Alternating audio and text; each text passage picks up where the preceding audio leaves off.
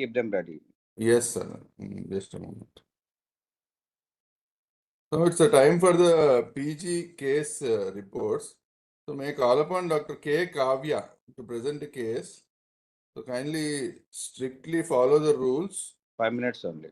Adhere to the 5 minutes protocol. That is 4 minutes presentation and if possible 1 minute questionnaire. Thank you very much. Over to Dr. Kavya, K. Kavya. Good morning, sir. Yeah, good morning. Please start. Continue. You can start, Kavya. Timer will start. Sir, a silent threat, an unusual case of impending labyrinthine fistula detected pre-operatively. Myself, Dr. K. Kavya, second year postgraduate. So labyrinthine fistula is a known complication of cholesteatoma, most commonly involving the lateral semicircular canal. But an impending labyrinthine fistula it refers to erosion of the bony labyrinth without perforation of the underlying membranous labyrinth. It is a pre-fistular stage. So the impending labyrinthine fistula, it's considered rare in clinical practice. It's not a commonly reported diagnosis. Its incidence is less than 1.5 per 1 lakh in adults. So case report, a 37-year-old male came to the ENT OPD with complaints of right ear discharge since 10 years and giddiness since 1 month. Right ear discharge was insidious in onset, gradually progressive, scanty, purulent, foul smelling, occasionally associated with blood, no aggravating and relieving factors. Patient complains of giddiness. This giddiness is specifically associated with rubbing of the ear. History of decreased hearing in right ear. So on examination, left ear was normal. Otoscopic examination of the right ear and examination under the microscope of the right ear showed purulent discharge with cholesteatoma flakes were visualized in the postero-superior quadrant of the right ear and postero-superior retraction pocket was present.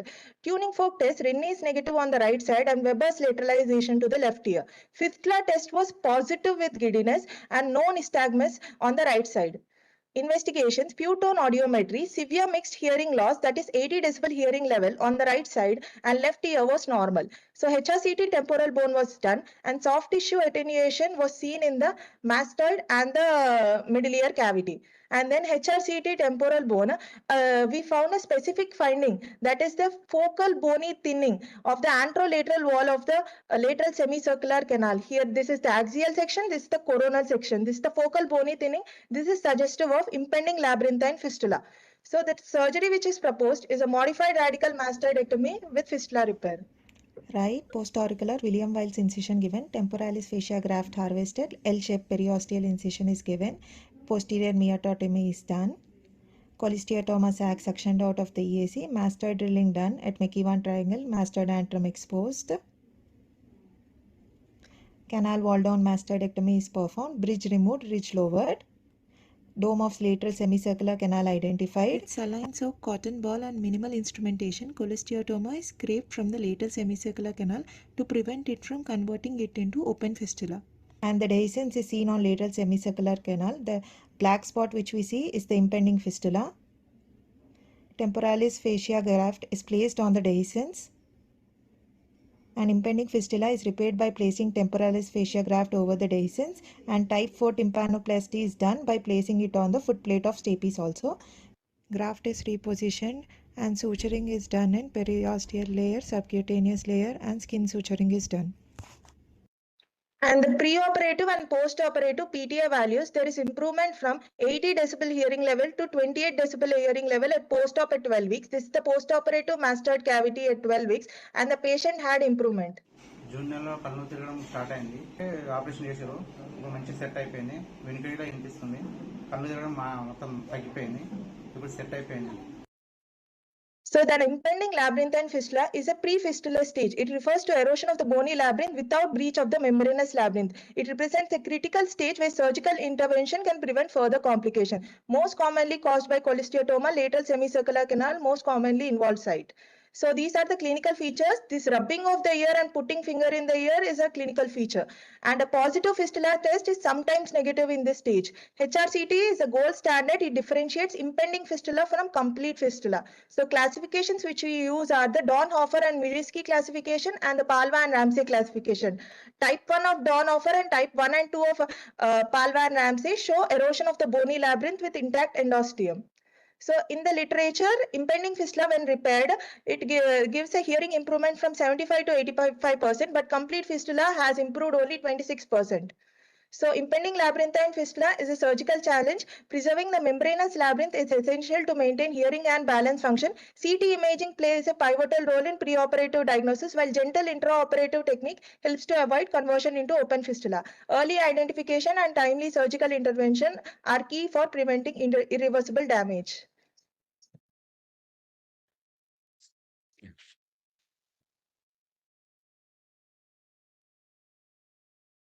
Yeah, thank you. Perfect timing.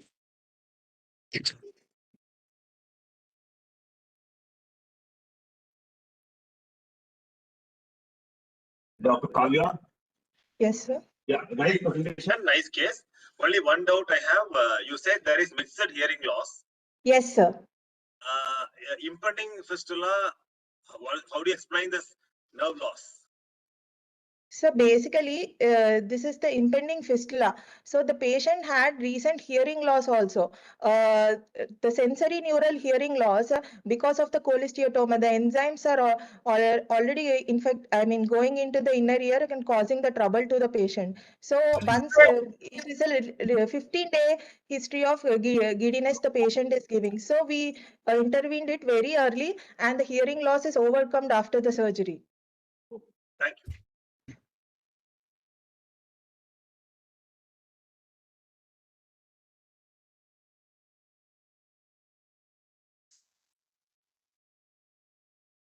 Done, sir. May we request the next person, Dr. G. Karen Aishwarya, to present the case. Yes, sir.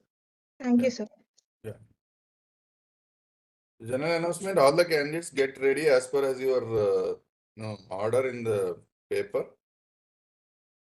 Please follow the time.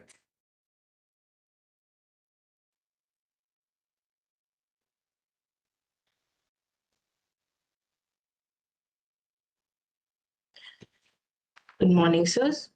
I'm Dr. Gummadi Karen Aishwarya, and my topic on case report is left cerebrospinal fluid rhinorrhea.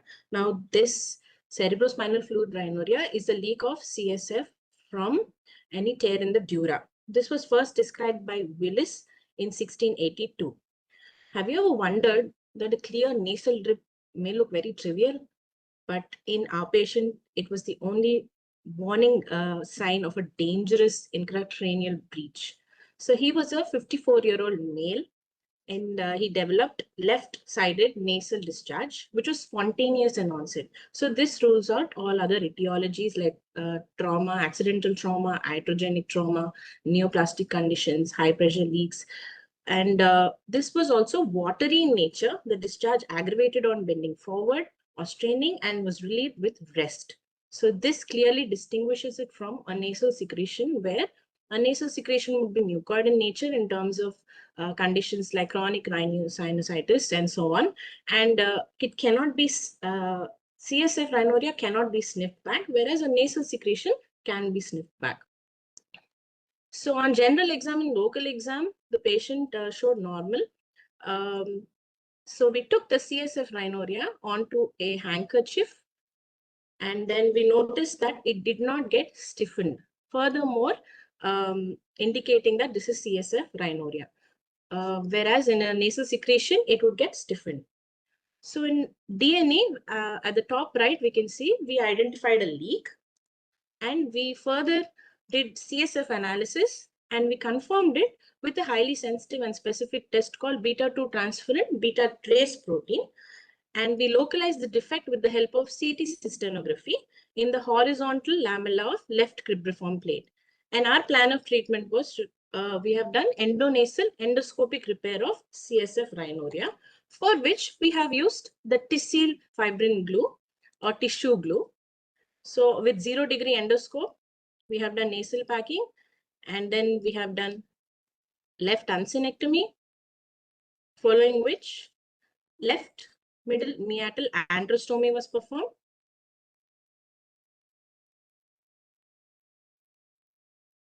Following which we have done left frontal sinusotomy. Following which we have done anterior posterior ethmoidectomy. following which we have done spinoidotomy. Now, after this, we have harvested our graft. There are many types of graft materials. We have used a pedicled osteomucoperiosteal middle terminate flap. Following which, the mucoperiosteum of the cribriform area was coagulated and we identified the site or location of the leak. And this defect was closed with the following layers. First, we used Tissile glue. Then we used Surgicel. Then another layer of Tissile glue. And then the mucoperiosteal middle terminate flap. Osteomucoperiosteal middle terminate flap. Following which, we have sealed it with Surgicel, gel foam, and Mirocell nasal pack. Now, we see that the post-op care was appropriately given, and on the right side, we can notice the significant improvement of the patient in the diagnostic nasal endoscopy. So the pre-op on the left side and the post-op here, we can see that the defect was identified and the defect was closed. So there is a 90% success rate, as literature states, with this procedure, endoscopic endonasal repair. Thank you, sir. Yeah, Dr. Aishwarya, nice presentation. Thank you, sir. Is it high pressure leak or normal pressure leak?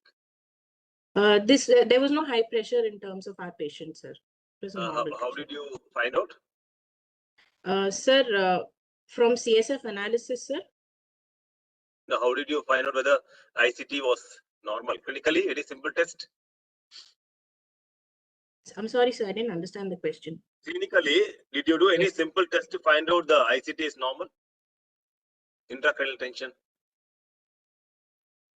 Because the patient underwent hernia surgery also. Yes, sir. So can But we he had do, not, sorry, sir, he had not mentioned any symptoms of increased intracranial pressure like diplopia, double vision, visual disturbances, or headache, and so on. Oh. Okay, thank you. Thank you, sir.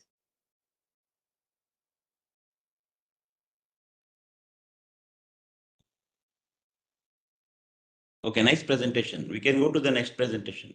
Thank you, sir.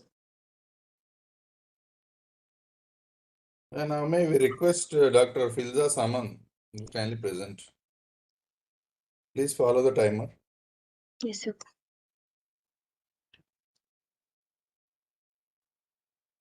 Good morning, respected faculty.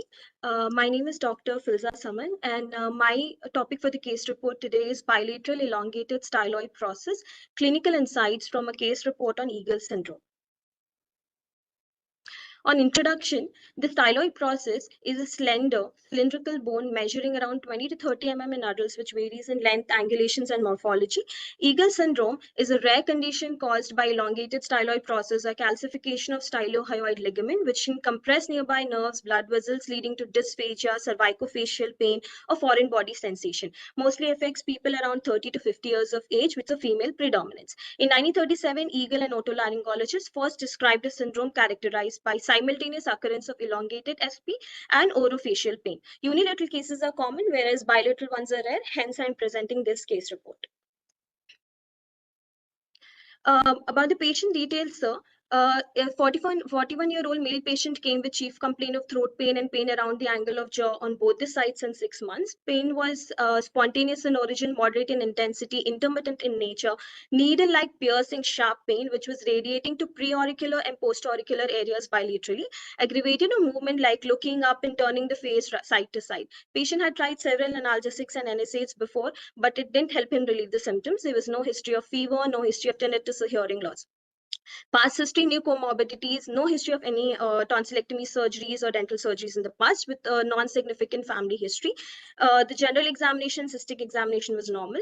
On local examination, extraorally face was symmetrical. There was no palpable mass, no tenderness. Muscles of mastication were normal. There was no tenderness elicited. Bilateral temporomandibular joints were normal without any restriction of movement. Intraoral examination, lips, buccal mucosa, tongue, teeth, uvula were normal, whereas in tonsillar fossa examination, bilateral grade 2 tonsillar hypertrophy was seen without any congestion, and on bimanual palpation, Patient experienced extreme tenderness and hard bony mass was felt.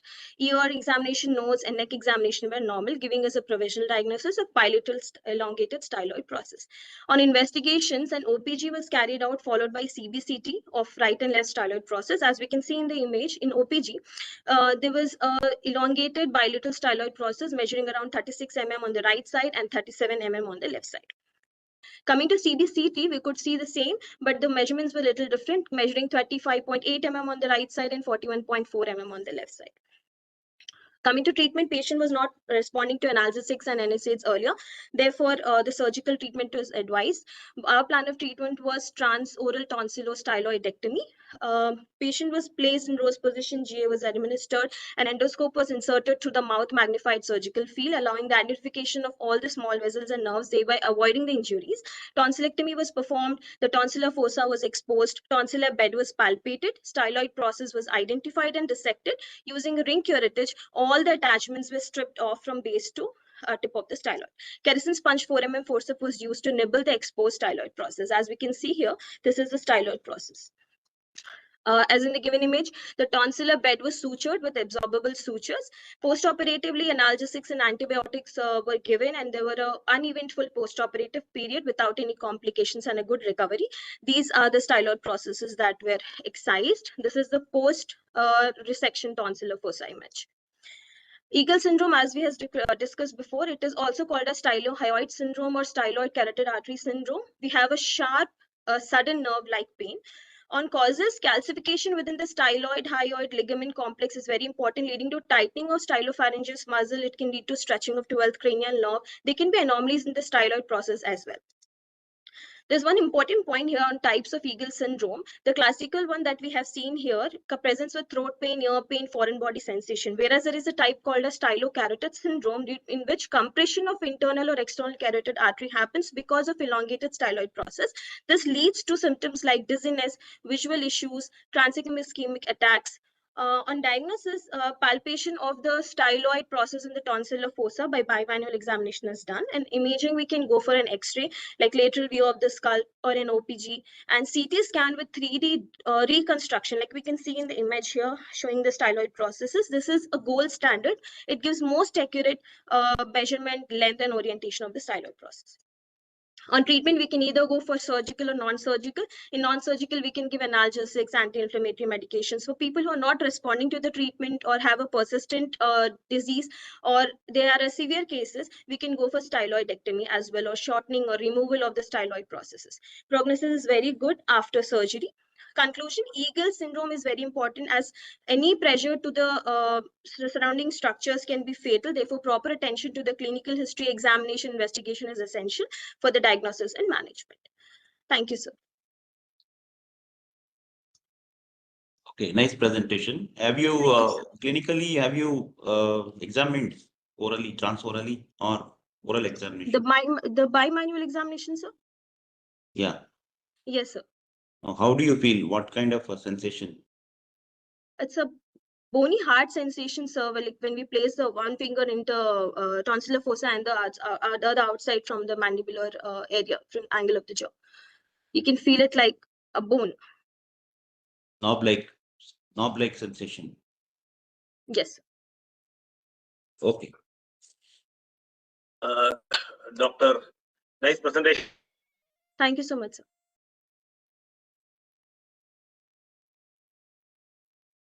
Can go to the next presentation, I think. Yeah, request the next presenter, Dr. T. Usha. Dr. T. Usha to start.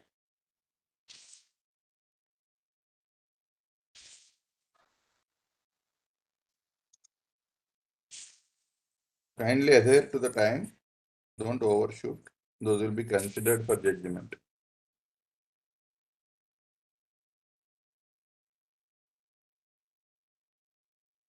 Is Dr. T. Usha get ready?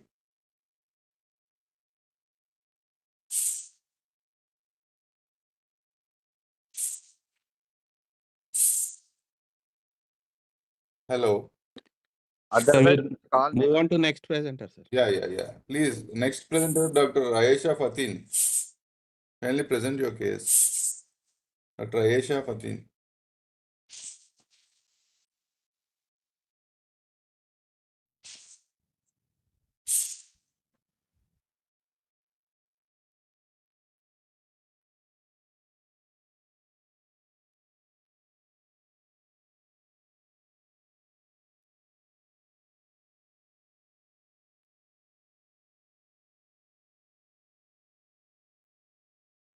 Ayesha, kindly unmute. Good morning, everyone. My name is Dr. Aisha Fatih. Today's case reports topic of mine is naso-bronchial reflex mimicking asthma due to retained nasal foreign body in a child. Foreign bodies in the nasal cavity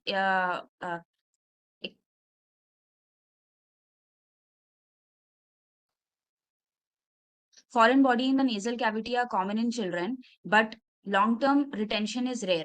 Chronic presence of any cause of mucosal irritation, rhinitis, or rhinorrhea it can cause. So stimulation of trigeminal nerve endings may trigger the naso-bronchial reflex, leading to bronchospasm that mimics asthma, often resulting in misdiagnosis and prolonged inappropriate treatment. A 13-year-old male patient came to the OPD with recurrent episodes of chronic cough, wheezing, and shortness of breath for 8 years, occasional foul-smelling nasal discharge from the left nostril for the past 3 years. The child developed recurrent paroxysmal cough and wheezing at the age of 5, especially at the night and after upper respiratory infection. Multiple courses of bronchodilators and inhaled corticosteroids were prescribed under the impression of childhood asthma with only a partial relief. No history of eczema or allergic rhinitis was noted. Parents recalled an episode of nasal insertion of a small object at the age of 5, but the child denied it at the time, and no foreign body was visualized during the initial consultation. There was no known case of allergy, eczema, exposure to smoke, pets, or any triggering symptoms. There is no chronic illnesses, family and past surgical history. There is no significant history. Personal history is normal. On general examination, the patient was well nourished and vitals were stable. On ENT examination, anterior rhinoscopy revealed mucopurulent discharge and crusting in the left nasal cavity. On careful endoscopic examination, a hard, irregular brownish mass was noted, lodged in the left middle meatus region, partially obstructing the nasal passage. The right nasal cavity was normal. On chest examination, bilateral expiratory wheeze was seen, more pronounced on forceful expiration. Posterior rhinoscopy showed postnasal drip. PNS, oral cavity, oropharynx, ear and neck examination were normal. On diagnostic workup, we can see the chest X-ray is normal. There is no focal consolidation. Nasal endoscopy show firm, hard, impacted foreign body in the nasal cavity seen after the suction cleaning of the nasal cavity. Spirometry show mild, reversible, obstructive pattern. Blood profile and allergy profile was within the normal limits. CT paranasal sinuses shows radio-opaque foreign body in the left nasal cavity at the level of middle meatus with surrounding mucosal thickening. We can see the axial and coronal cuts respectively. In management under local anesthesia, the foreign body was endoscopically removed. The 4% xylocaine and decongestant oxymetazoline adrenaline plugs were used for anesthesia and shrinking of mucosa. Visualization of the foreign body under clear nasal endoscope guide, where the foreign body was impacted in the middle meatus. Foreign body probe was negotiated from the superior aspect to reach behind the foreign body with a general traction pull-out. Hemostasis was achieved by nasal packing. The object identified was a small plastic arrowhead of a toy. Surrounding mucosa show chronic inflammation but no granulation or rhinolith form. This is the procedure that we tried removing the nasal foreign body from the nose.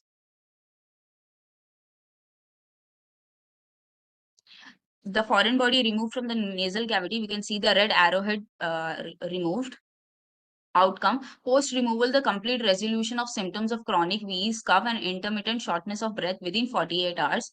On 6 months follow-up, there was no recurrence of wheeze. Patient was weaned off asthma medications. the main thing that we want to focus is naso-bronchial reflex arc. So whenever there is an irritation of nasal mucosa, the stimulus are sent through the afferent pathways of trigeminal nerve. It is sent to the central processing of medullary respiratory centers. From there, the efferent pathways, motor limb vagus carries the motor signals to the bronchial smooth muscles, which results in bronchoconstriction, cough, wheeze, and dyspnea, which causes like an asthma-like presentation. So the clinical significance of this is the children with nasal obstruction can, because of any foreign body rhinitis or even adenoid hypertrophy, may present as wheezing and cough. The symptoms improve once the nasal cause is treated. This help explain why asthma causes are actual nasal in origin. This is the naso-bronchial reflex arc. The possible complication we can see are granulation formation, rhinolic formation, nasal septal perforation, epistasis due to mucosal ulceration, chronic rhinosinusitis due to nasal obstruction of middle meatus leading to impaired nasal drainage. Conclusion: an undetected foreign body retained for 8 years mimicking chronic asthma. Timely recognition and removal lead to complete recovery. Upper respiratory tract and lower respiratory tract act as a single unit. Irritation in upper respiratory tract can trigger naso-bronchial reflex to the lower respiratory tract. So in modern modality of treatment, asthma should also be included in complete nasal endoscopic examination to rule out the upper respiratory tract causes. Thank you.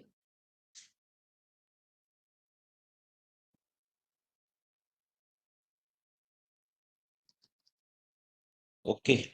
I don't have any doubts, sir. Anybody? Sorry. No questions. Sorry, sir. Yeah, no questions. No, but I think the time has been.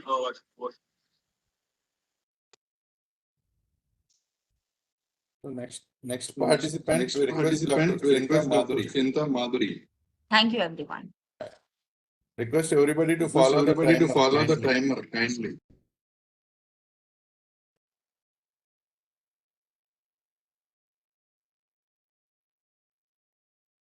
Good morning, sir. Am I audible? Yes, Yeah. Carry on, please. Good morning, respected judges, faculty, and my colleagues. Today, my topic is a stick through the sinuses, endoscopic management of a rare transorbital penetrating foreign body to the infratemporal fossa. To begin with, injuries involving foreign bodies penetrating the infratemporal fossa are rare and should be treated as an emergency. The infratemporal fossa is the space between the skull base, lateral pharyngeal wall, and the ramus of mandible. Surgical retrieval of such foreign bodies can be challenging because of the close proximity to neurovascular structures, eye, and the brain. This report discusses the clinical strategies applied to identify and meticulously retrieve the foreign body endoscopically, limiting the potential complications. This is a case of a 15-year-old male who met with a road traffic accident and presented to casualty with a penetrating wooden stick from the right eye. Patient had multiple abrasions over face, both upper and lower limbs. Past history was nil significant, personal history was normal, patient was conscious and the vitals were stable. On examination, a penetrating foreign body from right orbit piercing through the medial canthus was seen. The right eye couldn't be examined. The vision of the left eye was normal with restricted eye movements. On anterior rhinoscopy, bilateral nasal cavities were clear. On diagnostic nasal endoscopy, a wooden foreign body was seen, but the exact extent could not be visualized. For radiological evaluation, a computer tomography of the paranasal sinuses was done. A hypodense penetrating foreign body was seen, involving the bilateral ethmoidal sinuses, nasal septum, left infratemporal fossa, and temporalis muscle. The right eye globe was compressed. For surgical management, the patient was planned for endoscopic removal of the foreign body after informed and written consent. The surgery was done with an ophthalmologist assistant under general anesthesia. First, to visualize the foreign body in toto, bilateral inferior turbinate reduction was done. The right ethmoidectomy was done and the injured mucosa was removed. Left ethmoidectomy, middle meatal antrostomy, and left medial maxillectomy was done. The visualized lacrimal sac and the duct were removed, and the posterior wall of the left maxilla was also removed. After visualizing the foreign body in its entire length, it was removed in toto. The first image, we can see the external foreign body is being held with a curved artery forceps, and both visualization endoscopically and externally, it was removed. The third image is of the eye. After the removal, there was corneal opacification. The fourth image is after removal, the left intratemporal fossa was seen. All the, even the small spicules of the bone were removed. The fifth image is of the right nasal cavity. The posterior end of the septum was penetrated, and the medial wall of the maxilla was penetrated by the foreign body. This is the image showing all the retrieved foreign body, all the spicules, and the large foreign body that was removed in total. For the postoperative prognosis, the bilateral vision was normal on day 3 of the postoperative period. Immediate postoperative period, patient had restricted right eyeball movements, which improved gradually over 3 months. In conclusion, the removal of foreign body in infratemporal fossa is fraught with risks due to its association with important organs like eye and brain in the immediate vicinity. The foreign body in such location has potential to cause inflammatory reaction, tendency to migrate, and cause serious complications like proptosis, loss of vision, and various intracranial complications. In order to remove the foreign body in one piece and prevent remnants of foreign body, endoscopic approach was used, which allowed adequate visualization, tracing the foreign body along its entire length, detachment from soft tissue structures, and control of bleeding. Thank you. Yeah, thank you. Nice presentation. Thank you, sir. What was the time duration between the injury and presentation to your hospital? It was around 4 to 5 hours, sir. 5 hours. Yes, Okay. sir. And the removal And, was done 2 days after the presentations. 2 days. Why 2 days? For evaluation, sir, to get the radiological evaluation done, blood investigations done to make the patient completely fit for surgery. It wasn't exactly 2 days, sir. 1 day there was gap in between. He presented at night, sir. So Okay. 1 day in between for workups. Okay. Only one question, doctor. Sir. Lacunar sac has been removed. Any steps to for the drainage? Sir, actually the medial wall of the orbit was also small pieces were there, sir. They were completely removed. Okay, no. Nice. Thank you, sir. Yeah, request the next presenter, Dr. Nishita V. Dr. Nishita V. Yes, sir. Good morning, sir. Yeah, good morning. Start. Please start. Mind the timer, please. Yes, sir. I'm starting.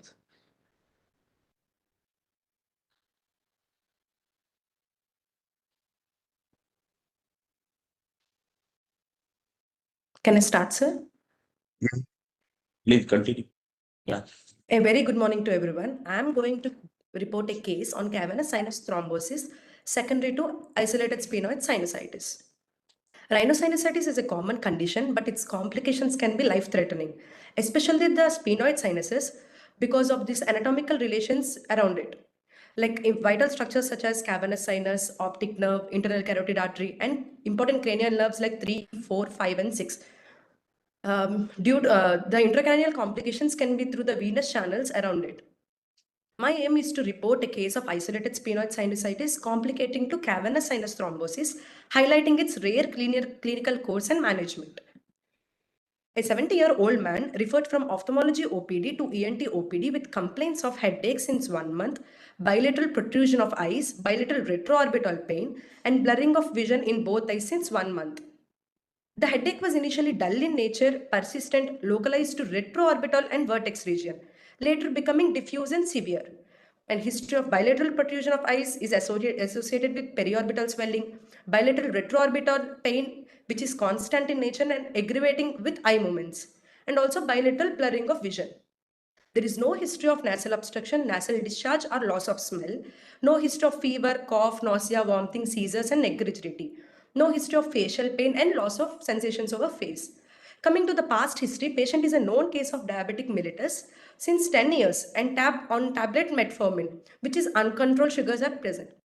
On examination, patient was completely normal on general examination and systemic examination, but GRBS known to be 200 milligram per deciliter. On ophthalmologic examination, there is a reduced visual acuity is observed. Bilateral esotropia is seen. Here, the medial deviation on both the eyelids is seen. Bilateral medial deviation of eyeball is noticed. On coming to cranial nerve examination, it also revealed bilateral sixth cranial nerve palsy, where the patient was asked to see on his left side and there is no lateral movement of left eye. And where the patient was asked to see on the right side, there is no lateral movement of right eye. Then coming to local examination, nose examination, deviated nasal septum to left, right inferior turbinate hypertrophy is seen, and there is no tenderness in paranasal sinus examination. On imaging, complete opacification of bilateral sphenoid sinus is noticed. In the coronal view, there is a complete opacification, and in the sagittal view, there is a complete opacification. And we can also observe erosion of roof of left sphenoid sinus, which confirms the intracranial complication is present. Here also, in the axial view, there is an erosion of roof of left sphenoid sinus. In the contrast enhanced CT scan, there is a non-opacification of left distal transverse and sphenoid sinus notice, suggestive of thrombus, which might be cavernous sinus thrombosis. Also in the contrast MRI, there is a non-enhancing filling defect in the which can cause cavernous sinus thrombosis. Management, patient was immediately started on vancomycin and ceftriaxone and also on anticoagulant heparin. Then patient underwent functional endoscopic sinus surgery, where a grayish white material can be seen in the bilateral sphenoid sinuses, which was sent to histopathology examination, which revealed broad and aseptate hyphae. So the patient was started on intravenous liposomal amphotericin for 4 weeks and followed by oral posaconazole for 4 weeks. Follow-up, after 3 months, there is a complete improvement in the lateral rectus palsy. Headache is completely resolved and improvement is proptosis and also see. Here we can see the lateral movement of right eye and lateral movement of left eye. Visual acuity is also improved. Coming to discussion, isolated sphenoid sinusitis accounts for only 1 to 2% of all sinus infections. Cavernous sinus thrombosis occur in 1 to 4% of acute rhinosinusitis complications. Because of the sphenoid sinus is deep in the skull base, it makes the symptoms subtle and early diagnosis difficult. So challenges can be seen in the ENT examination because nasal cavity appears to be completely normal and also sphenoid sinus is not palpable. In this case, the importance of imaging is very much important, and early intervention with broad spectrum IV antibiotics, anticoagulation therapy, antifungal therapy, and early surgical intervention can prevent the permanent cranial nerve deficits. And prognosis, early diagnosis, and combined medical surgical therapy improved outcomes significantly. Thank you, sir. Yeah, very nice presentation on time. Thank you, sir. I can see pre-op and post-op photographs. Yes, sir. The patient looks different and he's more rejuvenated. Yeah, yes, sir. He's improved very well. Okay. Physically also. Yes, as sir said, it's a nice presentation. What did you do with the defect in the sphenoid sinus? Anything reconstructed or left? Sir, can I see, sir? Can I The listen bony back? defect in the sphenoid sinus, was it reconstructed or closed or was it left open? No, sir. We left open and we have referred to neurosurgery for further evaluation. Okay, doctor. Thank you. Thank you, sir. Okay. Yeah, Okay, we thank now you. request Dr. Dola Manoranjani to present her presentation. Dr. D. Manoranjani, is she there? Yes, sir. Yeah, please kindly start your presentation.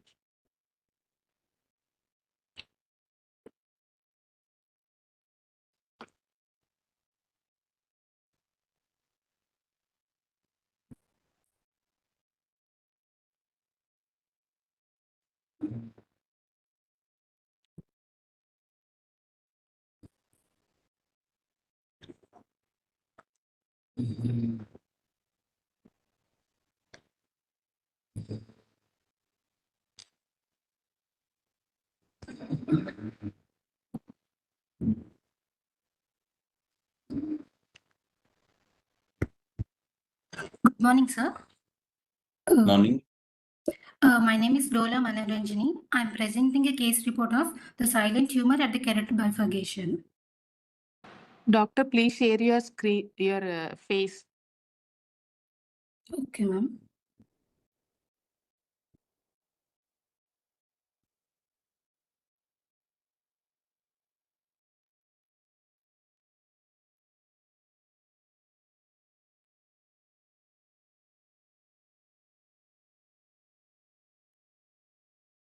Request all the participants to keep their presentations ready so that there won't be residual time waste.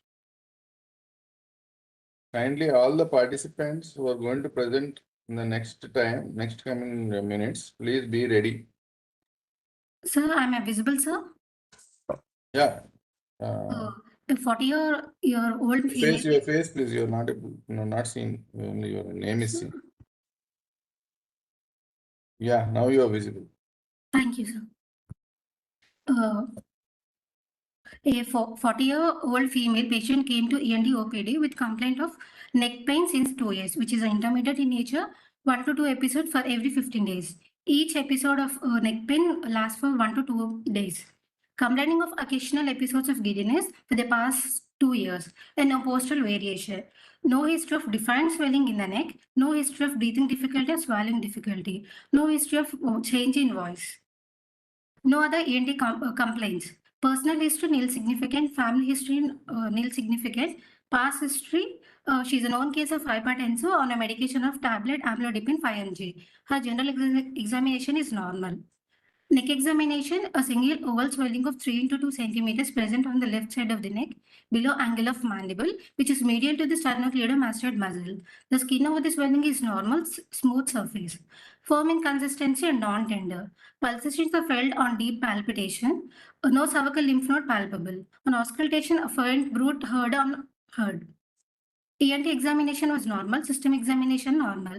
Provisional diagnosis are carotid body tumor, lymphadenopathy, vagal schwannoma, carotid artery aneurysm, laryngeal cleft cyst, and metastatic lymph node. Investigations, we did ultrasound of neck, a well-defined oval heterogeneously hypoechoic, highly vascular mass with internal filiform areas and causing splaying of external carotid artery and internal carotid artery in the neck, which is a specific sign for carotid body tumor, which is a Ly's sign. The lesion is measuring about 3.5 into 2 into 1.8 centimeter, which is suggestive of carotid body tumor. Video laryngoscopy was normal.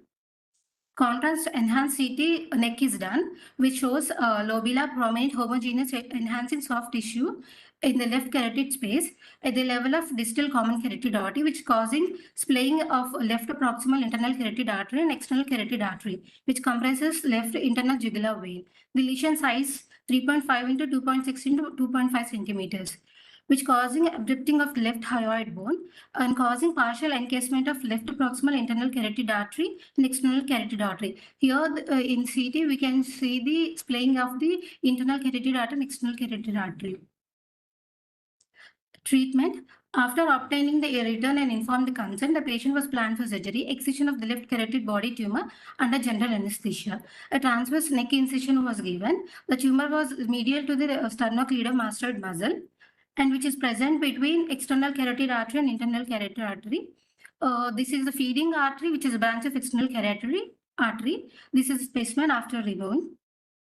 Histopathology report suggests that tumor cells are arranged in a cluster of a nest, which is giving a cell ball and pattern, where the cluster cells are surrounded by a fibrovascular stroma and sternocleidomastoid cells, which are positive for S100 protein, and also chromogranin A and synaptophysin, which are markers for carotid body tumor, which is suggestive of paraganglioma.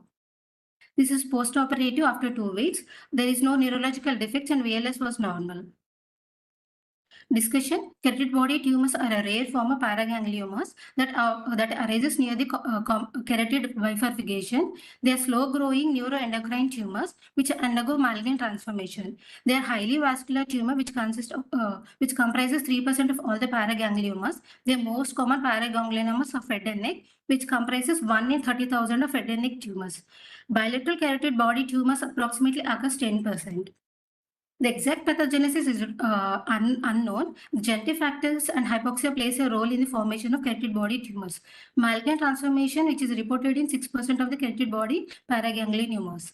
Investigations, ultrasound, contrast CT, CT angiography, MRI, a nuclear medicine, a functional imaging technique, 123 iodine, beta-iodobenzyl guanidine, and octreotide scanning can be done. Management surgery is the mainstay of treatment.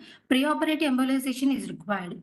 Recurrence after total resection is 2.9%, and recurrence after subtotal resection is 3.3%. This is my reference. Sir? Hello? Yeah, we are following. Sir, am I audible, sir? Yes, audible. Sir, any questions, sir?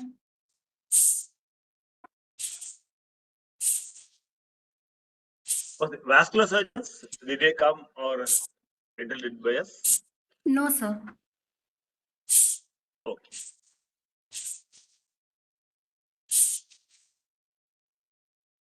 Thank you, sir. Yeah. We request the next participant, Dr. V. Harshita. Thank you, sir.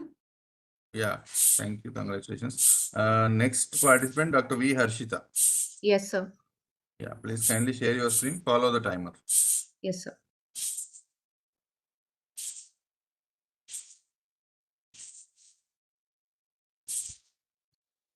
Good morning, everyone. I'm Dr. V. Harshita. I'm presenting today a case report on a rare case of base of tongue mass, lingual thyroid, which is known to be a 44-year-old female presented with chief complaints of change of voice, progressive dysphagia in throat for 8 months, which was insidious in onset, painless, gradually progressive, continuous, with no diurnal variation, no aggravating or relieving factors. So the negative history was ruled out. There was no swelling with protrusion of tongue.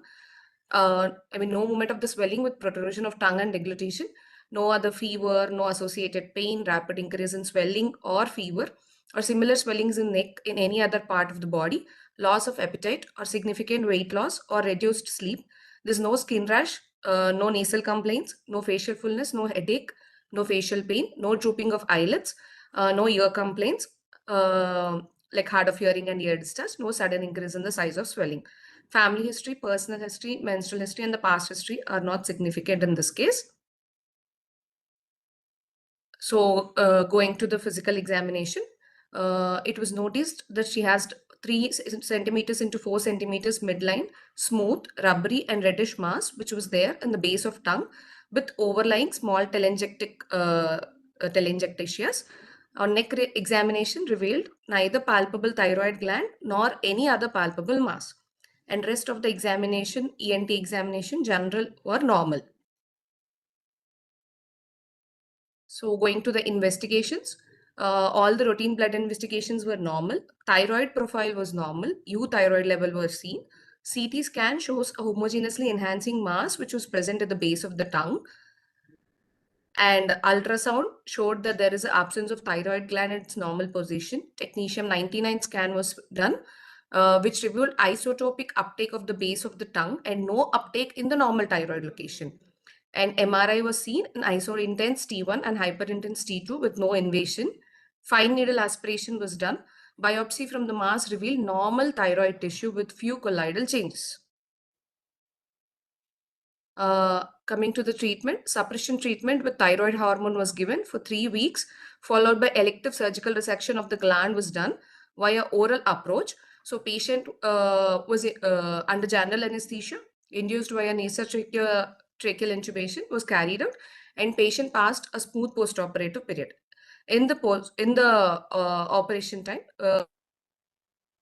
in the lower lip, and instruments were introduced to a transoral method, and the lingual thyroid was seen at the base of tongue. So using monopolar cautery, first we give incision in the midline so we can know the depth, and the surgery was continued. And the patient passed a very smooth post-operative period, discharged on 5th day with post-op levothyroxine with 5 mcg kg per day, which was seen in the clinic after 1 month, 3 month, and 6 month intervals, and found she was symptom-free.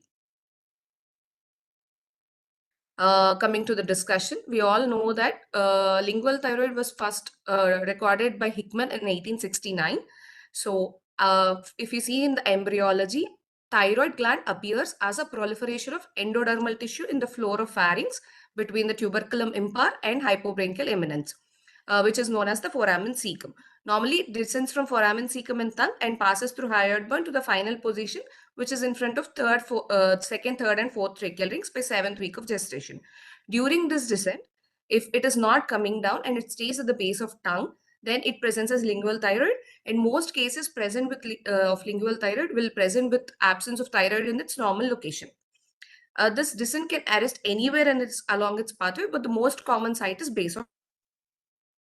Although there's no proper reason for which the thyroid is not descending, some people say it's because of the maternal anti-thyroid immunoglobulins, which may cause this arrest of the descent. So the incidence was reported to be 1 in 1 lakh, higher in females. Clinical presentation can be according to the symptoms. Infants may present with sudden distress respiratory, whereas adults will may present with dysphagia and dysphonia. So thorough head and neck examination has to be done, because this lingual thyroid can be easily found out. And if there is any symptoms in kids or adults, we have to treat it either surgically, or if there are no symptoms, then medically at least. So this is my conclusion. Exact pathogenesis, as I told, is unknown. Dysphagia, dysphonia are presenting symptoms. We have to go through proper thyroid function test, ultrasound, and technecium scan. Though FNAC is not preferred by some people because of unnecessary bleeding. Dr. Time up. This is the HP report. Thank you.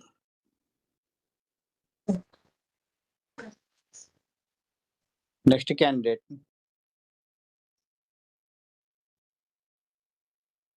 Dr. Nikhil. Request Dr. Nikhil to present. Yes, sir. Please follow the timer. Adhere to the norms. May I start, sir? Yeah, continue. Good morning, everyone. I'm going to present a case report of laryngeal schwannoma in a young female, a rare case of dysphonia and dysphagia. A 26-year-old female came to hospital with chief complaint of gradually progressive change in voice and increasing difficulty in swallowing solids over 6 months. There was no history of dyspnea, cough, or any respiratory tract infections, and there were no associated systemic symptoms, no history of weight loss, and no history of addictions, and there were no visible neck swellings. Upon inspection of the oral cavity using a tongue depressor, a part of mass could be visualized with gag reflex.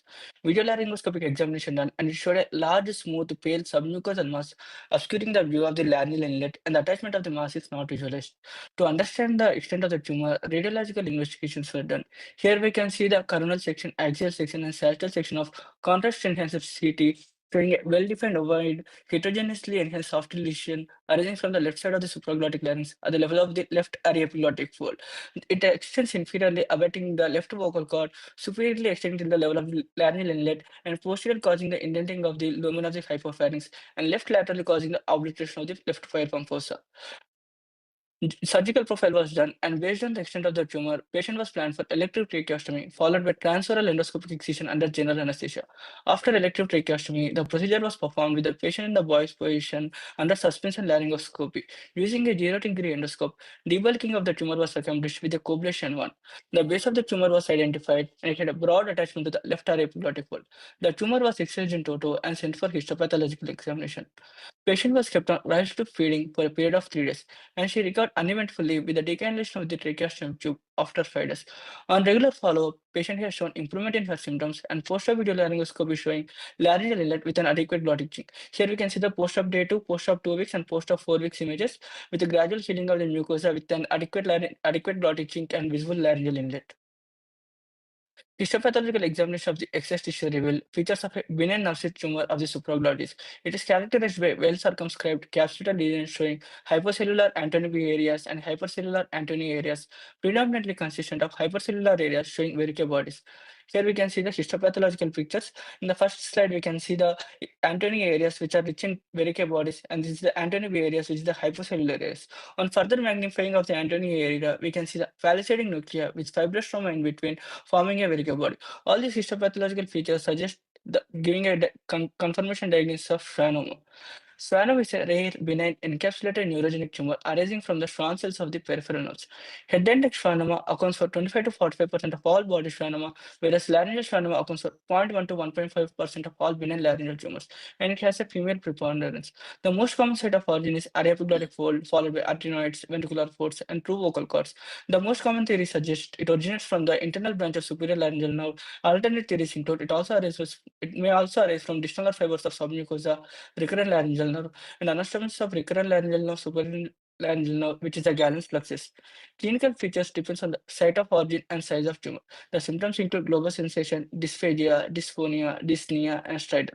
Dysphonia is mainly due to the mass effect, which mimics cricoid joint fixation. CT and MRI helps in determining the size, site, and extent of the tumor, and it also helps in surgical planning.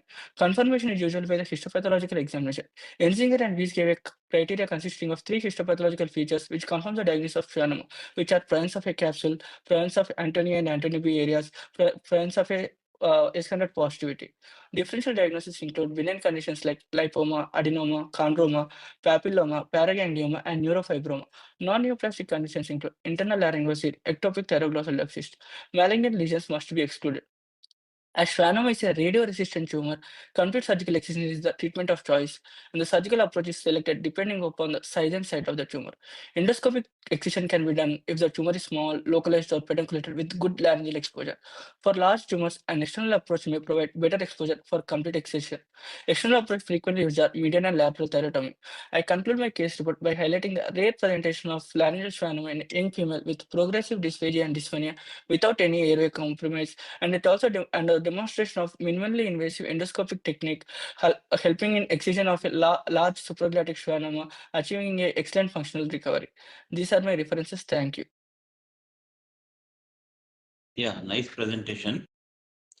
You are the first boy to present in this series. Yes, sir. Okay. What was the endoscope used? It was a flexible one or the rigid one? Rigid endoscope, sir. Okay, fine. Okay, fine. Thank you, sir. Thank you, Dr. Nikhil. We request Dr. Thank you, B. sir. Jyotsna, Dr. B. Jyotsna to carry forward her presentation. Dr. B. Jyotsna, are you there, madam?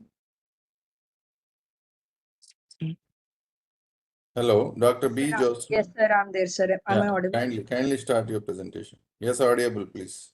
Yes, sir. Good morning, sirs and ma'ams. Today, I'm going to present a case report on giant cell tumor of a rare and challenging presentation of an osteolytic neoplasm. Coming to case history, a 40-year-old female presented to the outpatient department with chief complaint of right nasal obstruction and right facial swelling since 8 months. The patient was apparently asymptomatic 8 months back. Then she developed right-sided nasal obstruction, which was insidious in onset, gradually progressive, associated with no aggravating and relieving factors. Complaint of right facial swelling, which was insidious in onset and gradually increasing in size.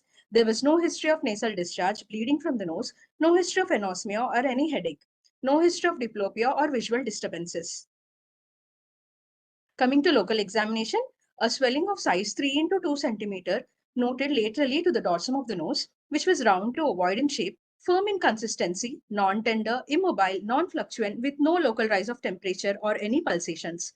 On anterior rhinoscopy, mass could be DNA revealed right lateral nasal wall bulge.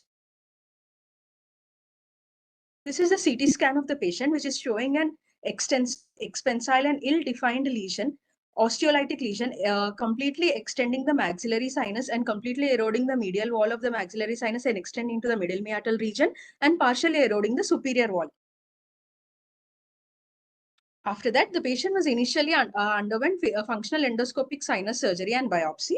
Right uncinectomy was done, right MMA was done, and a hypertrophied mucosa and a friable pinkish red mass was visualized, and this mass was sent for biopsy and histopathological examination.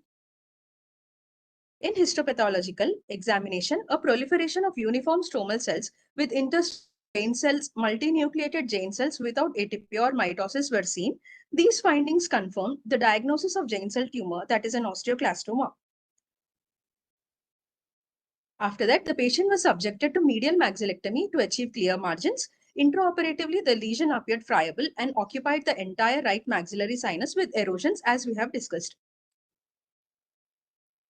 Coming to discussion, the giant cell tumor is a benign, locally invasive lesion of the bone, typically affect the metaepiphyseal region of the long bones. Higher incidence is seen in the females in the second and third decade of life.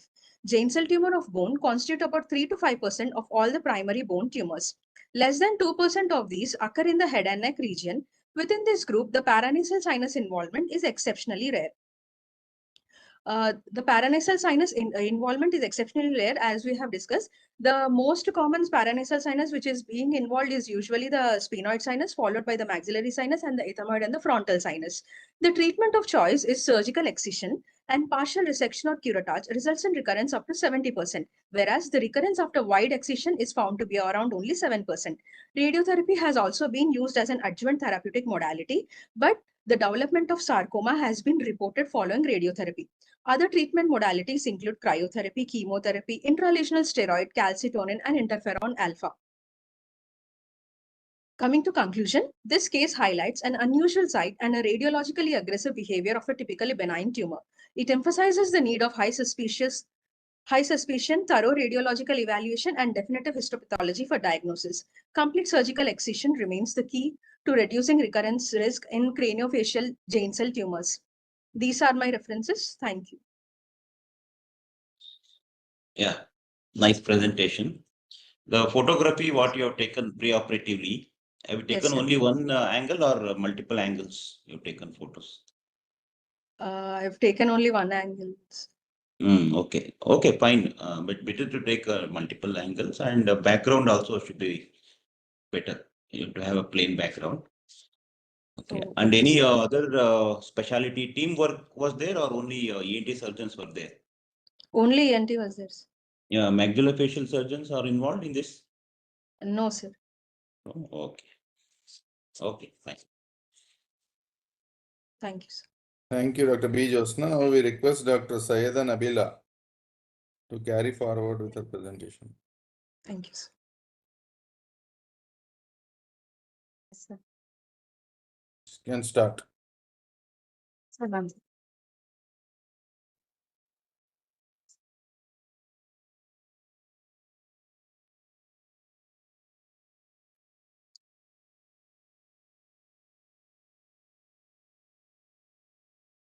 Can I start, sir? Yes, yes. Good morning, sirs and ma'ams. Today I'm going to present a case of Ewing sarcoma, which presented as a cheek swelling in maxillofacial region of a child. An 8-year-old male child presented with chief complaint of progressive swelling over the left cheek for the past 3 weeks. The patient was apparently asymptomatic 3 weeks back. Then he developed left cheek swelling, which was sudden in onset, rapidly progressive, and was associated with pain. There was no history of nasal obstruction, epistaxis, nasal discharge, loosening of teeth, dental procedure, trismus, diplopia, or any visual disturbances. There was no history of trauma, fever, night sweats, weight loss, loss of appetite, prior history of irradiation, or family history of malignancy. On local examination, there was a diffuse swelling noted over the left cheek for the past, which was extending superiorly up to the infraorbital margin, inferiorly just above the upper alveolus, medially up to the lateral nasal wall, and laterally up to the zygomatic arch anterior to the trachea. The swelling was tender on palpation with local rise of temperature. It was firm, immobile, non-fluctuant, and there were no pulsations on palpation. On examination of oral cavity, mouth opening and mucosa was normal. There was no palatal bulge noted. Gingiva buccal sulcus, teeth, and oropharynx were normal. There was no cervical lymphadenopathy on palpation. On anterior rhinoscopy, there was no mass visualized in the left nasal cavity, and there was medialization of lateral wall of left nasal cavity. To examine the case further, computed tomography was done, which showed a large soft tissue density expansile mass, which was eroding the medial, superior, and lateral walls of maxillary sinus, leading to the extension of mass laterally into the infratemporal fossa, superiorly into the extraconal compartment of orbit, and medially into the middle meatal region. Basic surgical profile of the patient was done, and the patient was posted for diagnostic nasal endoscopy guided biopsy under general anesthesia. Using 0-degree endoscope, there was no mass visualized in the left nasal cavity, following which left uncinectomy was done, which showed a pinkish proliferative mass near the maxillary ostium arising from the left maxillary sinus, from which biopsy was taken and sent for histopathological examination. Histopathology reports showed nodules of small round cells arranged in sheets showing small round nuclei with focal presence of mitosis, suggestive of a small round cell tumor, non-Hodgkin's lymphoma. Following which immunohistochemistry was done, which was positive for CD99 and remnant, confirming the diagnosis of Ewing sarcoma. Fluorescence in situ hybridization was also done, which showed EWSR1, FLI1 gene rearrangement on chromosome 22 and chromosome 11, which is seen in 85% cases of Ewing sarcoma. After confirming the diagnosis, patient was started on multi-agent chemotherapy, VDC protocol, that is vincristine, doxorubicin, and cyclophosphamide. In a span of 3 months, the patient has undergone 3 cycles of chemotherapy with no improvement in clinical size of the mass. Coming to discussion, Ewing sarcoma is an aggressive malignant small round blue cell tumor. It is the second most prevalent malignancy affecting the bone and soft tissues among children, adolescents, and young adults. Primary Ewing sarcoma of head and neck is considered rare, accounting for only 3.8% of reported cases, of which only 1% are seen in paranasal sinuses, maxillary sinus being the most common. Most frequently observed clinical presentation is rapidly enlarging mass, often accompanied by pain. In some cases, additional symptoms like paresthesia, tooth loss, nasal obstruction, rhinorrhea, epistaxis, and destruction of palate can also be seen. Computed tomography is preferred radiological technique for investigation of bone tissue sarcomas, which shows cortical bone expansion, erosion, and subsequent destruction. MRI can also be done, which helps in evaluation of lesion extension into the adjacent tissues and allows monitoring of tumor response to chemotherapy. Radical surgery is not considered the primary treatment modality for Ewing sarcoma. Current standard treatment begins with chemotherapy unless contraindicated. Patients generally undergo 6 to 8 cycles of chemotherapy, following which radiotherapy and/or surgical excision can be done depending on the response to chemotherapy. 5-year survival rate is of 55% with no metastasis and 22% with metastasis in children below 15 years of age. In conclusion, I would like to say that cheek swellings in children represent a diagnostic challenge as they may arise from a wide spectrum of conditions ranging from infections like cellulitis, abscesses, odontogenic cyst abscesses to benign conditions like odontogenic myxomas, juvenile osseous fibromas, and more malignant and serious conditions like sarcomas and lymphomas. This case emphasizes the importance of a multimodality diagnostic approach in distinguishing Ewing sarcoma from its numerous mimics. These are my references. Thank you. Okay, thank you. Nice presentation. What is the recurrence chance in this case? What is the percentage of recurrence you can expect in this case? Sir, recurrence in such cases is expected to be around 40%, sir. The response to chemotherapy is also only about 50%, following which radiotherapy can be done if the patient is not responding and if surgical excision is not possible. Okay. Thank you. Yeah. Thank you, sir. Thank you, Dr. Syed Nabila, and we request Dr. Rahul MK to carry forward with his presentation. Yes, sir. Yeah. We can start.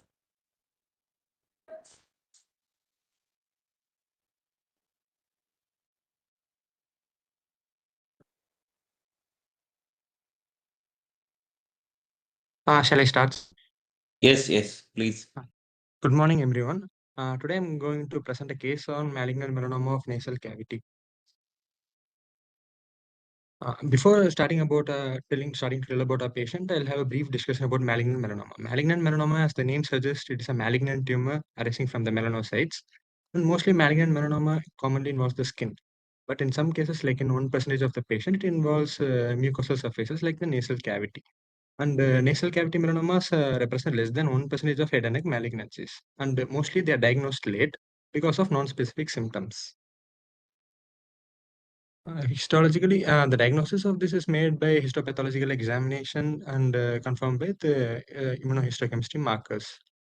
The prognosis of the nasal cavity melanomas are generally poor because of high frequent local recurrence and distant metastasis. The treatment primarily involves complete surgical excision with clear margins, followed by radiotherapy.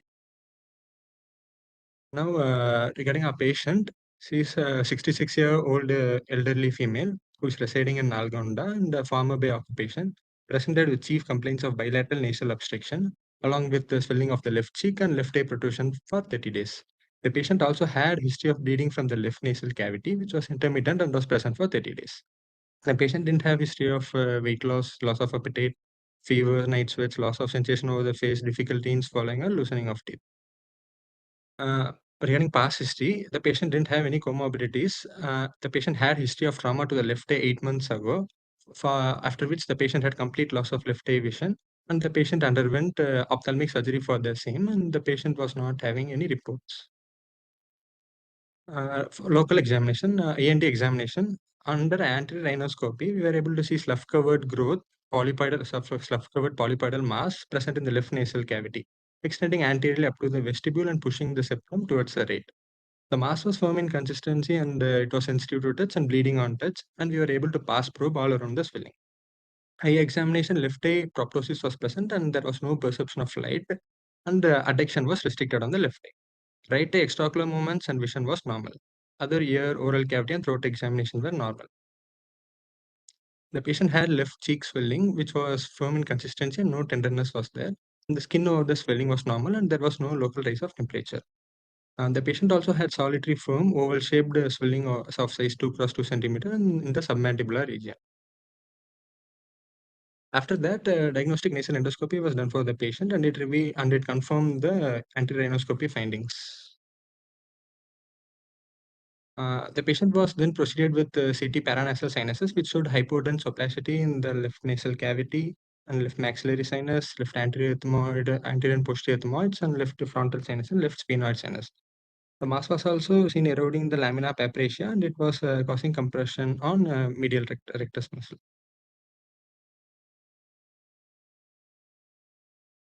And the DNA-guided biopsy was taken from the growth in the left nasal cavity, and the features were suggestive of polyp with ulceration. Since the radiology was highly suggestive of since the radiology had bony erosions, the patient was proceeded with endoscopic sinus surgery of left nasal cavity and left orbital decompression.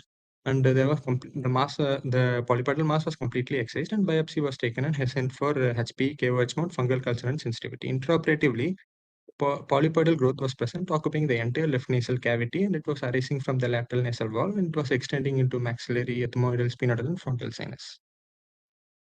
On histopathology, the features were suggestive of malignant melanoma, which was further confirmed by IHC markers S100 and HMB45. After reviewing the HP report of the patient was counseled and referred to Cancer Institute for further management. The patient went to Cancer Institute after a month because due to family reasons, and the patient is now on radiotherapy. And after 1 month follow-up, the patient was having no local recurrence. And the patient is relieved of the patient is not having any epistaxis or nasal obstruction for now. These are my references. Thank you. Okay. On time presentation. Thank you. Thank you, sir. What is the chance of secondary metastasis in this case? Sir, most of the malignant melanomas, there will be secondary metastasis will be there, sir, because they'll be diagnosed late. They'll be diagnosed late because of non-specific symptoms. When the patient presented on the presentation, the patient will be having secondary metastasis most of the time. Okay. Thank you. Yes, thank you, Dr. Rahul, and thank you, sir. Request Dr. Hemasudha Tumula to carry forward with her. Please follow the timer. Yes, sir.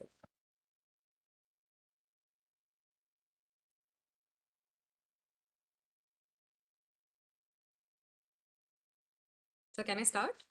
Yes, madam. Start. Good morning, dear judges, respected moderators, and all my colleagues. My case report is on sino-nasal undifferentiated carcinoma presenting with unilateral vision loss.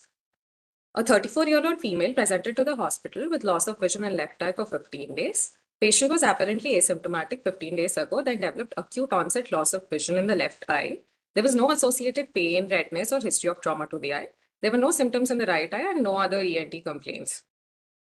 On anterior rhinoscopy, nasal mass occupying both nasal cavities was visualized.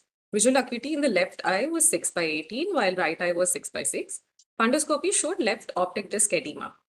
Diagnostic nasal endoscopy showed a proliferative fleshy mass occupying left middle meatus and extending onto the right side. On imaging, CCT-PNS suggested a possibility of sinonasal schwannoma, predominantly from posterior ethmoid sinuses and infiltrating into the sphenoid sinuses and obliterating both the nasal cavities. MRI revealed a large lobulated mass seen along the ethmoidal sinuses, extending laterally and causing bulge in the medial wall of left orbit. causing mild compression to medial recti muscles and the left optic nerve near orbital apex. Histopathological examination of biopsied nasal tissue showed features of sino-nasal undifferentiated carcinoma with bone and perineural invasion. A diagnosis of sinonasal undifferentiated carcinoma with unilateral compressive optic neuropathy was made. Patient underwent endoscopic excision of the tumor with right middle turbinectomy and posterior septectomy. Postoperatively, the patient's left eye vision improved immediately. Patient was further referred to Regional Cancer Center for radiotherapy. Coming to the discussion, sinonasal undifferentiated carcinoma is an uncommon and aggressive cancer defined by World Health Organization as an undifferentiated tumor lacking glandular and squamous features, and to date has been effectively a diagnosis of exclusion. Typically, the patients may present with multiple symptoms that include nasal obstruction, epistaxis, proptosis, visual disturbances like diplopia, facial pain symptoms, and also cranial nerve involvement. The classification of sinonasal tract malignancies that may be undifferentiated is as follows. These are also potential differential diagnoses for sinonasal undifferentiated carcinoma, which include olfactory neuroblastoma of high grade, small cell undifferentiated neuroendocrine carcinoma, sinonasal lymphoepithelial carcinoma, mucosal malignant melanoma, rhabdomyosarcoma, hematolymphoid malignancies like NK cell lymphoma. Overall, sinonasal undifferentiated carcinoma mortality rates are high, with a 5-year survival ranging from 20 to 63% in literature. Sinonasal undifferentiated carcinoma is extremely locally destructive and frequently invading and eroding adjacent structures early on in the disease course. Additionally, it most often presents as the AJCC stage 4, like in this case. And the large potential space of sinuses also offers an opportunity for unimpeded initial growth, and it further contributes to the high preliminary T staging of the tumor. The treatment of sinonasal undifferentiated carcinoma includes intensive multimodality therapy, including surgical resection and adjuvant therapy, like radiotherapy and chemotherapy. More recently, induction chemotherapy followed by a concurrent chemoradiation represents a potential promising treatment strategy for sinonasal undifferentiated carcinoma. Discovery of several unique molecular tumor subsets has now opened the door to potential therapeutic targets. These targetable molecular subsets include NUT midline carcinoma, that is nuclear protein found in testes, and ionized SMARC-B1 deficient carcinoma, SMARC-CA4 deficient sinonasal carcinoma, and the latest advance is isocitrate dehydrogenation mutant SNUC. These are my references. Thank you. Thank you. Nice presentation. Thanks. What is the role of immunotherapy in this case? Sir? Immunotherapy. So as newer cell receptors have been found, a more targetable, more personalized and targetable approach can be pursued, sir. Okay. Newer classification includes switch protein, which will sucrose non-fermenting target receptors can be targeted, and a more specific approach can be obtained, sir. Okay, yeah. Thank you. Thank you, sir. Nice presentation. Thank you, Dr. Hemasudha. And Thank now you, we sir. request Dr. Faraz Adil Hashmi to carry forward. Dr. Faraz? Hello. Hello, yes, sir. Yes. Please do share your presentation. Follow the time, please. Yes, sir. Yes. Good morning, everyone. Morning. Yes. Yes, sir. Proceed. Can proceed. Yes, sir.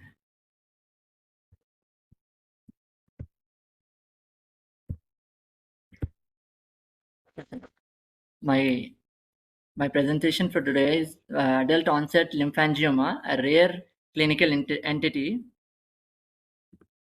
Sir, you are able to hear me? Yes, carry forward. Yes, continue. Yes. Introduction. Lymphangiomas are rare congenital malformations of lymphatic system, typically presenting in childhood. They are uncommon in adult and can pose diagnostic and management challenges when occurring in the neck. This case describes an adult onset of lymphangioma over the left lateral neck managed by surgical excision. Patient details are as follows. Age, 20 years old female, occupation as a housewife, a resident of Old City. Chief complaints of hers was swelling in the left lateral side of the neck since 1.5 years. A history of present illness. The patient was apparently asymptomatic 1.5 years ago when she noticed a small swelling over the left lateral side of the neck. The swelling was insidious in onset, gradually increasing in size over 2 to 3 months to the present size, remained static thereafter. There was no associated pain, fever, or trauma. Examination findings are clinical examination inspection 5 or 6 into 4 centimeter swellings on the left lateral neck over the posterior triangle, extending superiorly to the left mastoid process, inferiorly to 1 centimeter above the middle third of the left clavicle, anteriorly posterior border of the left sternocleidomastoid, posteriorly anterior border of the left trapezius. Skin over the swelling was normal, surface was smooth, no visible pulsations or dilated veins were seen. Palpation, no local rise of temperature, non-tender, fluctuant. Transillumination was positive, soft in consistency, non-compressible and non-reducible, non-pulsatile. Investigations on ultrasound neck, cystic lesion with internal septations, minimal vascularity at the left level 5, FNAC suggestive of lymphangioma. MRI neck with contrast was multiloculated T2 hyperintense cystic lesions involving left posterior triangle of neck, suggestive of lymphangioma. Management was complete surgical excision under GA, uneventful postoperative period, regular follow-up planned. These are the right picture showing transverse cervical incision given in the left posterior triangle. Subplatysmal flaps were elevated and cystic lesion exposed. Right is excised specimen which was sent for HPE.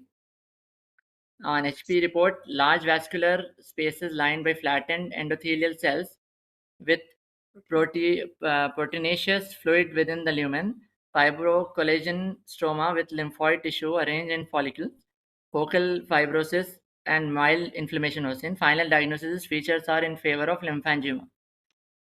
Discussion of this is lymphangiomas are benign lymphatic malformations usually presenting before 2 years of age. Adult onset lymphangioma are rare and often present as painless, fluctuant swelling in the neck. They may transilluminate and can be confined to imaging studies and histopathologically. And surgical excision remain the treatment of choice with sclerotherapy as the alternative in non-surgical candidates. Complete excision is essential to prevent recurrence. My references are these.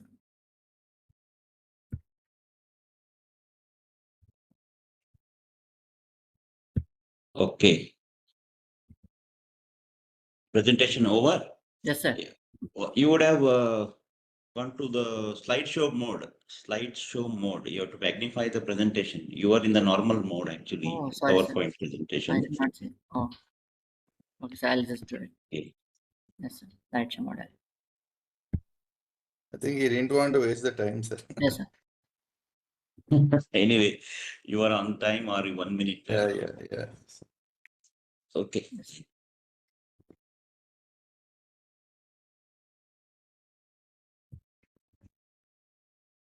Okay, fine. No questions from my side. Okay, sir. Thank you so much. Thank you, Dr. Faras, and we request Thank Dr. Suha Fatima Hussain to get ready with her presentation. Yes, sir. Yeah, please start. Please magnify the PowerPoint. Yes, sir. Is this fine, sir? Yes. Yes. Carry on. Okay. Good afternoon, respected sirs. I am Dr. Suha Hussain, and I'm presenting a case report on an epiglottic cyst. Epiglottic cyst is a rare benign laryngeal lesion which is often found incidentally, and it accounts for about 5 to 10% of all laryngeal cysts.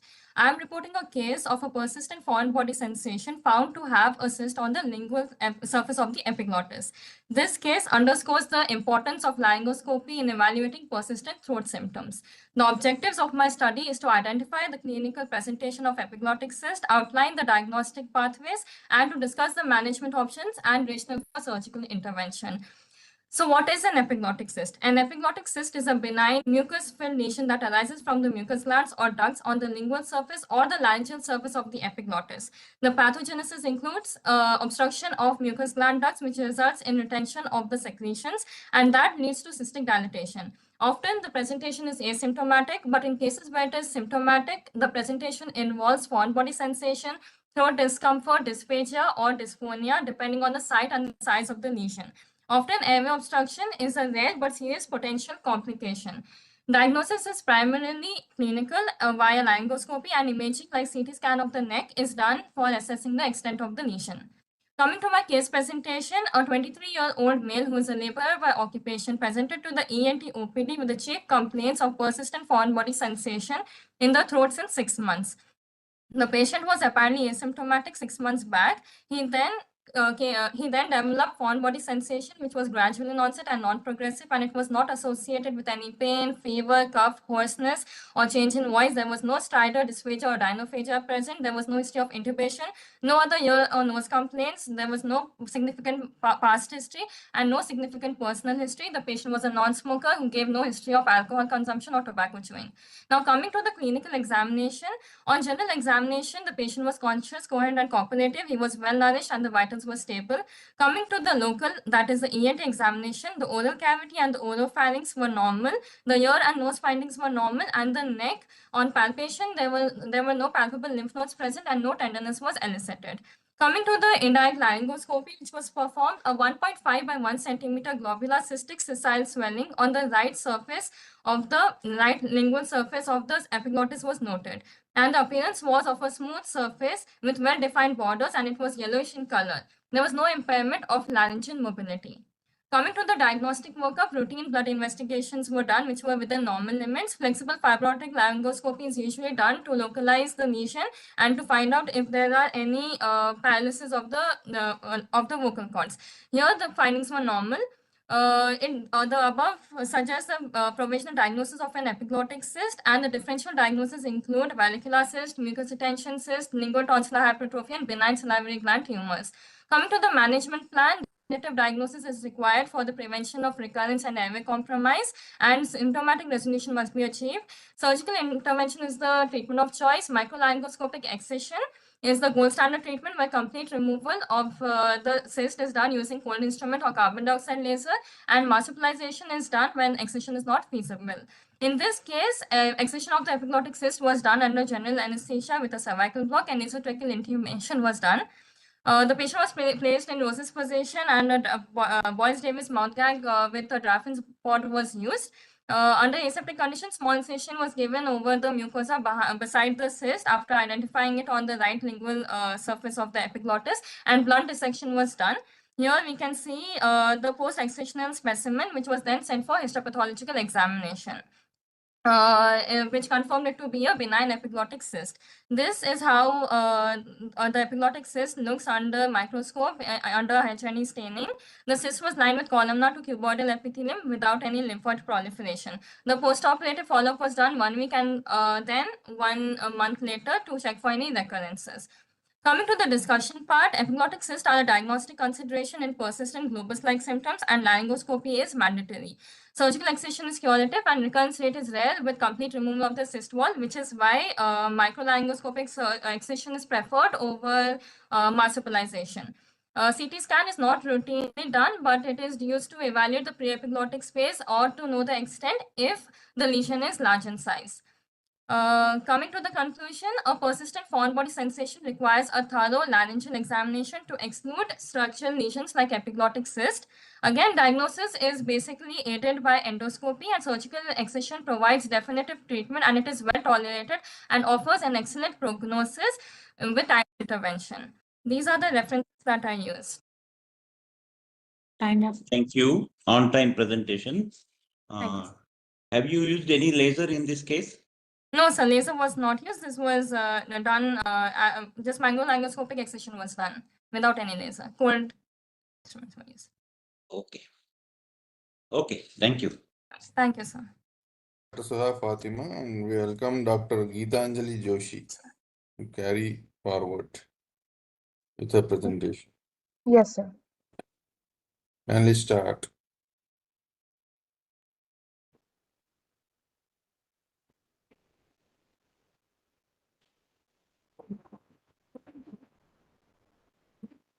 Good morning, sir. I'm Dr. Geetanjali Joshi. Today, I'm presenting a case report on olfactory neuroblastoma, which not just a nasal bleed, olfactory neuroblastoma masquerading as recurrent epistaxis in young adult.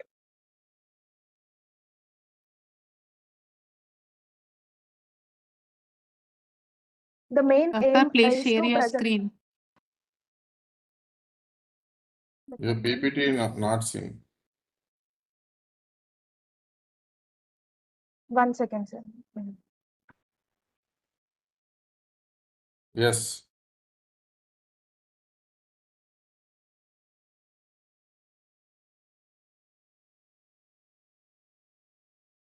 Yes, you can start. Sir, yes, sir. So, it is a main aim of the case report is to present a rare case of olfactory neuroblastoma involving the nose and paranasal sinus in 14-year-old male. Olfactory neuroblastoma is a rare neuroectodermal tumor which usually originates from the olfactory neuroepithelium of nasal cavity, which accounts for 1 to 5% of intranasal tumors with an incidence of 0.4 per million. A 14-year-old boy presented to the OPD with the complaints of right-sided nasal obstruction since 6 months, which was insidious in onset, gradually progressive in nature, no aggravating or relieving factors. And also right nasal bleed since 6 months, which was occasional and which was spontaneous in nature, which resolved by itself. Right cheek swelling since 6 months and which was gradual in onset, progressive in nature. There were no aggravating or relieving factors. No associated nasal discharge, facial pain, proptosis, diminished vision, headache, anosmia or hyposmia was present. No history of allergic symptoms. No history of any trauma to nose or COVID infection. No history of any comorbidities. No history of any previous ENT surgeries. On examination, on anterior rhinoscopy, pinkish proliferative mass was noted in the right nasal cavity, filling the entire nasal cavity, pushing the septum to the left opposite side. And routine blood investigations were done and posterior rhinoscopy was done, which showed a pinkish mass in the nasopharynx, filling the choana. On diagnostic nasal endoscopy, the same findings were confirmed. It showed a pinkish proliferative mass in the right nasal cavity, extending from anterior end of inferior turbinate till the nasopharynx, with a deviated nasal septum to the left. The mass was not sensitive to touch and not bleeding on touch. We have advised the CT-PNS, so CT nose and paranasal sinuses, which showed a soft tissue density in the right nasal cavity with few calcification, eroding the medial wall of a right maxillary sinus, extending into right maxillary sinus, pushing the inferior and medial wall of orbit outwards and laterally. Here we can see in sagittal sections, the mass was extending till the nasopharynx. So, as we were suspecting, it might be because young patient, we were suspecting juvenile nasopharyngeal angiofibroma. We did not do the biopsy beforehand, and we did transnasal endoscopic resection of tumor under general anesthesia. The entire mass was excised in bits and pieces and sent for histopathological examination, which showed, which was suggestive of olfactory neuroblastoma, which showed flexner right rings here, and Hayam's grading was used to grade the olfactory neuroblastoma, and IHC markers were sent. Specimen were sent for IHC markers, which showed synaptophysin and S100 for positive. And this patient was sent for post-operative radiotherapy. Discussion. The olfactory neuroblastoma is also known as esthesioneuroblastoma. It is a rare, slow developing but malignant tumor with a high recurrence rates of 40%, accounts for 2% of intranasal tumors arising from the sensory neuroepithelial cells. So, on histopathological examination, we have a differential diagnosis which may resemble as a small blue cell tumors like squamous cell carcinoma, Ewing's tumor, sino-nasal undifferentiated carcinoma, extranodal NK or T cell lymphoma, rhabdomyosarcoma, mucosal malignant melanoma.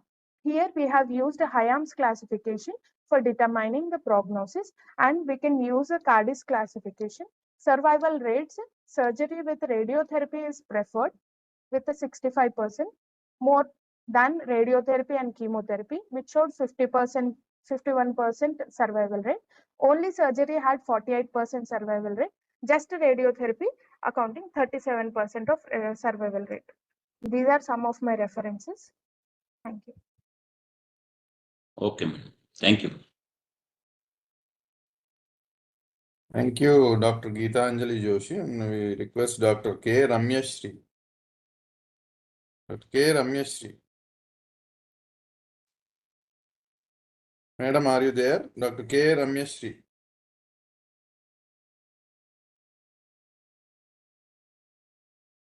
K. Ramyashri, I think if she is not available. Once again, Dr. Geetanjali Joshi next.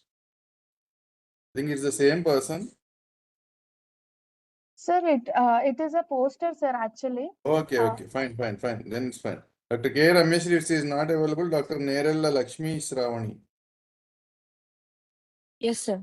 Yeah, Dr. Nerella Lakshmi Shravani. Dr. K. Ramyashri not available now. Dr. K. Nerella Lakshmi Shravani. Yes, sir, I'm ready. Please carry forward. Yes, sir. Go on with the presentation.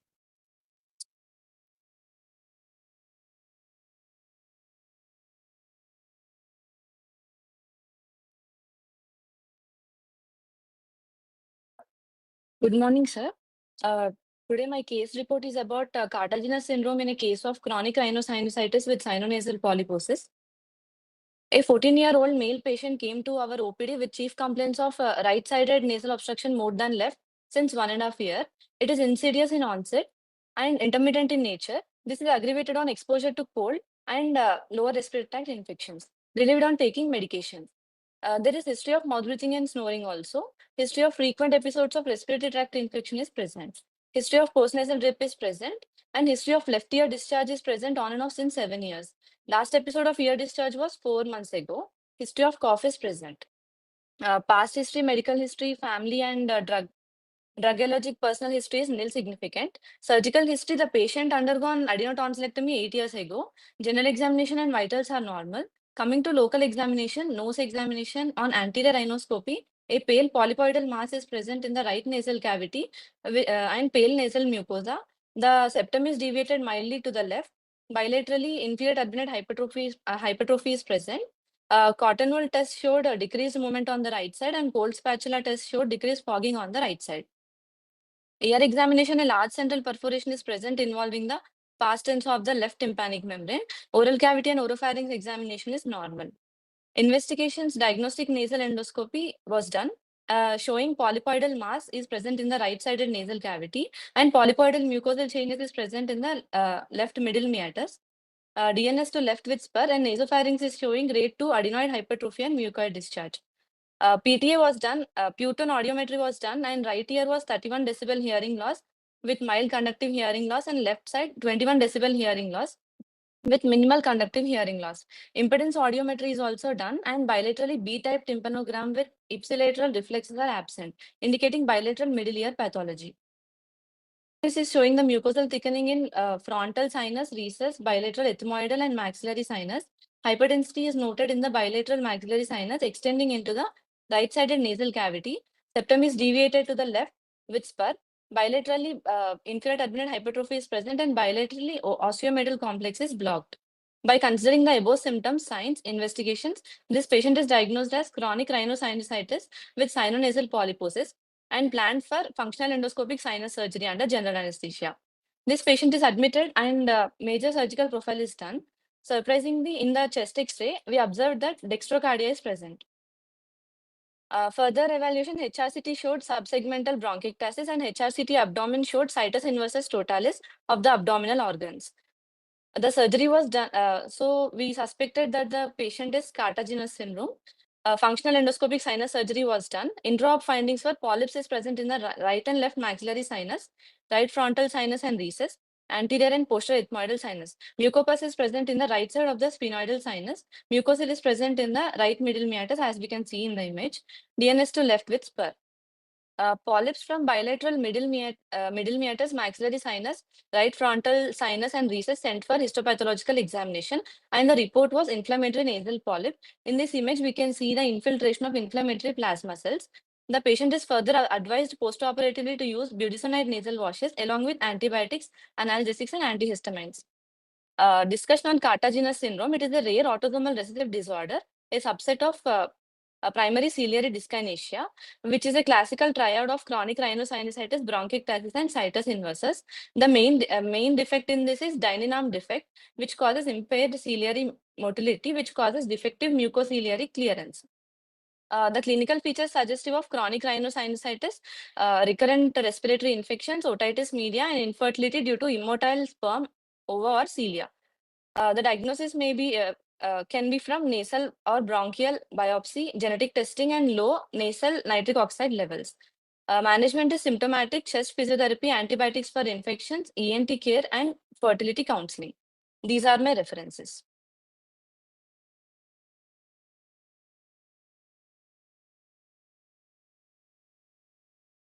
Done, sir. Yeah, nice presentation. Thank On you, time. sir. Any questions, sir? No questions from my side. Yeah. Thank you, Neral Lakshmi Stravani, doctor. And we request Dr. Gannavani Ratnas Sarvani. Yes, sir. Are you there? Yes, please. Yes, Kindly sir. start your presentation. Yeah. Yes, sir.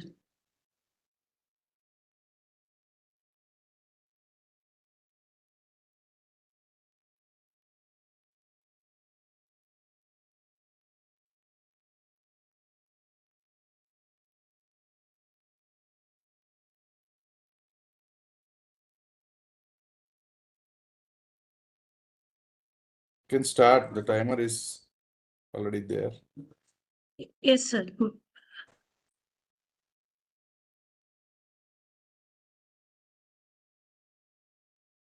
So can I start, sir? Yes, please start. The timer is on. Yes, sir. Good afternoon, everyone. I'm here to present a case report of left maxillary sinus mucocele. Introduction. A maxillary mucocele is a mucosal cystic lesion that occurs in the maxillary sinus due to obstruction in the osteomeatal complex. It's relatively rare compared to mucocele in the other paranasal sinuses. Maxillary sinuses are classified into three main types: antral pseudocysts, mucous retention cysts, and true sinus mucocele. Maxillary mucocele are classified into primary and secondary types. Primary type is due to obstruction of the maxillary sinus ostium, and secondary type may develop after a sinus surgery or a post-trauma. Mucous retention results from the obstruction and subsequent dilatation of the seromucous gland ducts. In comparison, mucoceles are expansile, potentially destructive lesions if untreated can erode and perforate sinus walls. Case report, clinical history. A 71-year-old male presented to our outpatient department with complaints of swelling over left cheek since 3 months, which was insidious in onset and gradually progressive in nature. History of pain present over swelling associated with left-sided facial heaviness and left-sided nasal obstruction. History of discharge present from left nostril since 1 year on and off, which was mucoid and foul smelling. No history of discharge from swelling and no history of trauma to face. No previous history of tooth extraction. Past history, not significant. Family history, not significant. Personal history, history of tobacco smoking present since 30 years. General examination, vitals are normal. Systemic examination is normal. On examination, inspection, face is asymmetrical. A diffuse swelling present over left cheek measuring about 5 into 4 centimeters, extending up to infraorbital region superiorly and up to the level of angle of mandible inferiorly and up to nasolabial fold in anteriorly. It has irregular margins and no visible scars and discoloration over swelling. Palpation, all inspective findings are confirmed. Swelling is immobile, firm in consistency, tender and non-fluctuating. No localized of temperature was noted. Management investigations. Initially, routine blood investigations were done and then diagnostic nasal endoscopy. Pale grayish mass along with the mucoid discharge is seen in the middle meatus in left nostril. Ultrasonography, a 3 into 2.8 centimeter sized hypoechoic collection with internal echoes noted in the left cheek. CT head and neck. CT shows well-defined hypodense lesion in left maxillary sinus, peripheral wall enhancement and erosion of the anterolateral and posterior wall of maxillary sinus with perilesional fat strand extending to left zygomatic region, left nasal cavity and abetting the left upper tip. Features are suggestive of mucocele. Treatment. Medical management was done with IV triple antibiotics and anti-inflammatory drugs, which was followed by surgical intervention. Functional endoscopic sinus surgery was performed under general anesthesia. Using microdebrider, cyst along with its mucous contents were removed and sent for histopathological examination. Surrounding structures are checked for any extension into the orbit and other paranasal sinuses. There is no extension into the orbit and other paranasal sinuses. Anterior nasal packing was done with soframycin soaked wick 2 days post-operatively, followed by budesonide nasal dosing and steroid sprays for 6 weeks post-operatively. Histopathology suggested as cystic lesion with mucus-producing cells and inflammatory cells beneath the pseudostratified ciliated columnar epithelium. Discussion. In this case, formation of mucocele is due to secondary to the chronic rhinosinusitis. So we first managed the case with IV triple antibiotics, which was followed by surgical intervention. Patient was followed weekly for 1 month and then biweekly for 1 month post-operatively. No recurrence was seen. Differential diagnosis: fibrous dysplasia of maxillary sinus, adenocarcinoma of maxillary sinus, allergic fungal sinusitis, sinonasal carcinomas. Conclusion. Diagnosis of maxillary mucocele was established based on the clinical and radiological findings. Early recognition and timely surgical intervention helped to prevent complications like orbital and intracranial extension. In our case, patient underwent FES for complete drainage and removal of the lesion. Post-operatively, recovery was uneventful and no recurrence was noted on follow-up. Patient consent has been taken for this case report. These are my references. Thank you, everyone. It's an interesting case, Dr. Sarvani. Any reconstruction was done for the bony defect? No, sir. Actually, after as this case was due to secondary to chronic sinusitis, after IV antibiotics, most of the swelling was reduced, sir. So while we conducting, while we were performing for FES, most of the lesion came out through the FES endoscopic surgery only, sir. So bony reconstruction was not done, sir. Okay. Sir. Okay. Yeah. Yes, Thank you, Dr. Gannamani Ratna Sarvani, and we request Dr. Kolla Sweta. Thank you, sir. Yeah, Dr. Kolla Sweta. Dr. K. Yes, Sweta, sir. are you there? Yes, Yeah, sir. please kindly carry forward with your presentation. Next.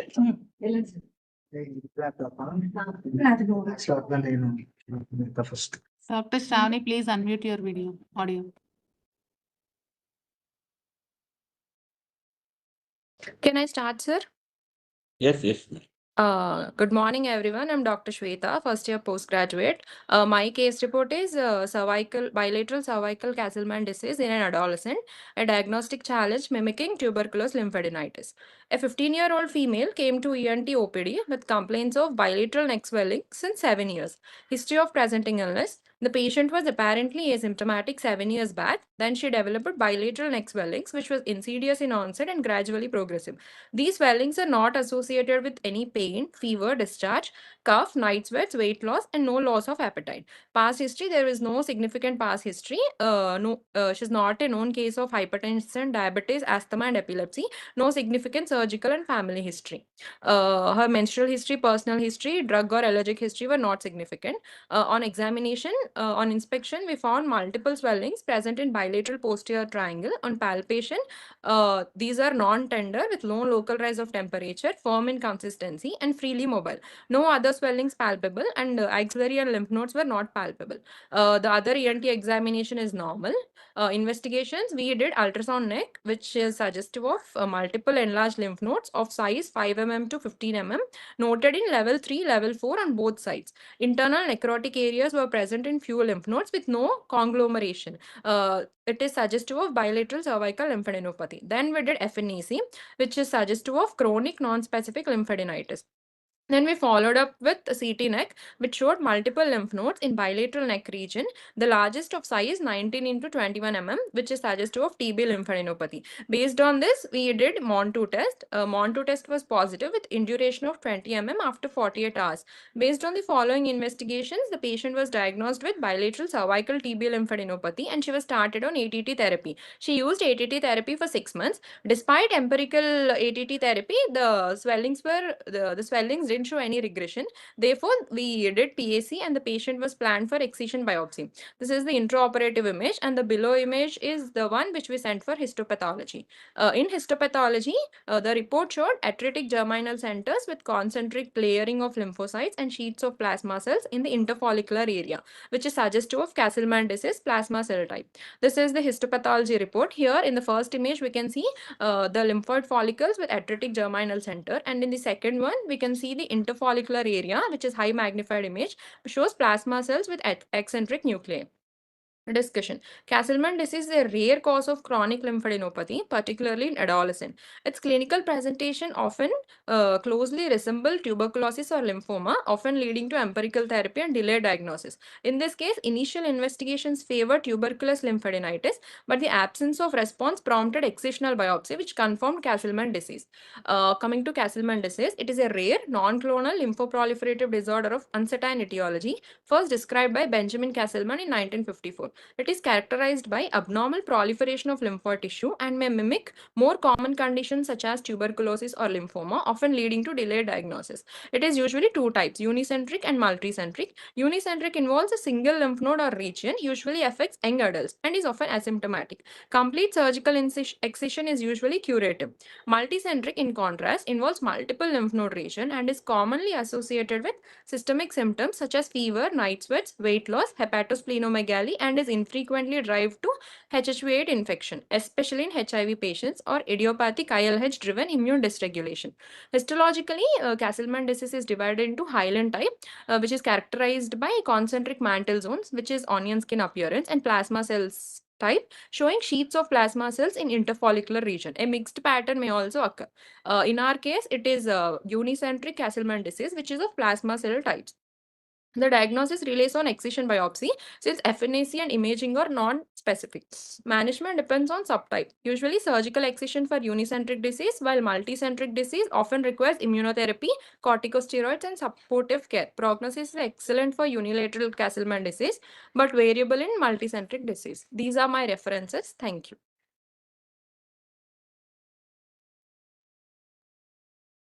Nice. Thank you. On time presentation. Thank you, sir. Thank you. Thank you, Dr. Kolla Sweta, and we request Dr. T. Venkateshwarlu. Yes, sir. T. Venkateshwarlu, kindly Yes, start sir. your presentation. Yeah. Yes, sir. Please, boss.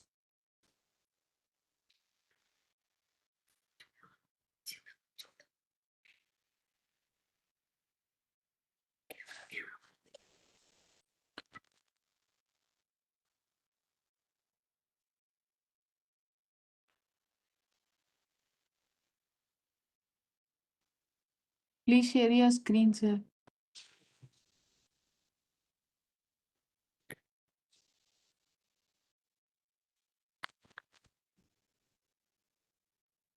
Please maximize. Yes, sir. Yeah, yes, please. Please carry on. Yes, sir. Thank you, sir. Namaste. Good morning, sir. Today I am going to present a report case, fracture to functionality of orbital reconstruction.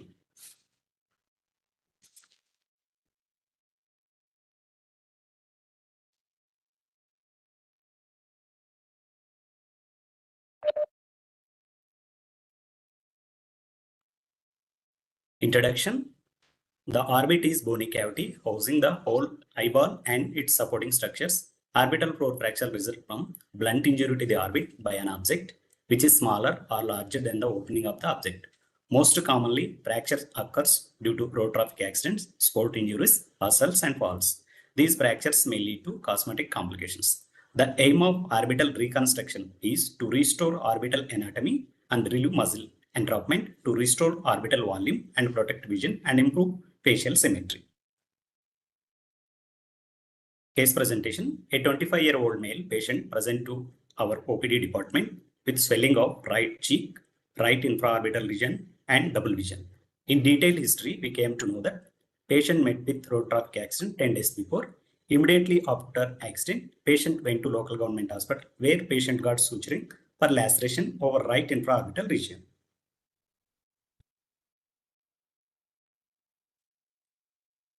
Examination findings: hypertrophic scare over right infraorbital region, conjunctival congestion, eyeball movement were restricted, tenderness over infraorbital rim, anophthalmos, globe depression, restricted ocular motility, diplopia, positive force detection test, restricted passive eye movement were observed. Investigation: CT 3D facial bones plane, comminuted displaced traction noted involving right lamina papricia, floor of orbit, medial wall of right maxillary sinus with herniation of pad and medial rectus in right ethmoid sinus. Linear minimally displaced traction noted involving the nasal process of right maxilla. Management: coming to surgical procedure, incision given over right lower orbital floor and incision deepened using monoporal cautery. Periosteal elevation done until fracture line identified. 3 to 4 bits of buccal pad from the buccal cavity space is harvested. A titanium mesh plate placed below the right orbital suture. Adjustment of mesh checked and buccal pad filled. Mesh checked with the titanium screws. Excision of hypertrophic scare done, followed by suturing done. Postoperative care: head elevation and cold compression first 24 to 48 hours. Medications: antibiotics, analgesics, short course of steroids, nasal decongestant, lubricating eye drops. Precautions include avoid nose blowing, sneezing, straining, heavy lifting, avoid trauma and rubbing eyes, and soft diet was advised. Eye care: ice packs, monitor diplopia, ocular movements, and globe position. Maintain hygiene, suture removal done at 5 to 7 days. Checked implant position, follow up long-term monitoring for anophthalmos, diplopia, infraorbital nerve paresthesia, implant migration or extrusion.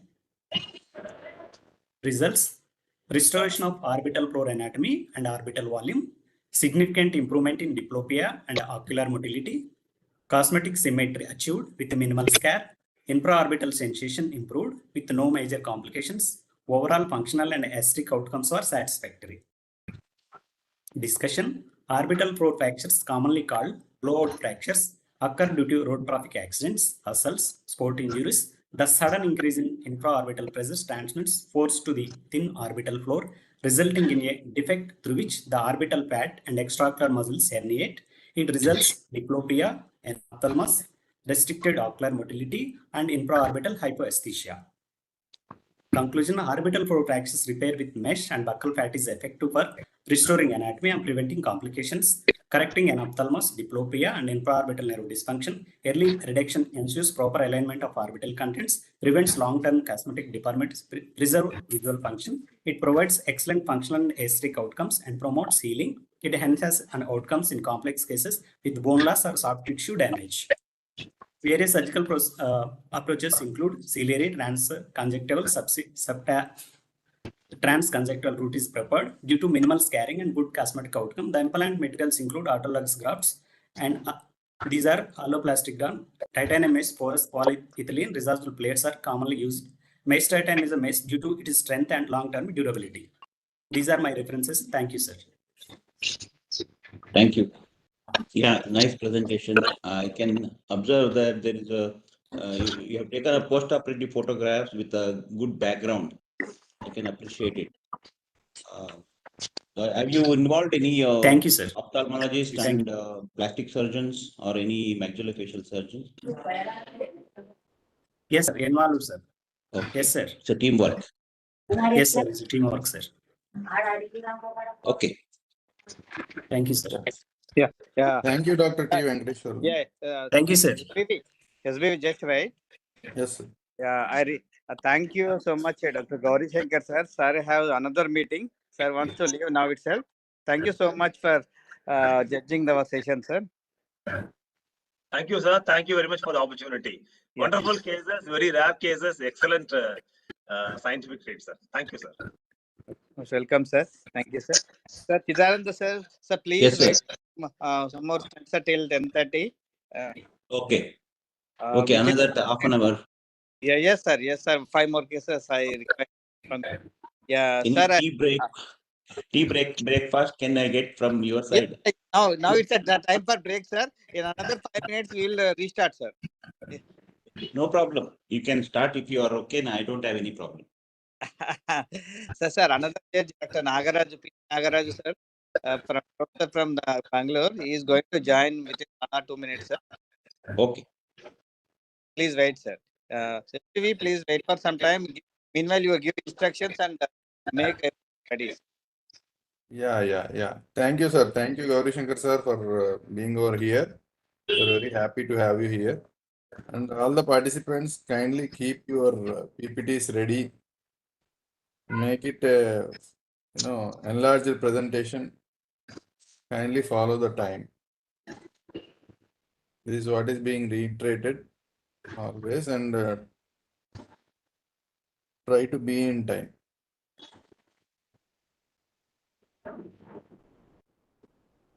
Participants, please share your face video while presenting the case. And also, your presentation should be in slideshow.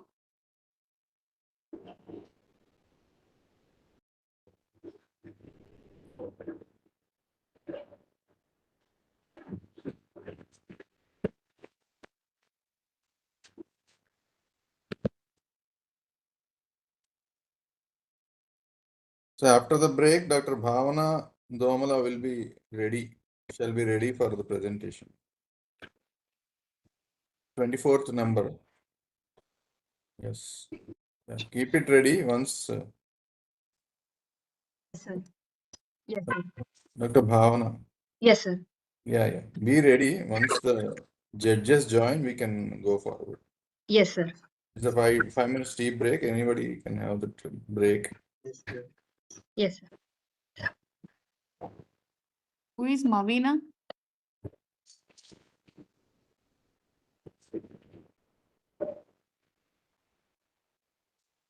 Hello.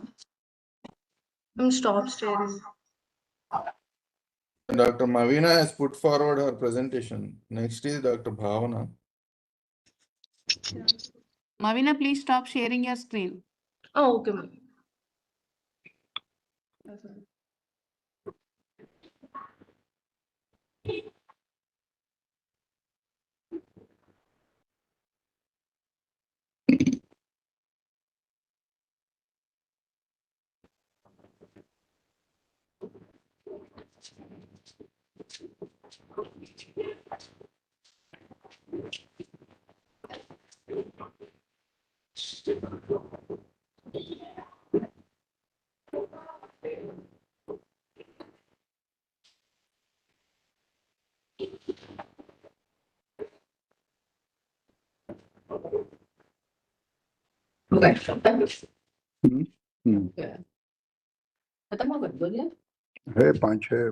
Please mute. Yes.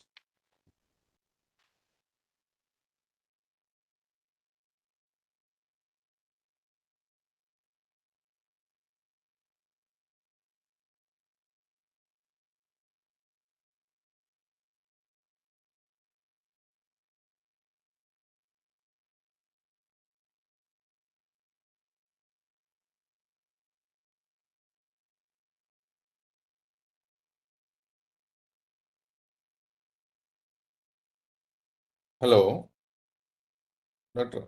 Anand Acharya, sir. Hello, sir.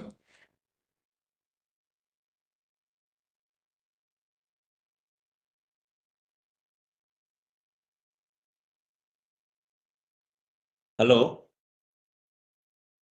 Yeah, hello, sir. Hello, sir. We are there, Yeah. sir. We are there. Can we start or we want some more break? Let me confirm, sir. Yes.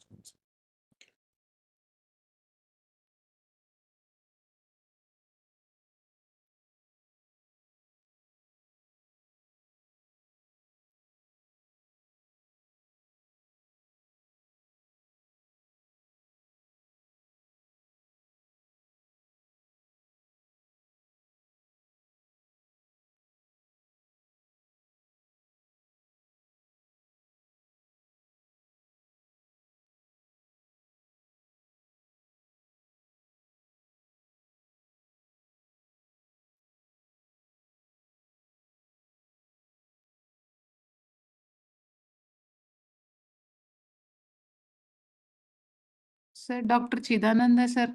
Shall we start the next case? Yes, madam, I am ready. You can start the case, next case. Yes, sir. Then with your permission, we'll start the next case. Yes, Dr. yes, Bhavna, please please. present your case. Yes, ma'am.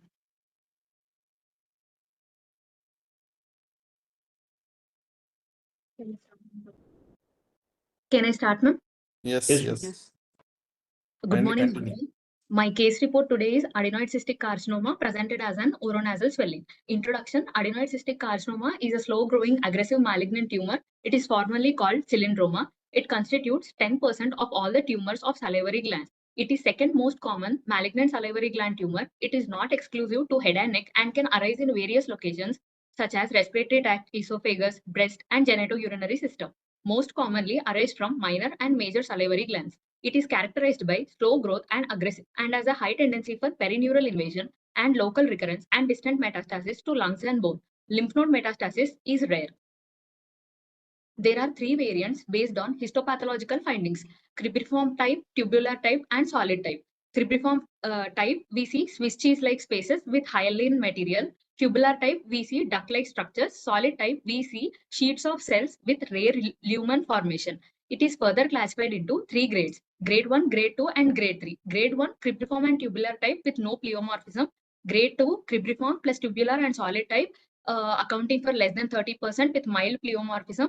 Grade 3, solid type, more than 30%, pleomorphism and mitotic figures and necrosis is seen. Grade 1 has better prognosis when compared to grade 3, which has poorer prognosis. Case history: a 39-year-old male, auto driver by occupation, resident of Warangal, came to our OPD with a chief complaint of a swelling over hard palate and upper gingiva since 8 months.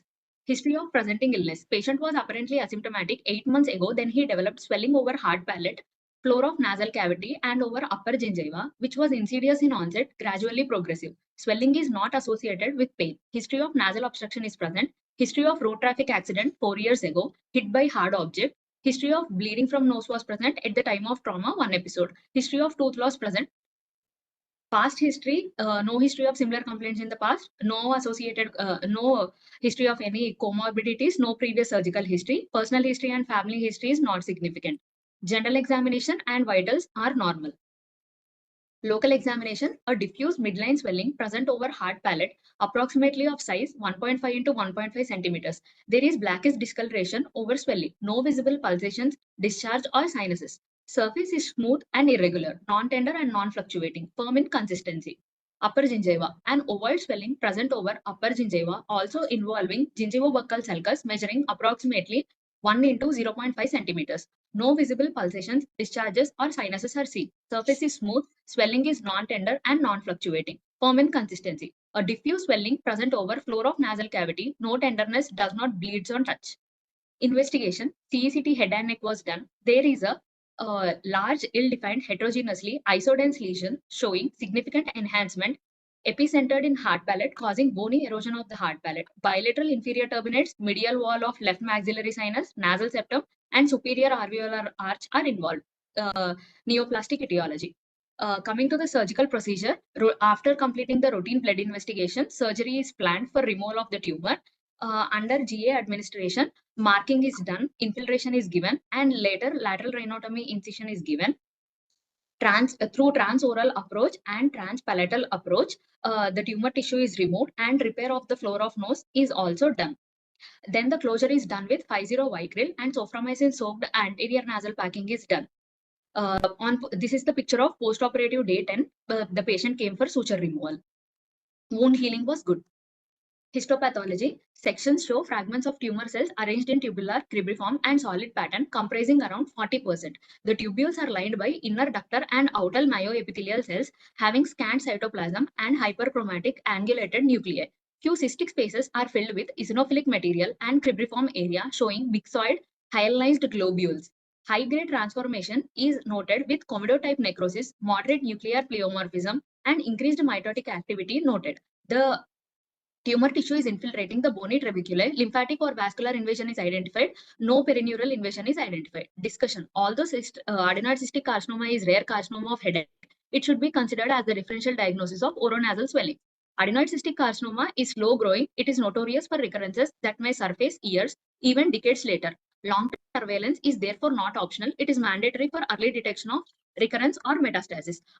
Conclusion: multimodal management required. Optimal treatment generally involves surgical resection with clear margins to decrease the chances of local recurrence, often followed by adjuvant radiotherapy and in some cases chemotherapy, especially when high-risk features like perineural invasion, non-resectable margins are present. Ensure long-term follow-up even years after initial treatment to monitor for late recurrences or metastasis. These are my references. Thank you. Okay, thank you, madam. On-time presentation. Thank you, sir. What about the dental extraction? Any dental extraction was done? No, sir. No dental extraction was done as a part of surgery, sir. Okay, oh, fine. Okay. Thank you, Dr. Bhavana Domala, and we request Dr. Gunukula Sriram Reddy to go forward. Dr. Sriram Reddy. Hello. Is Dr. Sriram Reddy available? Sir, yes, sir, I am available, sir. Yeah. Please do start your. Go forward. Share your screen, please.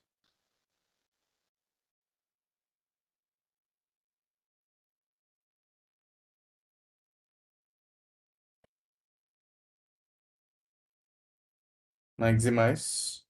Sir. Yeah. Please start. Good morning, sirs and ma'ams. Today my case report topic is salivary ductal adenoma presenting as ranula, a rare case report.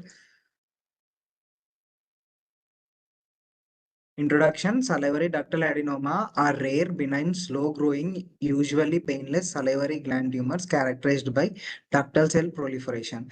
They more commonly occur in minor salivary glands, especially the palate. Occurrence in the floor of mouth is extremely rare.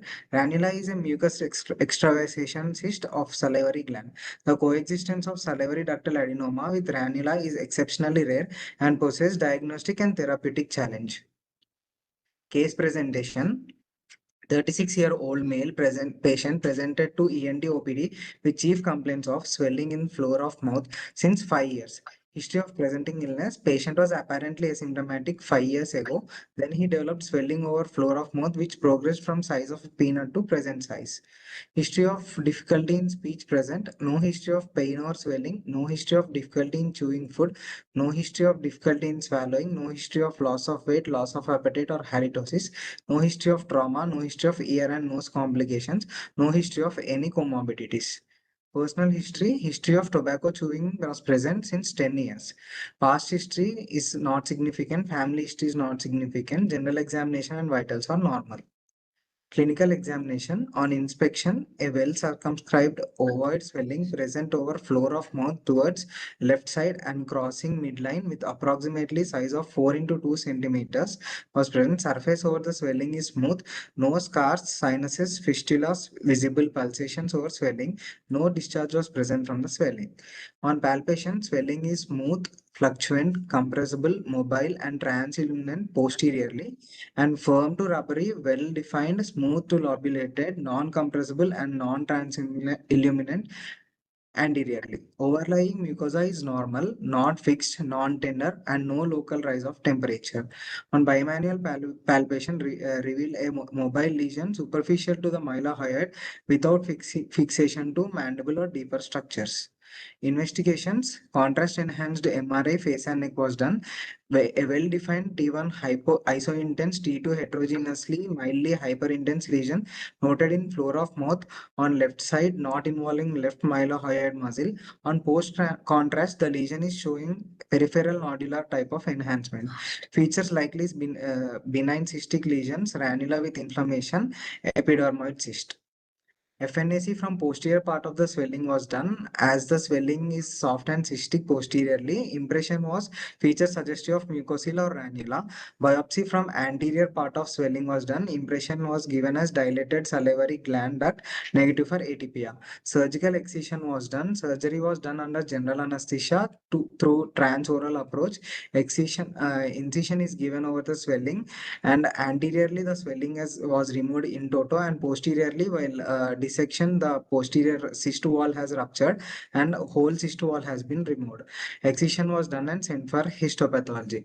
This is the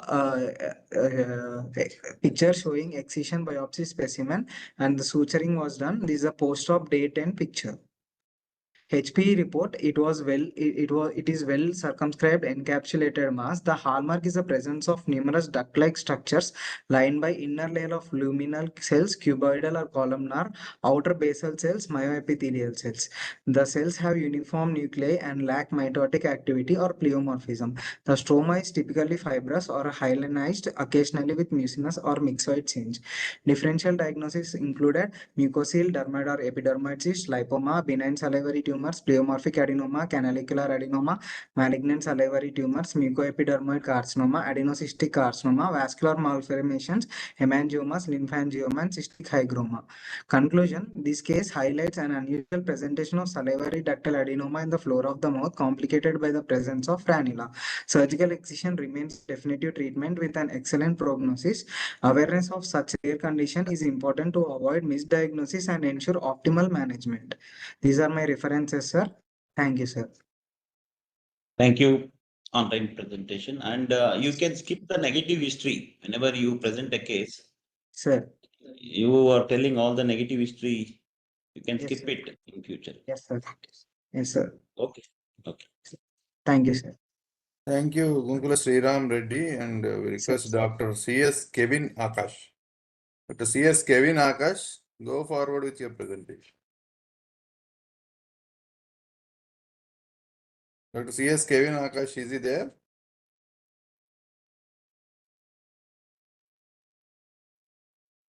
Dr. C.S. Kevin Akash. We request Dr. Mamata Tanneeru. Hello. Dr. Mamata. Yes, kindly respond. You can start your presentation. Yes, sir. Yes, please. Good morning, sir. Share your presentation. Good morning. SBV mention the serial number also. No? Yeah, it is number 27. Dr. 26, Dr. Kevin Akash is not available, it seems. He is not responding. It's number 27, Dr. Mamata Tanneeru. Yes, sir. Yes, please, carry forward.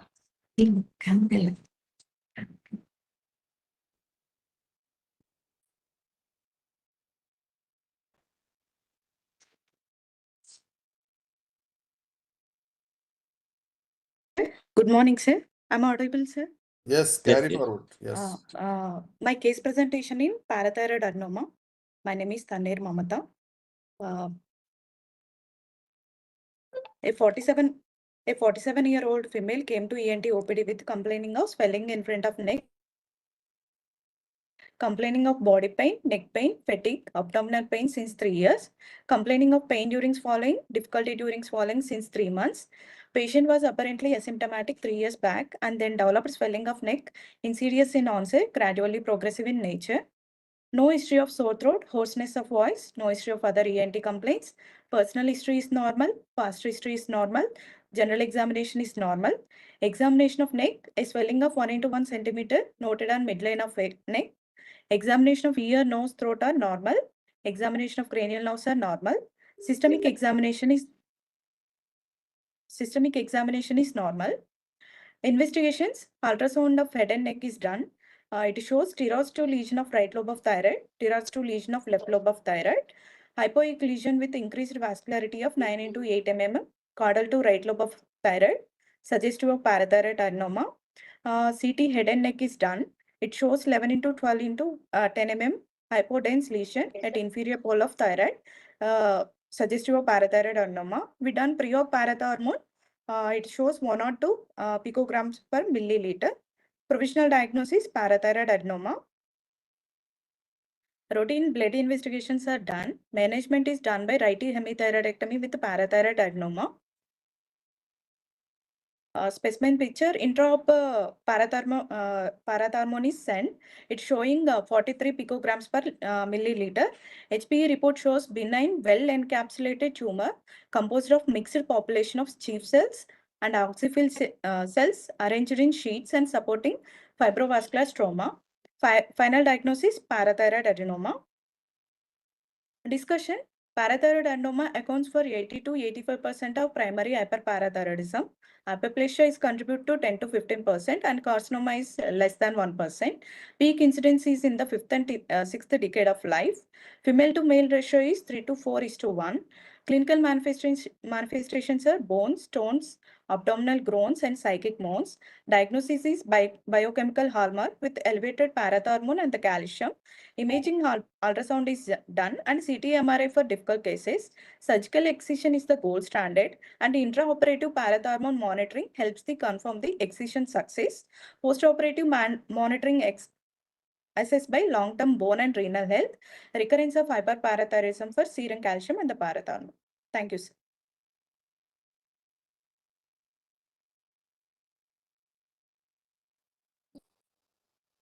Hello, sir. Sir, any Hello. questions? Yeah. Chidananda, sir. Yes, sir. Sir, questions, sir. Yeah. What was the duration of the symptoms in this case? Sir, for the next 3 years, sir, body pains, bone pains are for 3 years, sir. But difficulty in swallowing for 3 months, sir. Patient complained with the difficulty of swallowing and bone pains, muscle pain and abdominal pain, sir. Okay, fine. Any calcium therapy was given after the surgery? Yes, sir. Routine normal calcium therapy is given, sir. Okay, fine. Nice presentation. Thank you, sir. Thank you, Dr. Mamata Tanneru. And number 28, Dr. Nagasai Apurva Kamamet. Kindly go forward with your presentation. Sir, Dr. 28 is absent, sir. Serial number 28. Yeah. 28. Okay. Is absent as it seems. Dr. Adepu Mukesh. Yes, sir. Yeah. Kindly go forward.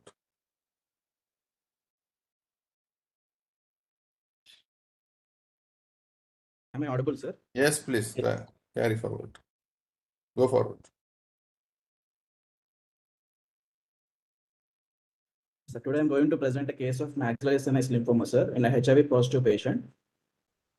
Coming to introduction, T and B lymphocytes are immune cells that are primarily found in lymphoid organs and mucosa-associated lymphoid tissue.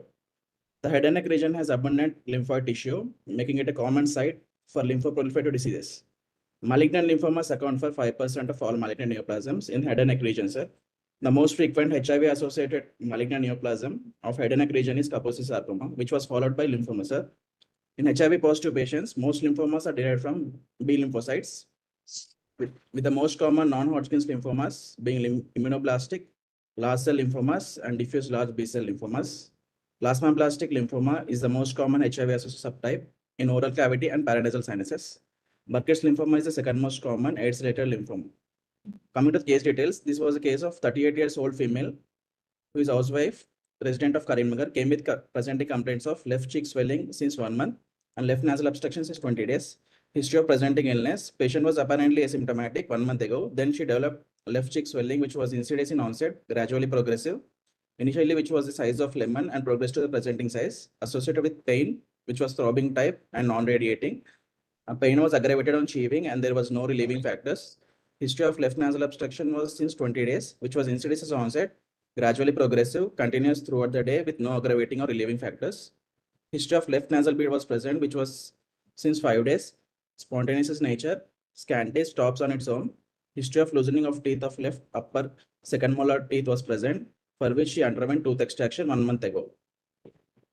There was history of loss of appetite and weight loss was present. History of hypernasal speech is present. History of snoring and mouth breathing is present. History of difficulty in mouth opening was there. History of decreased sensation of left cheek is present. history of double vision and restriction of eye movements and decrease of vision is present. There was no history of fever, night sweats, and no history of any neck swelling, no history of any ear complaints or any throat complaints, sir. Coming to past history, there was no similar complaints in the past. The patient has no comorbidities. She was diagnosed with AIDS 14 years ago and she was on ART. Her recent CD4 count was 214 cell per microliter. Surgical history, biopsy was taken from left upper alveolus 1 week ago, and the features were suggestive of chronic non-specific inflammation. No known drug or food allergies. Personal history, diet is mixed, appetite decreased, bowel and bladder was regular, sleep adequate, addictions are none. Menstrual history is regular, family and general examination was normal. Coming to local examination, facial asymmetry is present. On inspection, diffuse swelling of about 7 to 5 centimeters over left cheek extending from infraorbital region to about 0.5 centimeters below angle of mouth, obliterating the left nasal crease, fullness of left medial canthal area. Skin over swelling is glistening and smooth. On palpation, smooth surface, firm in consistency, tender with no local rise of temperature, immobile, decreased sensation of left cheek present. Skin is non-pinchable. Nose osteocostal framework is deviated to right. On anti-rhinoscopy, left nasal cavity shows single pink fleshy exophytic mass with irregular surface arising from lateral wall, filling the left nasal cavity. Septum is deviated to right. Right lateral wall is normal. Bilateral floors, mass visualized in left floor of left nasal cavity. Right nasal floor is normal.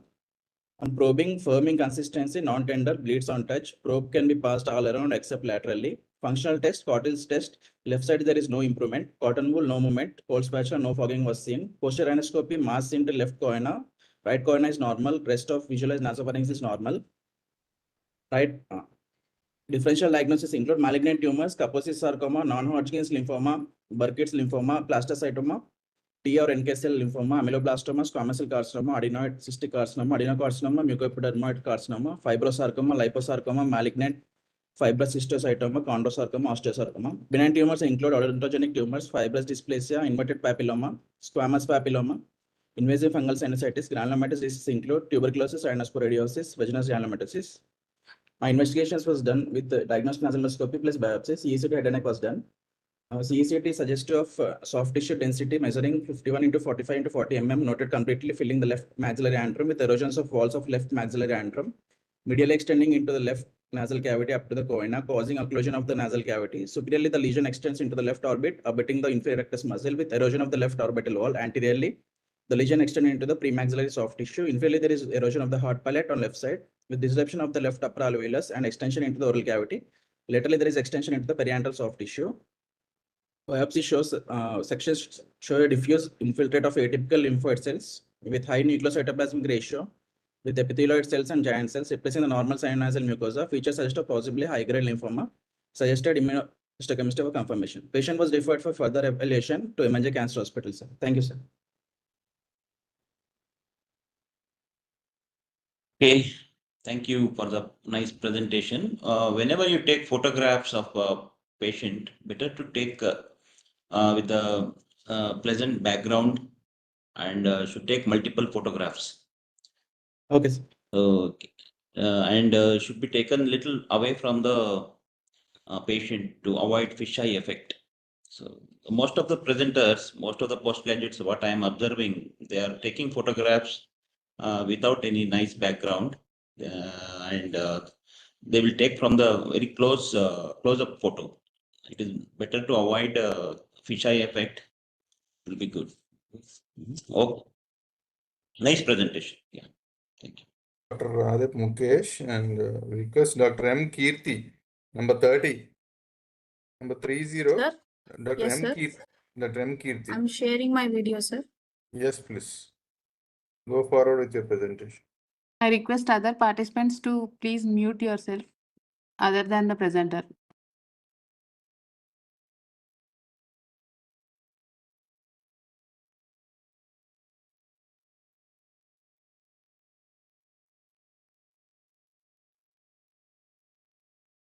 Is my screen shared, sir? Yes, yes, madam. Share your PPT. SBV? Yeah. Yes, sir. Please, sir. Yeah. Our another judge, Dr. Nagaraj sir, joined, I think. Good morning, Nagaraj sir. Welcome to Dr. Nagaraj, sir. Sriharsha, please display the CV of Nagaraj sir. SBV, please read out. Yes, Then we'll please, yes. start. After that, Yes, we'll sir. start. Yeah. Dr. M. Kirti, kindly wait. Yeah. So now we are going to read the curriculum vitae of Dr. Nagaraj BT sir. Sir, yeah, please move up. Sir's qualification is MBBS and MS ENT.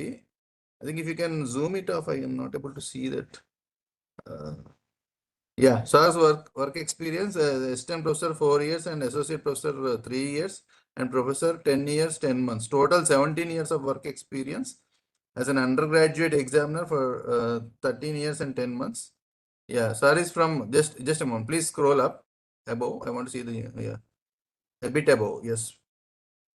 So sir has a total experience of as an undergraduate examiner, 13 years, 10 months from Rajiv Gandhi University of Health Sciences, Bangalore, and NTR University of Health Sciences, Vijayawada, AP, MGR University of Health Sciences, Chennai, and MUHS, Nasik. As a postgraduate examiner, sir has 11 years of total experience from same RGUHS, Bangalore, and NTR UHS, Vijayawada, MGR UHS, Chennai, and MUHS, Nasik.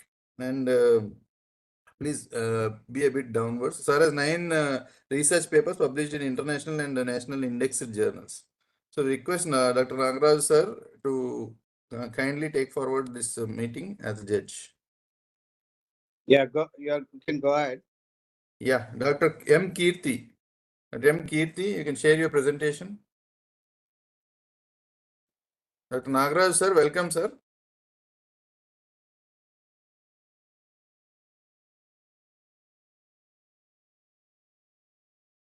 Yeah, Dr. Kirti, you carry forward. Sir will be joining, it seems. Please unmute yourself. Your voice is not heard. My screen visible, sir? You are visible. Increase the volume. PPT has to be shared. Increase the volume.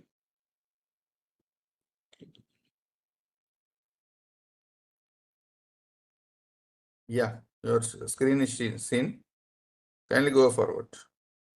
Good morning, everyone. My case report is regarding allergic fungal rhinosinusitis and its orbital complications.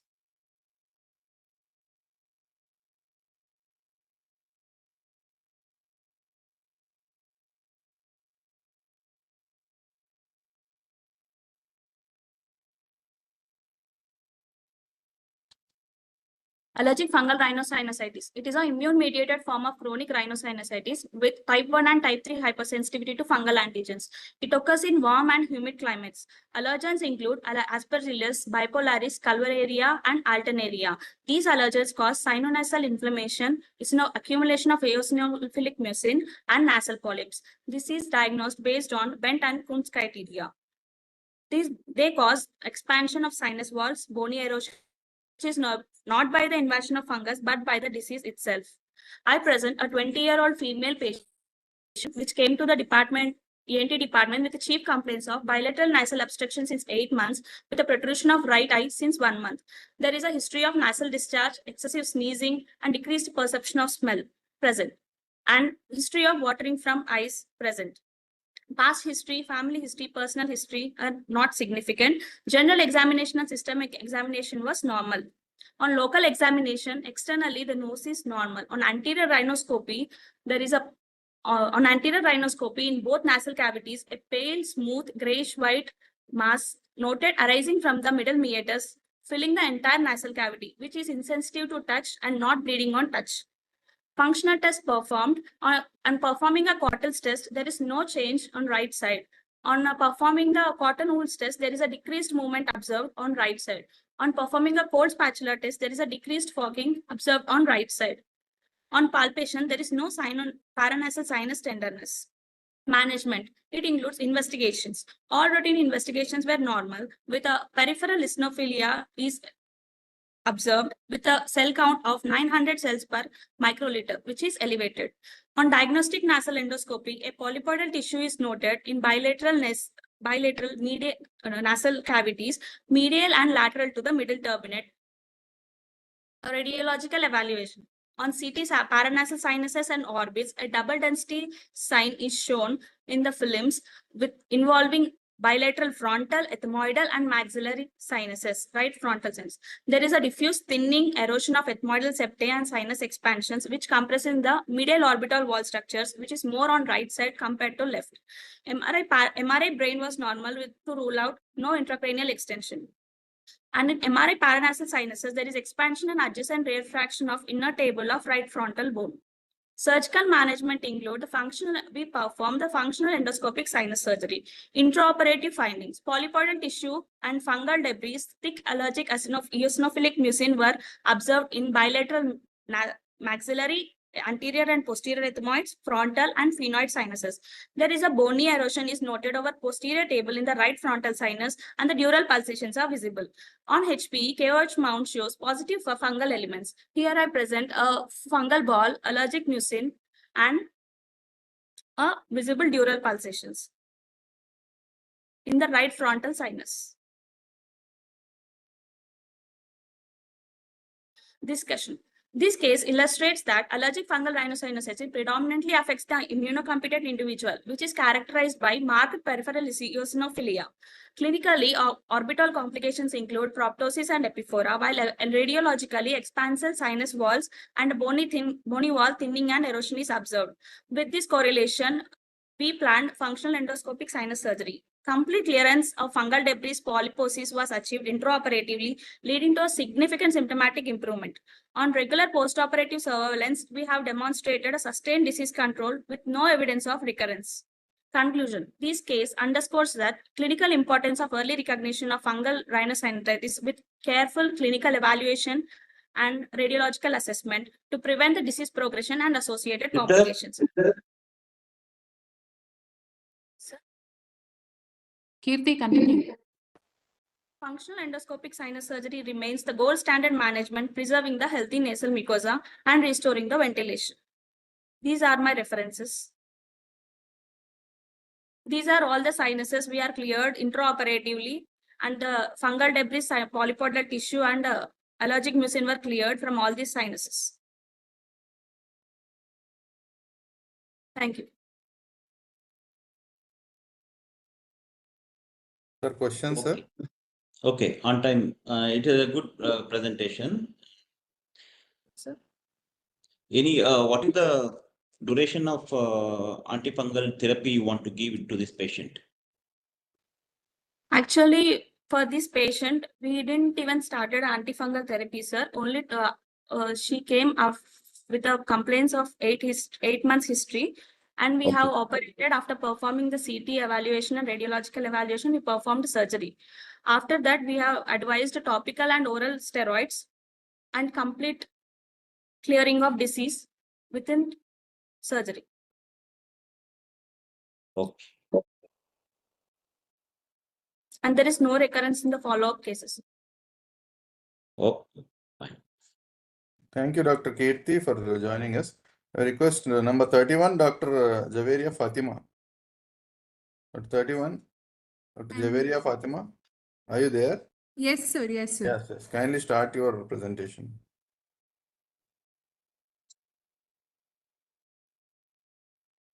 Share your PPT. Yes. Yes, sir. Today I'll be presenting a case of facial nerve schwannoma, its surgical management and nerve reconstruction. So facial nerve schwannomas are often rare and benign tumors accounting for less than 1% of intratemporal lesions.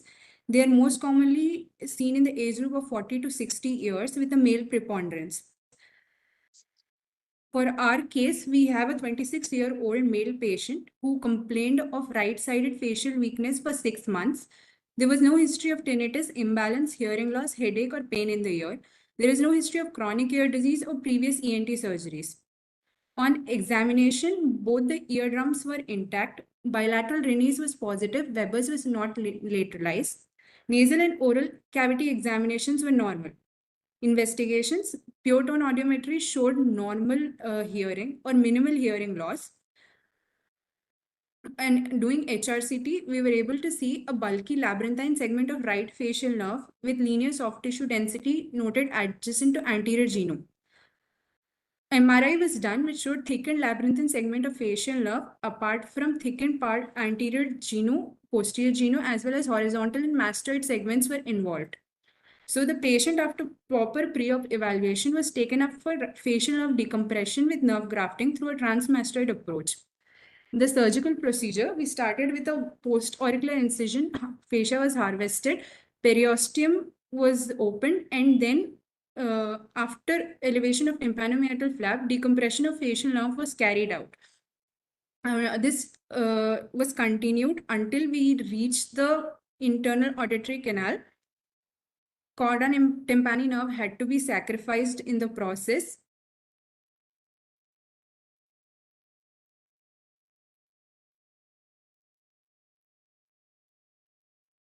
After which we harvested a greater auricular nerve graft. The markings are mastoid process and jaw as well as sternocleidomastoid. After harvesting the graft, the involved segment of the facial nerve was removed. Reconstruction was done used by placing fascia and the graft, which was sealed with fibrin glue.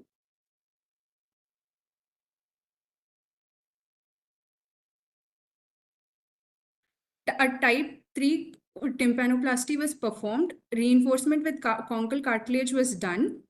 Cavity reconstruction was carried out. And then closure of the post-auricular incision was done. In layers, periosteum, followed by subcutaneous, followed by skin suturing. Post-operatively, the patient is doing well. Suture removal was done on 7th day. The patient is on regular physiotherapy. Histopathological examination showed a facial nerve schwannoma with S100 positive on immunohistochemistry. So these are the pictures. Pre-operatively, we can see a grade 4 House-Brackman facial palsy.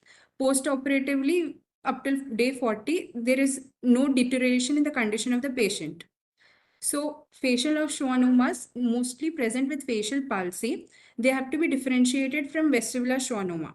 So main differentiating factors are facial nerve schwannoma have an intratemporal course involving the geniculate ganglion and tympanic mastoid segments, whereas vestibular schwannoma is most commonly seen in IAC and cerebropontine angle. The presenting symptom for facial nerve schwannoma is facial nerve palsy, while that of vestibular schwannoma is a unilateral sensory neural hearing loss. The HRCT findings show a fallopian canal widening in schwannoma, whereas IAC widening is seen in vestibular schwannoma. MRI shows a fusiform lesion along the 7th cranial nerve, while an ice cream cone appearance can be seen in vestibular schwannoma. The key differentiator is facial palsy is early in facial nerve schwannoma, whereas hearing loss is early in vestibular schwannoma. Other differentials include hemangioma, which shows a honeycomb or sunburst appearance, meningioma, which shows a dural tail, and attachment, no canal widening is seen. Cholesteatoma appears as a non-enhancing lesion. And primary malignant nerve sheath tumors are aggressive, and histology helps to differentiate. So overall summary for management of a facial nerve schwannoma is, in case of House-Brackman 1 and 2, observation can be carried out unless there is an intracranial extension or mass effect, or patient can be treated with stereotactic radiation, whereas for a House-Brackman grade 3 or more, usually surgery is preferred. And approach can be tailored to tumor location and hearing status. These are my references. Thank you.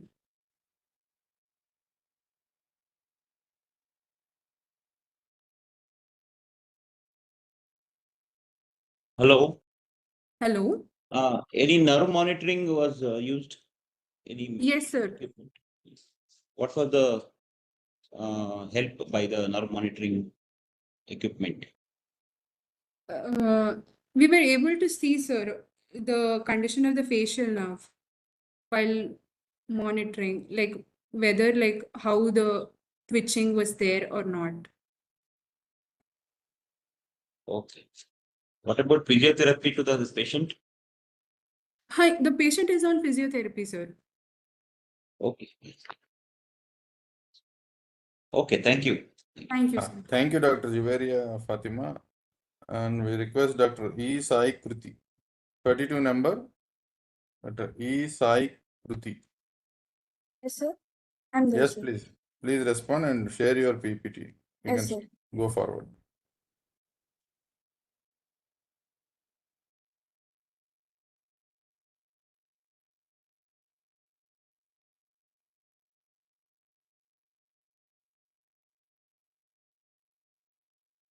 Good morning, everyone. I'm Dr. Kruti. I'm presenting a case report on epithelial myoepithelial carcinoma, pleomorphic adenoma of carotid with facial nerve palsy.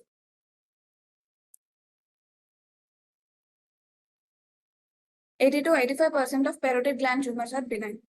Most commonly pleomorphic adenoma. Malignant transformation occurs in 2 to 7% of pleomorphic adenoma, leading to carcinoma ex pleomorphic adenoma. Among that, one such rare type is epithelial myoepithelial carcinoma, which accounts for less than 1% of salivary gland tumors. It is slow growing but has aggressive behavior, usually presents in 5 to 7 decades of life. A 28-year-old female presented with swelling over the left side of face since 6 months, pain over the swelling since 2 months, and progressive facial asymmetry since 1 month. No significant past personal or family history. General examination was normal, vitals were normal. On inspection, there was a swelling of size 4 into 3 centimeters on left parotid region. Facial asymmetry was seen. On oral cavity examination is normal. On palpation, inspectory findings are confirmed. The swelling is hard, non-tender with ill-defined margins, extended up superiorly up to zygomatic arch, inferiorly up to angle of mandible, anteriorly up to masseter, and posteriorly till mastoid process. A swelling is fixed to masseter and skin is pinchable over the swelling. On bimanual examination, there is a firm non-tender swelling palpable intraorally corresponding to the external swelling in the parotid region. No palpable regional lymph nodes are seen. Management investigations. Routine investigations were normal. On ultrasound, 3.3 into 2.6 heterogeneously hypoechoic lesion with few calcifications were noted in deep lobe of parotid gland. On FNAC, there were cluster of epithelial cells with scattered myoepithelial cells in fibrillary material. On CECT, a 4.8 into 2.5 well-defined polylobulated heterogeneously enhancing lesion with calcification present in deep lobe of parotid gland. Provisional diagnosis. Left parotid tumor of clinical stage CT4A N0M0 likely could be carcinoma ex pleomorphic adenoma. Surgery. Left total conservative parotidectomy was done using modified Blair's incision. Tumor closely related to main trunk of facial nerve and branches were carefully dissected and preserved. Intraparotid lymph nodes excised with the tumor and sent for HPE examination. Histopathological examination. Biphasic pattern is seen in the background of chondromyxoid stroma. Perineural invasion and lymphovascular invasion present. Intraparotid lymph node is positive for tumor deposit. Final diagnosis. Stage 4A epithelial myoepithelial carcinoma ex pleomorphic adenoma of left parotid gland. Patient was advised for adjuvant radiotherapy and regular follow-up. Discussion. A female patient with parotid swelling and facial nerve palsy is unusual and aggressive presentation. FNAC suggested pleomorphic adenoma, highlighting the limitation of cytology in detecting malignant changes. Total conservative parotidectomy with nerve preservation provided both treatment and tissue for final diagnosis. Conclusion. Malignant change can occur even in young patients with prolonged parotid swellings. FNAC may not reveal malignancy. Histopathological is decisive. Deep lobe lesions need high suspicion, careful surgery, and long-term follow-up. These are my references. Thank you. Okay. Yeah, again, have you used nerve monitoring in this case? Yes, sir. Electromyography was done preoperatively and postoperatively, sir. Immediate postoperative, there was grade 4 facial nerve palsy. On after steroids, it decreased up to grade 2, sir. Okay. Okay. Any complication after surgery? Early complication after surgery? Any complications with this, sir? Okay. Thank you, Dr. Sai Kirti, for your presentation. And we request number 33, Dr. MVN Nitish. Dr. MVN Nitish. Good morning, sir. Yeah, good morning. Go forward with your presentation. Yes, yes. Excuse me, sir. Sir, from here on, Dr. Fani sir and Dr. Swarna will moderate the session. Yeah, thank you. Thank you very much for the opportunity, Dr. Ramesh sir and AOI TGCON 2025. Thank you, Dr. Ramesh sir and AOI TGCON for giving us this opportunity, sir. Thank you. Thank you very much.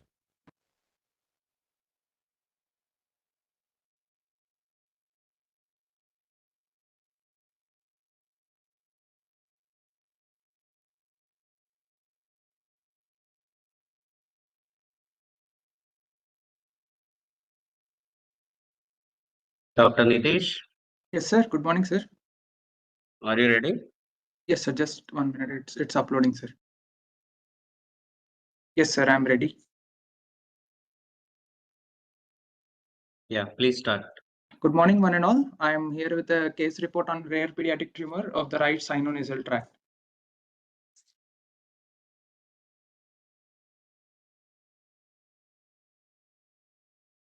Sir, is it visible, right? Yeah, Yes, yeah, you can continue. continue. Yeah. A 14-year-old male child presented with a chief complaint of right-sided nasal swelling since 8 months with bilateral nasal obstruction since 8 months with associated features of right-sided facial heaviness and decreased history of sensation of smell and voice change since 5 months. On external examination, a 3 into 3 centimeter swelling involving the right lateral wall of the nose with external deviation of the nose to the left was seen with obliteration of the right nasolabial fold. On anterior rhinoscopy, a pinkish globular mass seen in the right nasal cavity occupying the entire nasal cavity with extension to the anterior nasal vestibule was seen. It was Dr. sensitive to Nitish, touch. Sir? your Yes, sir. slides are not seen. My slides are not seen. Wait, Just a second. no, only your first slide is seen.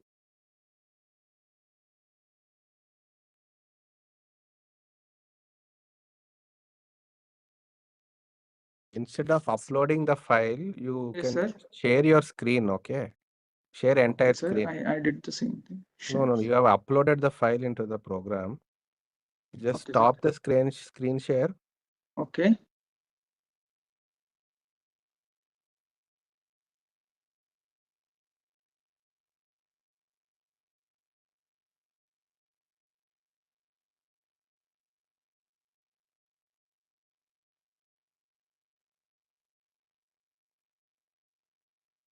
Now reshare.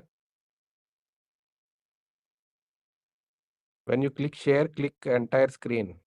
Sir, now it's visible. Yeah, now you can go ahead. Sir, should I start from the first or should I continue? Sir, sir, Maximize your screen. Yes, sir. Yes, sir. I will.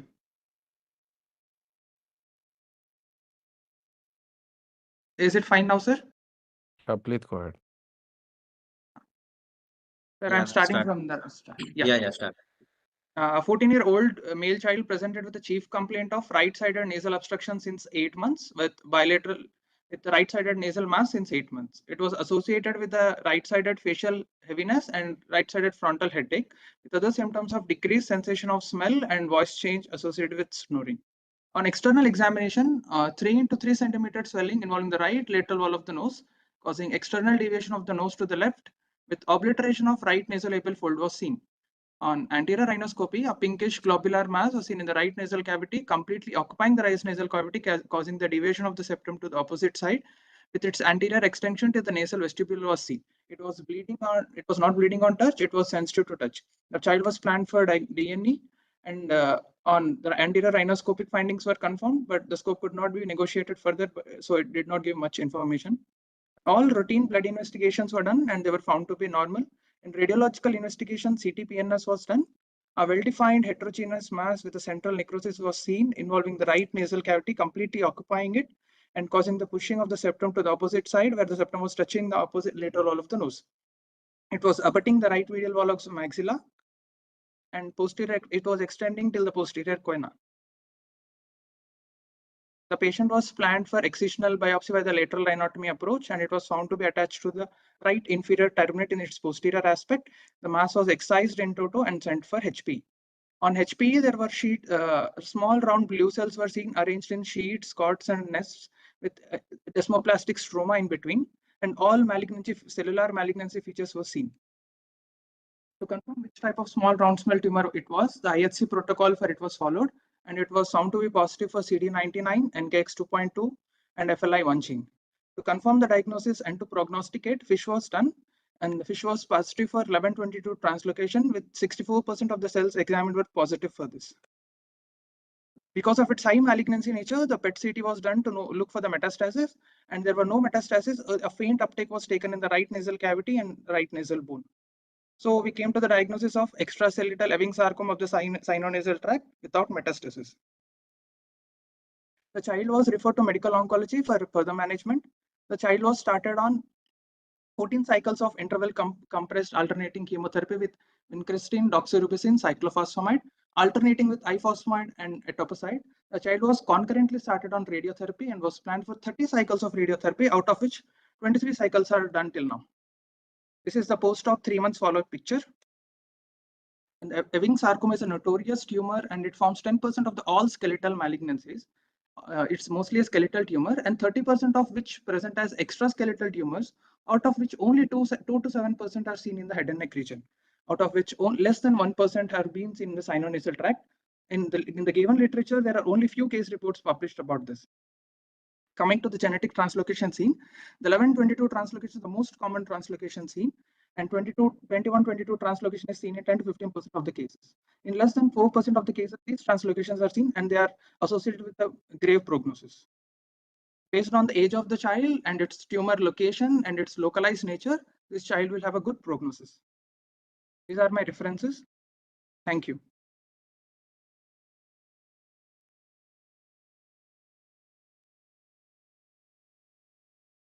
Hello, sir. Sir, do you have any questions, sir?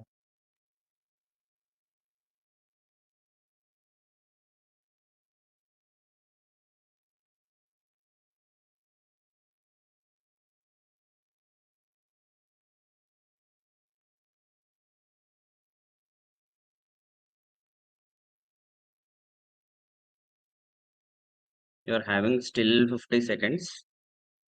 So if judges want to ask any questions, we'll ask you, Nitish. Yes, sir.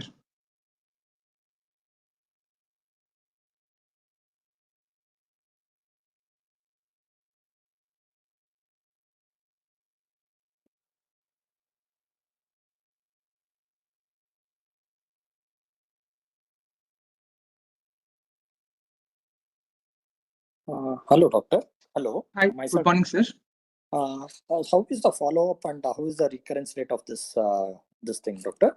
Coming to the follow-up, sir, actually there is high rate of recurrence after the chemotherapy and radiotherapy are done. There will be high rate of recurrence till 18 to 24 months, sir. And if it is aggressive tumor, the recurrence is most commonly seen after 12 months.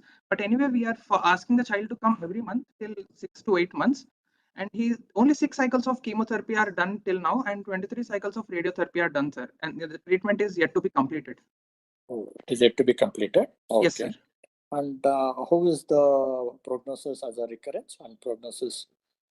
Actually, the Ewing sarcoma is a grave prognosis, sir, but it is present in this child. It's good prognosis because there was no metastasis. We could, because of its large size, the child presented early within 8 months, and there was no tumor spillage. It was well encapsulated.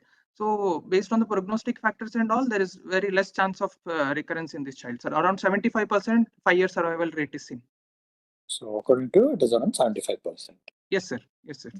Yeah, and good chance of recurrence is also recurrence. Any chance of recurrence rates? Yes, sir. There are high recurrence rates, but for this child, actually radiotherapy they won't do, sir. Only chemotherapy is done because the prognosis is good, and this radiotherapy is in the trial yet, sir. So they started with the radiotherapy, and there are only few cases which say that if concurrent radiotherapy is given, there is increased chance of survival. 5-year survival rates are high, which amounts to 75%. Okay. Thank you. Welcome, sir. Thank you. Next candidate, Dr. Dinesh Kumar.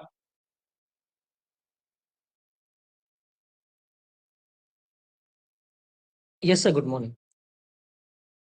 Are you ready? Yes, sir. I'm ready, sir. Start sharing your screen.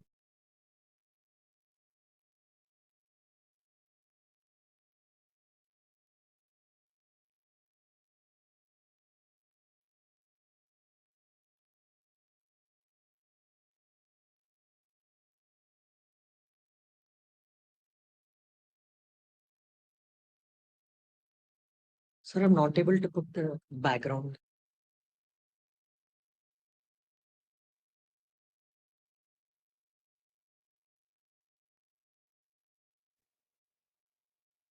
Been able to see your screen. Yes, sir.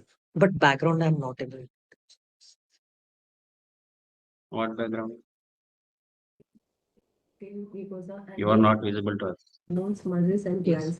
There are rarely in nasal cavity and paralysis sinuses. The most common signs of nasal hemorrhages are nasal septum 65% and Dr. lateral Manjusha, please unmute yourself.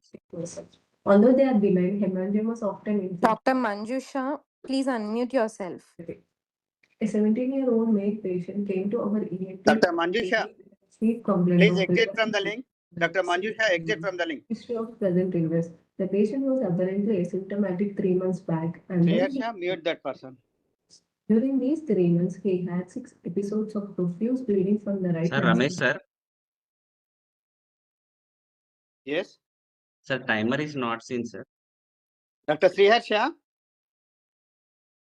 Dr. Sriharsha. Yeah. Fanbhushan, you can check your own timer, no problem. Okay. I mean.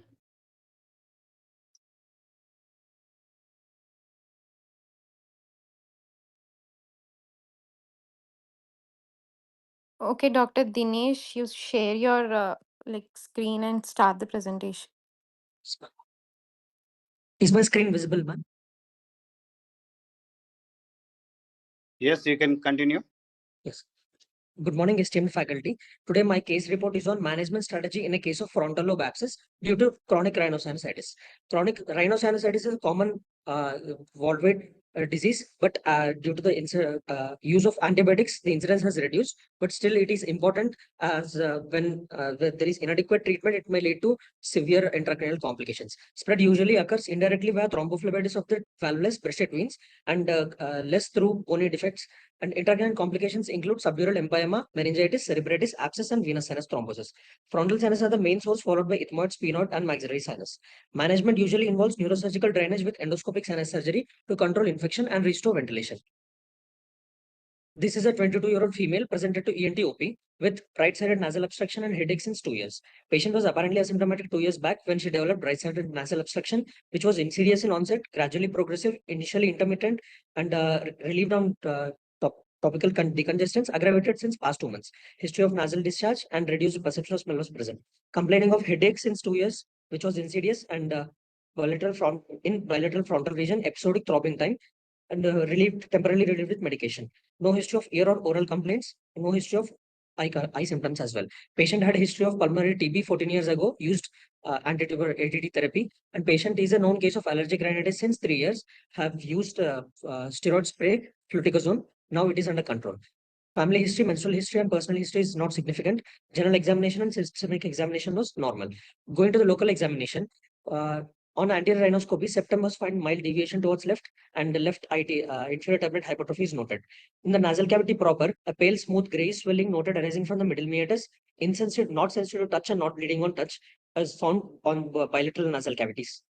Rest of the ear, oral cavity, oropharynx, and neck examination was normal. Going further, all routine blood investigations were normal, and a absolute eosinophil count was found to be elevated owing to her history of allergic rhinitis. And further diagnostic nasal endoscopy revealed concavity of the septum towards right and a smooth grayish mass in the middle meatus, not sensitive to touch and not bleeding on touch, found in bilateral nasal cavities. As you can see, this is a CT section, CT of the paranasal sinuses. As we can see, there is extensive mucosal thickening in the bilateral, maxillary, ethmoid, frontal, and sphenoid sinuses as well. And you can also see a widening and a complete obstruction of the osteomeatal complex on the right side. And there is thinning and erosion of the posterior wall of the frontal sinus as well, which we are suspecting might have caused the intracranial extension. And further, MRI revealed T1 sections showed intensity lesions in the all sinuses, and T2 hyperintensity lesion is noted. And on post contrast, there is peripheral rim enhancement in the frontal lobe lesion, which is suggestive of brain abscess. Neurosurgery opinion was taken in view of intracranial extension, diagnosed as a right frontal lobe abscess, advised craniotomy with evacuation of abscess. And further, patient was taken after informed and written consent. Patient has underwent extensive endoscopic sinus surgery. As you can see, there is a inflammatory polypoidal mucosa covering obstructing the maxillary ostium, OMC, and filling the frontal sinus, which was drained. And the frontal abscess, we were able to drain through the frontal recess. And intraoperative findings. Polypodal changes seen in the bilateral maxillary and sinus, fungal debris noted, and right concha bullosa. Then right frontal sinusotomy is done, and polypodal changes, purulent discharge was cleared.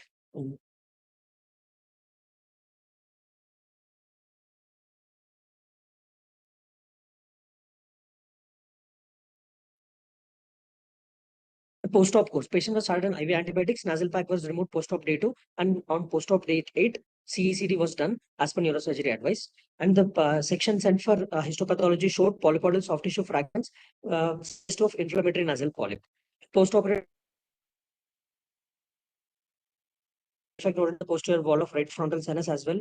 And as this abscess was relieved through endoscopic sinus surgery itself, the craniotomy is deferred, and patient was advised for O2 support and continued IV antibiotics. Discussion. So intracerebral abscess are uncommon complication in sinusitis. It usually involves the frontal and frontotemporal lobes. Symptoms at the time of presentation include headache, ocular manifestations, discharge, orbital swelling, frontal forehead swelling, and vomiting, drowsiness, etc. MRI scanning is an investigation of choice to identify the intracranial extension. And there is no universally accepted management guidelines for intracranial complications. However, literature shows early diagnosis and prompt intervention, both medically and surgical, and multidisciplinary approach is needed. For larger abscess more than 1 centimeter, surgical drainage is preferred. For smaller abscess less than 1 centimeter, IV antibiotics, higher antibiotics like carbapenems Your time and is up. cephalosporins can. Yes, sir. Thank you, sir. And my references are these. Conclusion, I'll just write one line, sir. Early application of appropriate imaging and multidisciplinary approach is necessary to deal such cases. These are my references, sir. Thank you.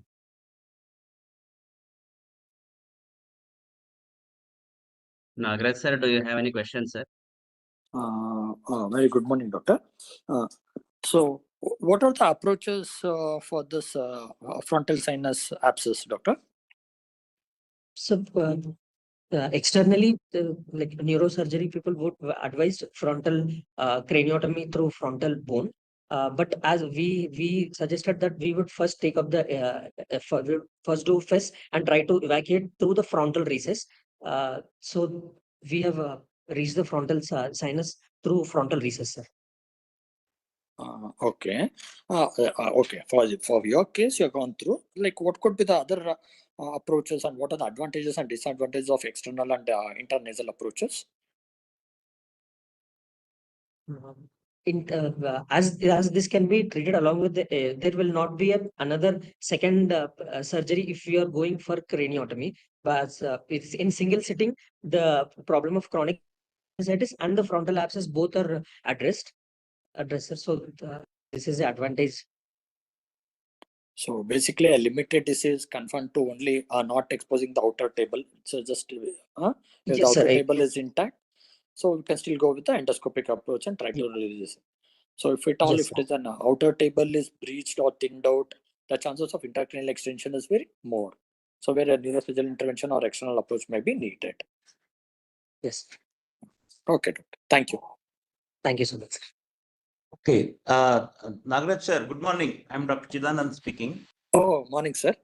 Sir, I will leave the session since 8 o'clock. I was doing a session. I was there. Okay, sir. Okay, since sir. you are there, I am taking a leave. Thank you so much. Okay, Thank sir. you to I'll organizers. Okay, I'll continue, sir. Not a problem. Okay. Okay. Thank you, sir. Thank you very much. Next, Dr. Manisha Raj.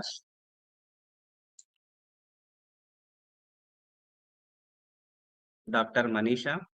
Good morning, sir. Yeah, good morning. Are you ready? Yes, sir. Share. Yeah, start sharing your screen. 1 second. Sir, am I audible? Yes, you are audible. Yes, you are audible. Start, sir. Good morning, everyone. I'm presenting a case report on a rare presentation of a parapharyngeal space tumor. So, I report a case of a 32-year-old female presented with complaining of difficulty swallowing, foreign body sensation in the throat, and swelling in the left tonsillar region since 1 month. And there was a history of cervical lymph node enlargement with sinus tract, for which excision was done in 2022. And the histopathology report suggestive of epidermoid cyst. On an intraoral examination, it showed a left intraoral mass displacing the soft palate to the other side and extending to the oropharynx. And there was no significant lymph node enlargement.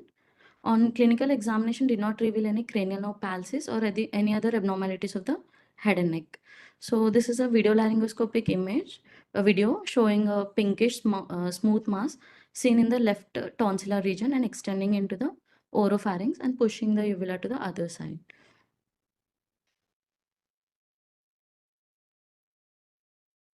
So to understand the extent of the tumor, contrast-enhanced computerized tomographic imaging was done, and it showed a heterogeneous mass of about 6 into 4 into 4 centimeters with multiple cystic spaces. And the extension of the tumor is inferiorly abutting the left submandibular gland, posteriorly abutting the left internal carotid and internal jugular vein, anteriorly abutting the 1/3 of the tongue, and laterally involving the left medial pterygoid plates, ramus of the mandible, and deep lobe of the parotid. Medially displacing the parapharyngeal space, and oropharyngeal luminal narrowing is seen.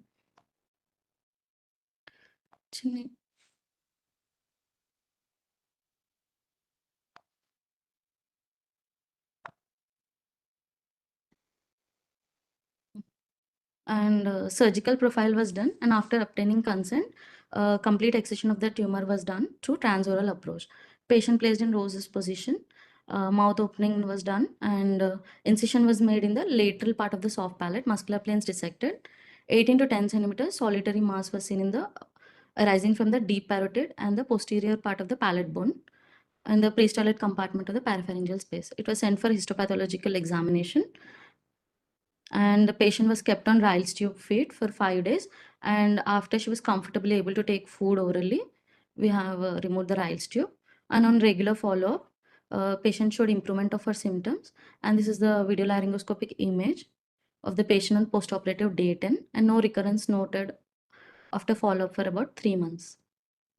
This is a histopathological report suggestive of mixed tumor of the parotid with predominant epithelial component.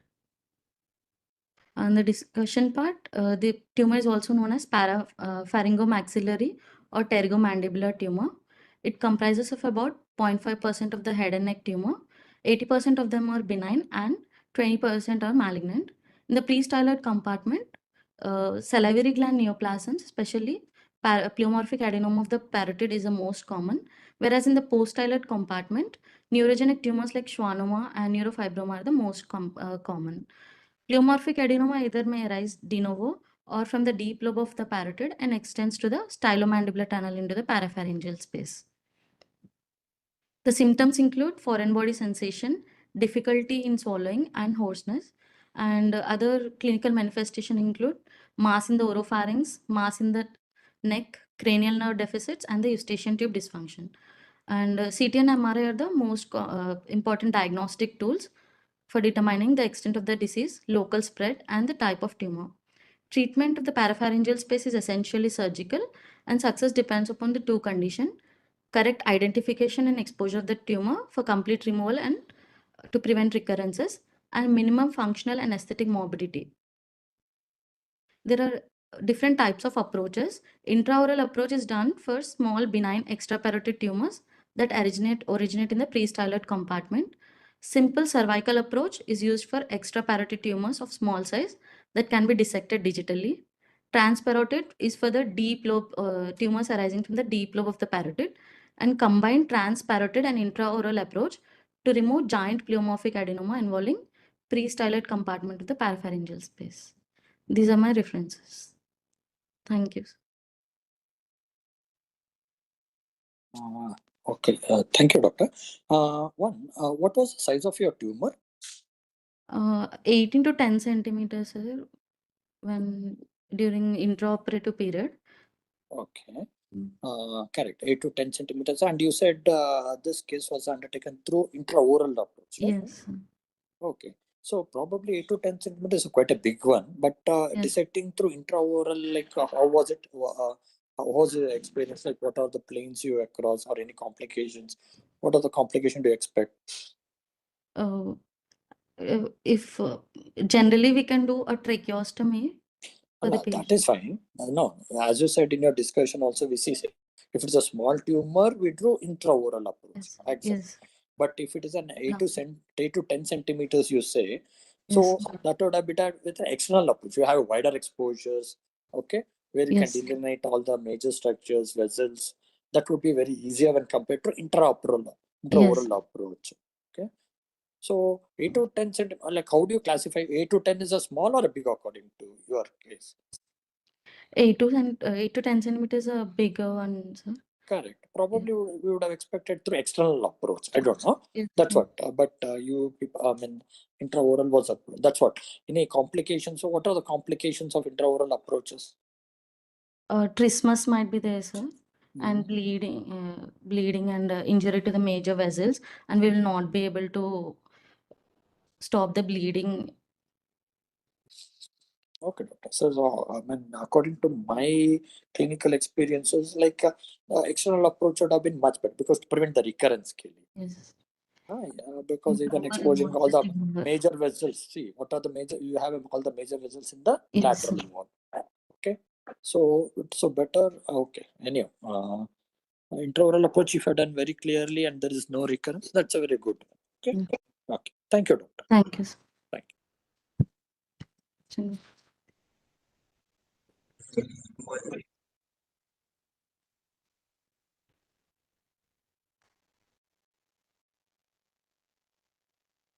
Dr. Sheikh Mahbub Ali.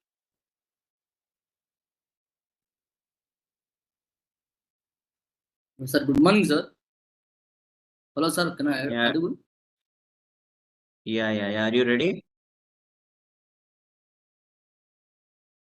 Yes, sir. Ready. I'm ready. Please start sharing your screen.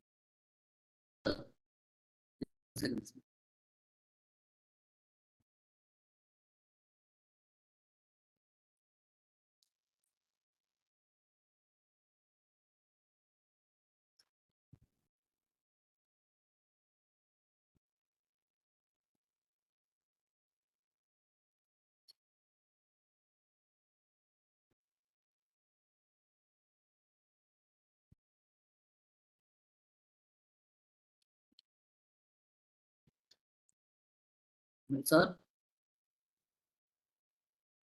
No, your screen is not visible. It is not visible, sir. No, not yet.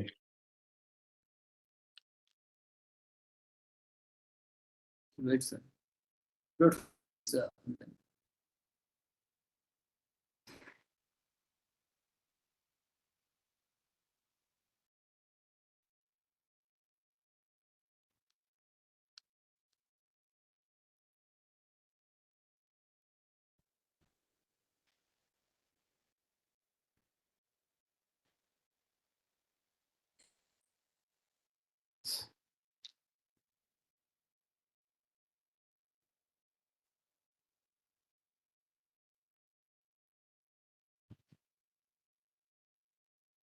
Yeah, Dr. Mahbub Ali.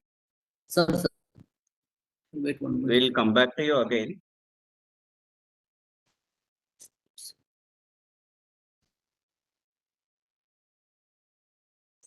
Dr. Nagaraj sir, can we go to another next candidate, sir? I think that would be a better, sir. Yes, we'll sir. go for next candidate. Okay, sir. Dr. Tuba.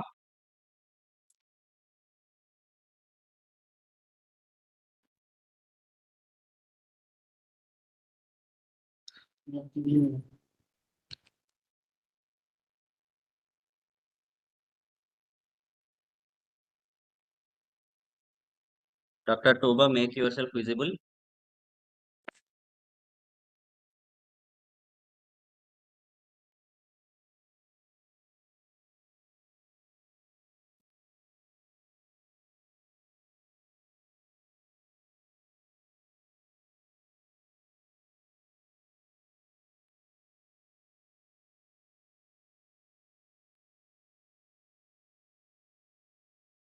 Dr. Tuba, are you ready? Yes, sir. Okay. Keep your first slide.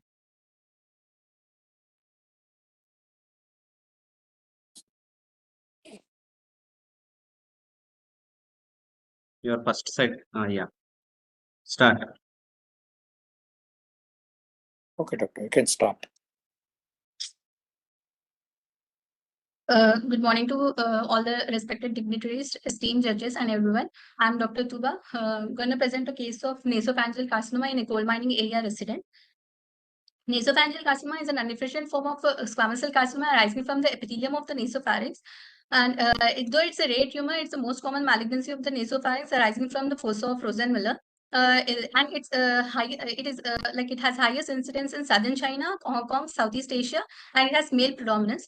The etiological factors which are responsible in the occurrence of the tumor are the environmental factors, including smoking, heavy alcohol consumption, dietary factors being the most common, like nitrosamine, consuming the nitrosamine containing food items, preserved food, salted fish, and exposure to chemical fumes and wood dust, and acquired genetic mutations like mutations in the chromosome 6 associated with HLA alleles, and also Epstein-Barr virus latent associated with Epstein-Barr virus latent infection. Case history: a 40-year-old male resident of coal mining area presented to the hospital with the chief complaint of right-sided nasal obstruction since 2 months, and latent nasal discharge since 2 months. The patient was apparently asymptomatic since 2 months back. 2 months back, then he developed a nasal obstruction on the right side, which was insidious in onset, gradually progressive, which is continuous throughout the day. No diurnal or seasonal variations, no aggravating or relieving factors associated with wet nasal discharge from the right nasal cavity, which was insidious Dr. in onset, Tuba, 1 gradually minute. progressive. Dr. Mehboob Ali, stop sharing your screen now.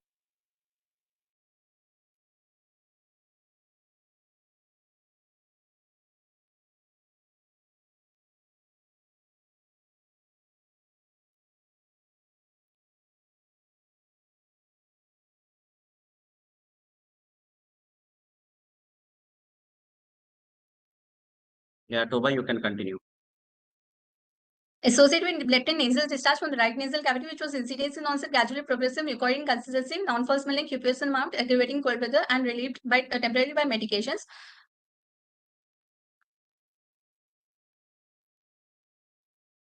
History of frequent episodes of nasal sneezing was there with no other associated symptoms, and past history, it was known case of diabetes and hypertension since 2 years on regular medications with no other comorbidities. Addictions, history of smoking and alcohol consumption for 1 year. At the age of 20 years, he is a physiotherapist by occupation residing in a coal mining area with no significant family history. Examination was done, anterior and posterior rhinoscopy was done, and at the time of examination, there were no palpable lymph nodes or other routine blood investigations were performed.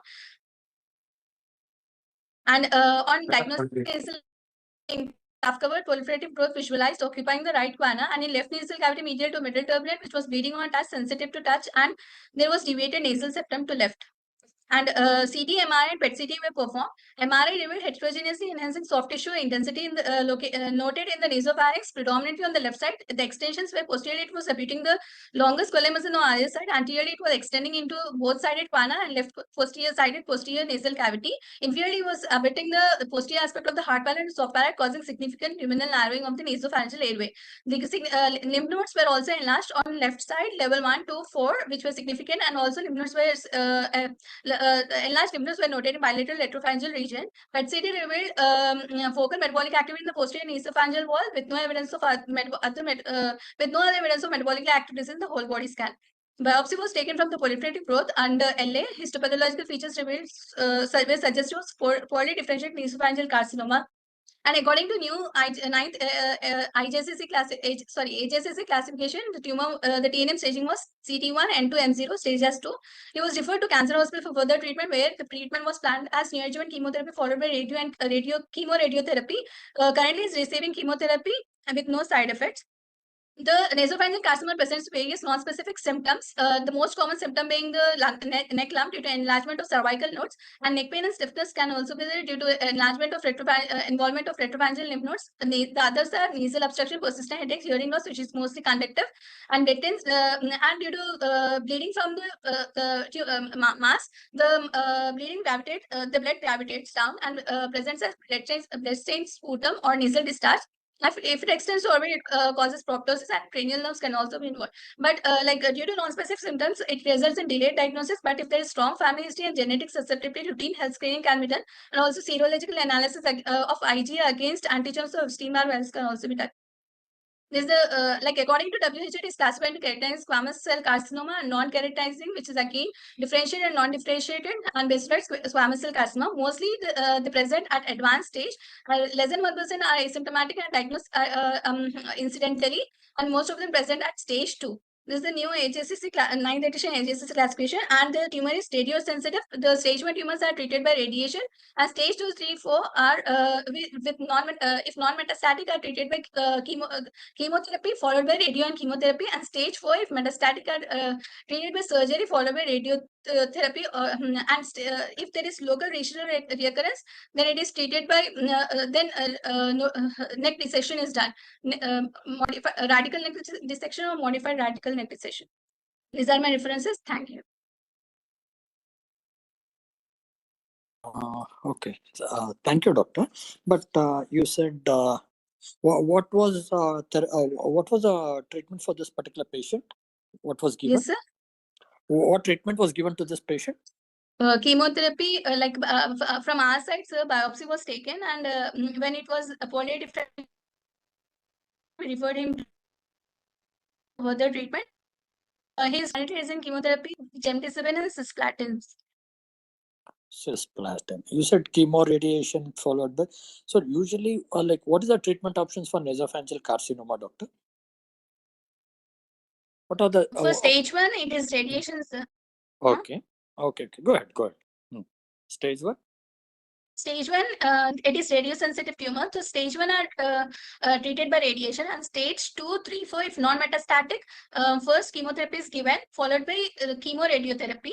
And stage 4 tumors, if there is metastasis, then surgery has to be done, followed by radiotherapy or chemoradiotherapy, preceded by neoadjuvant chemotherapies. So, what is the prognosis of the patients? So, if the tumor, if the malignancy is diagnosed very early, with early detection, the prognosis is very good at stage 1. Then as the tumor advances, if there is metastasis and involvement of other organs, the prognosis is less. So for your case, you said that it is stage 2, right? T2N0M0. What would be the probable prognosis of this? For a stage 2? Because there is no bony extension as such, and parapharyngeal space is not involved, the prognosis should be good, sir. No, if it is good, how much good? See, that is what we wanted. Stage 80 1 to to stage 4. 85%. 75 to 80%. Survival rate is 75 to 80%. 75 to 80. Okay. Stage 1? Stage 1, 80 to 85% survival rate. So nasal. Okay. Stage 3 and 4, as you go, that the prognosis is 40 to 45% survival. 45%. Okay, doctor.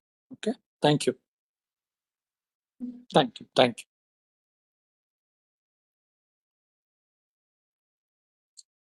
Bhubali, are you ready now?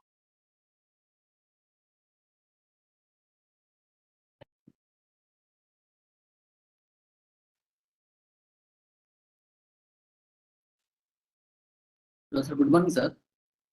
Number 30. Okay, sir. The previous serial number candidate. 36. Yeah, 36. Yeah, you can start your presentation now. Thank you so much, sir. Good morning, sir. Everyone. Yeah. Good morning, Pa. Go ahead. My name is Dr. sir. Today my case presentation is the case of the keratogenous cyst on an intra-auricular rare, sir. Then introduction, the keratogenous cyst is also known as epidermoid cyst, sir, beginning the lesion to line stratified squamous epithelium containing keratin and derivatives. There are uncommon, sir. Uncommon, the infra-auricular regions may be the recurrence of incompletely excision. We reported the recurrent infra-auricular keratogenous cyst is a 14 years old female. The case summary is a 14 years old female is presented with swelling below the right ear for 4 months. Yeah, she had undergone the excision of a similar lesion at the same site 1 year earlier. With recurrency noted after the 6 months, examination revealed a well-defined the non-tendon freezing swelling the inferior area anterior to the clear mastoid muscle with normal overlying skin, sir. This is the picture, sir. This is the real picture. Yeah, this is the procedure picture, sir. Yeah, surgical and the incision and draining the picture, sir. This is clinical examination. The local examination 1 centimeter into 1.5 centimeters. Shape is the word in shape. The located the post auricular region of a left ear pinna, the non-mobile, the defined margins and glossy appearance, and non-visible pulsations and non-compression and non-fluctuations. This is the investigation, sir. Ultrasound of the swelling. The show has a well circumcised the hypoechonic lesion with the intra-echoid, the fancy revealed with keratin, debris, and occluded schwannoma. The histopathology. The cyst was lined certified, the squamous epithelium, and contained the laminated keratin and conforming a keratogenous cyst. This is management, sir. Management, this patient was given 7 days course of antibiotic that prepared to the incision and draining, and then to the surgical procedure, sir. Under the general anesthesia, the surgical excision via the intra-auricular incision upon via the cyst rupture. 3.0, the proline suture was used. The post-operative period was uneven, sir. Uneven, the post-operative care follow-up. Patient was called for suture removal. The post-operative did 10, and wound management was done with the topical creams and oral medication for next 15 days. The patients remain the recurrences of free over the 12 months. Results is the infra-auricular keratogen cysts are rare. In mimic the bronchial cleft cyst or lymphadenopathy. Recurrency is a typical due to the incomplete removal of the cyst wall. Carefully unblock excision is crucially, particularly in children, to prevent the recurrences and preserve the facial nerve integrity. This is conclusion, sir. The conclusion is the keratogenous cyst should be included in the differential diagnosis of infra-auricular swelling. The complete excision without the is essential to prevent the recurrences. Yes, sir. Thank you so much, sir. This is my reference, sir. Thank you so much, SOD. Hello. Hello, sir. Yes. Any questions, Nagaraj sir?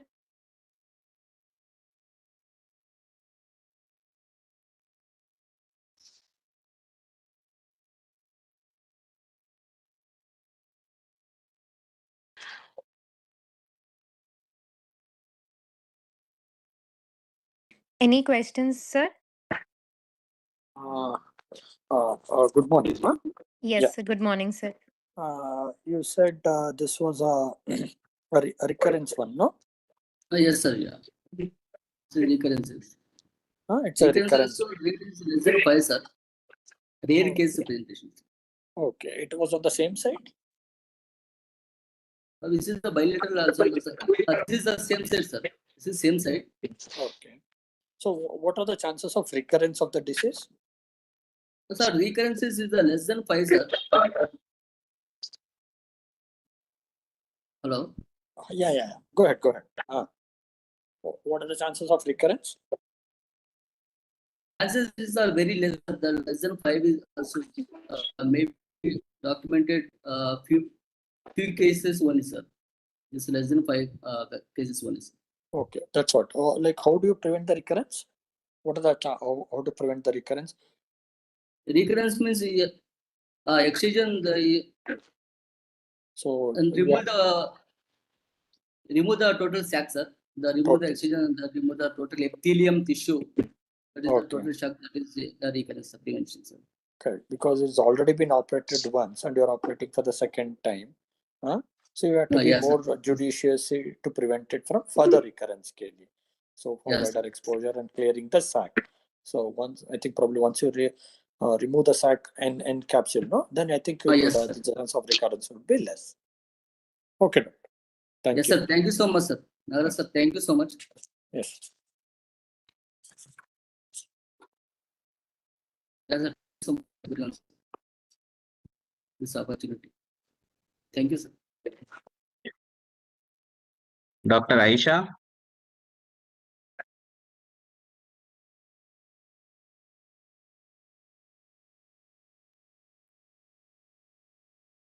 Dr. Mehboob Ali, now you can stop sharing your screen.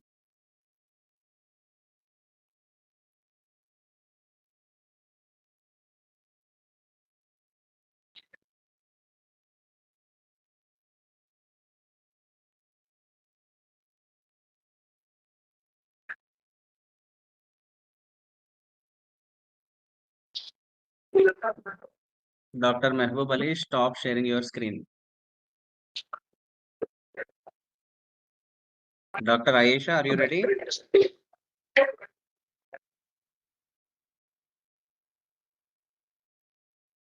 Dr. Aisha Siddiqui.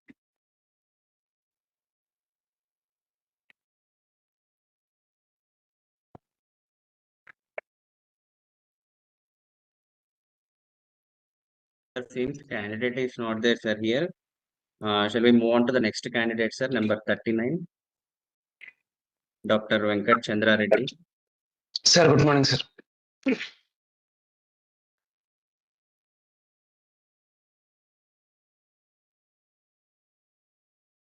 Nagraj, sir, now Dr. Venkat Chandra Reddy, number 39 will be presenting, sir. Sir, is my screen visible, sir? Yeah, visible. Yes, sir, I'll proceed with the presentation, sir. Good morning, one and all. Wait a minute. Sir. Sir, Dr. Nagraj, sir.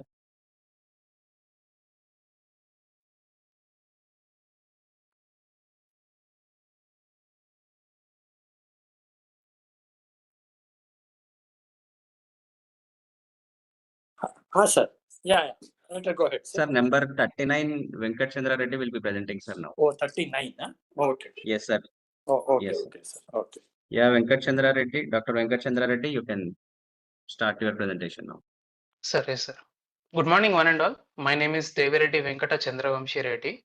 Today is a case report of chronic granulomatous invasive fungal rhinosinusitis, which we'll call as CGI-FRS going further. It is a rare form of invasive fungal sinusitis that typically affects the immunocompetent individuals. Normally acute and chronic invasive forms that are more common in immunocompromised patients. CGI-FRS is characterized by gradual onset and chronic course, presenting diagnostic and therapeutic challenges due to its mass-like appearance and similarity to a malignancy on imaging. We have a case of a 23-year-old male patient who is auto driver by occupation, has a swelling over the left cheek for last 1 year and 8 months, which was gradually progressive in nature, more so in the last 4 months. Occasional passage of blood clots from the left nasal cavity, which were around 3 to 4 episodes till date. Not associated with any pain, fever, foul smelling discharge, nasal blockage, headache, and ocular symptoms. Going with the clinical examination, the swelling was measuring around 5 into 4 centimeters, which was oval, smooth, hard, non-tender, immobile, non-fluctuant, and trans-illumination test was negative for this swelling. Anterior rhinoscopy showed right deviated nasal septum and compromised patency on the left side. Differential diagnosis can include sinusitis, CA maxilla, and fibrous dysplasia of maxilla. These are the endoscopic pictures which were done to the patient, showing pink polypoidal mass in the left osteometal complex. Coming to investigations, we did routine blood and biochemical investigations to just help us rule out the possibility of immunosuppression in this patient. And biopsy was taken and sent for culture and histopathology, which were consistent with our findings and showed aspergillus flavus as a causative agent for this patient. Because of this test, we are able to distinguish the CGI-FRS from neoplasms or other forms of rhinosinusitis. Coming to imaging, we did CT-PNS for this patient, which showed severe chronic sinusitis on the left maxillary sinus with extension into the adjacent ethmoid cells. Tissue mass with hyperdensity A tissue mass was identified with hyperdense opacity in the left osteometal complex, which can be mucosal, polyp, or neoplastic process. Minimal bony erosions were noted, and medial displacement of the left nasal structures causing the right deviated nasal septum was seen. No evidence of any intracranial extension or intra-orbital involvement at this level. Right-sided sinuses are clear and well irrigated. Any suspected malignancy can be ruled out with biopsy or histopathology reports. In case of inconclusive findings, we can go with MRI and can be related clinically. Coming to management, we did a procedure called endoscopic debridement in this patient. We did it under general anesthesia. Patient was supine position with head slightly elevated. Nasal preparation was done with decongestion with adrenaline soaked packs of diluted 1:10,000 dilution, and local infiltration was done with lidocaine 2% along with adrenaline, which was diluted with 1:1 lakh dilution. Access was through rigid nasal endoscope, 0 degrees, 35 degrees, and 45 degrees as per requirement. We have done the debridement after wide exposure of all involved sinuses. We removed all the fungal debris, polyps, and necrotic tissue. Deceased mucosa was excised until healthy bleeding tissue was encountered. Hemostasis was achieved with bipolar cautery and adrenaline soaked packs. And irrigation was done through normal saline to clear away any remnant debris, and completion of the surgery by packing the nasal cavity with soframycin soaked merocel packs or ribbon gauze. Post-operative care included systemic antifungal therapy by voriconazole or amphotericin B, depending on the sensitivity of this patient. Irrigations were done regularly with nasal saline irrigations, and topical antifungal washes can also be opted, which are optional in this case. Regular endoscopic follow-up was done to remove all the crusts and maintain patency and early detection of any recurrence. Long-term monitoring was done with periodic imaging in this patient. Coming to results, histopathology reports confirmed our diagnosis of CGI-FRS with Aspergillus species as the causative agent.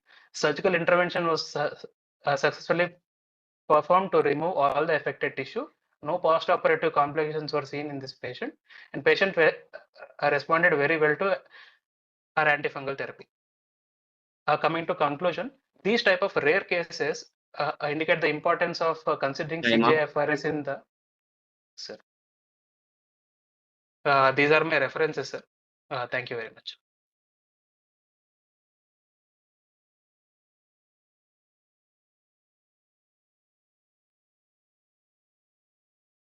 Sir, any questions from you, sir? Yeah. Hello, doctor. Sir, good morning. Fungal sinusitis, yes. During our COVID time, we could see a lot of fungal sinusitis. Okay. Yes, sir. Yes. During due to where we could see a lot of mucormycosis cases also. Yes, sir. So fungal, yes. So what could be who are the patients who are immune for this fungal sinusitis? Sir? Who are the patients who are prone for fungal sinusitis? Yes, sir. Patients who are mostly working in open spaces where there is more moisture and enclosed spaces where there is a moldy environment. These spores can be present in the air, which can be inhaled by the patient and can cause this condition, sir. So rather, yeah, that is okay. But most of the time, it is immunocompromised patients. Most of the time. Yes, sir. Yes, sir. Immunocompromised patients, sir. Yes, sir. That's right. So basically, one is immunocompromised. What are the immunocompromised patients do you think of, doctor? Who are the immunocompromised patients? Yes, sir. We have autoimmune disease patients and positive HIV patients who are undergoing antiretroviral treatments also, sir. We have these kinds of patients in our OPD basis, and sometimes these kinds of patients can present with such complaints, sir. Basically, the fungal is normally we see immunocompromised diabetes, uncontrolled diabetes. Yes, sir. Yes, sir. Usually in uncontrolled diabetes. Yes, sir. Okay. Fine. But in COVID time, we could see a lot of mucormycosis cases. Yes, sir. But yes, sir. the things have come down after that. But Yes, fungal sinusitis, yes, it is also there. But seen in elderly uncontrolled diabetes patients. Normally we see. Sir. Fine, doctor. Thank you. Yes, sir. Yes, sir. Thank you very much for this opportunity, sir.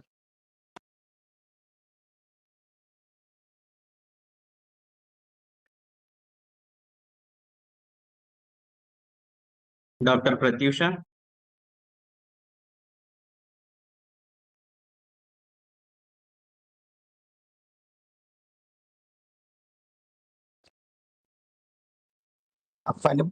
Fanibhushan, Sir.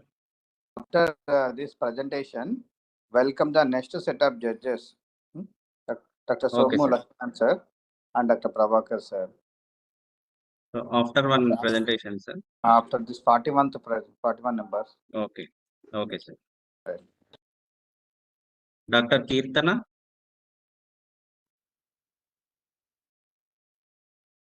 Sir, good morning, sir. Yeah, good morning. Are you ready? Yes, sir.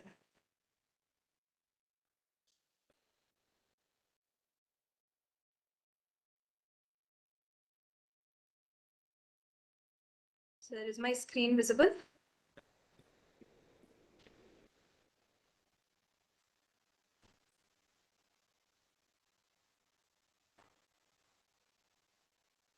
Shall I begin, sir? Wait.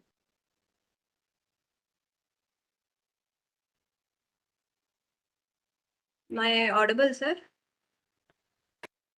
Nagaraj, sir.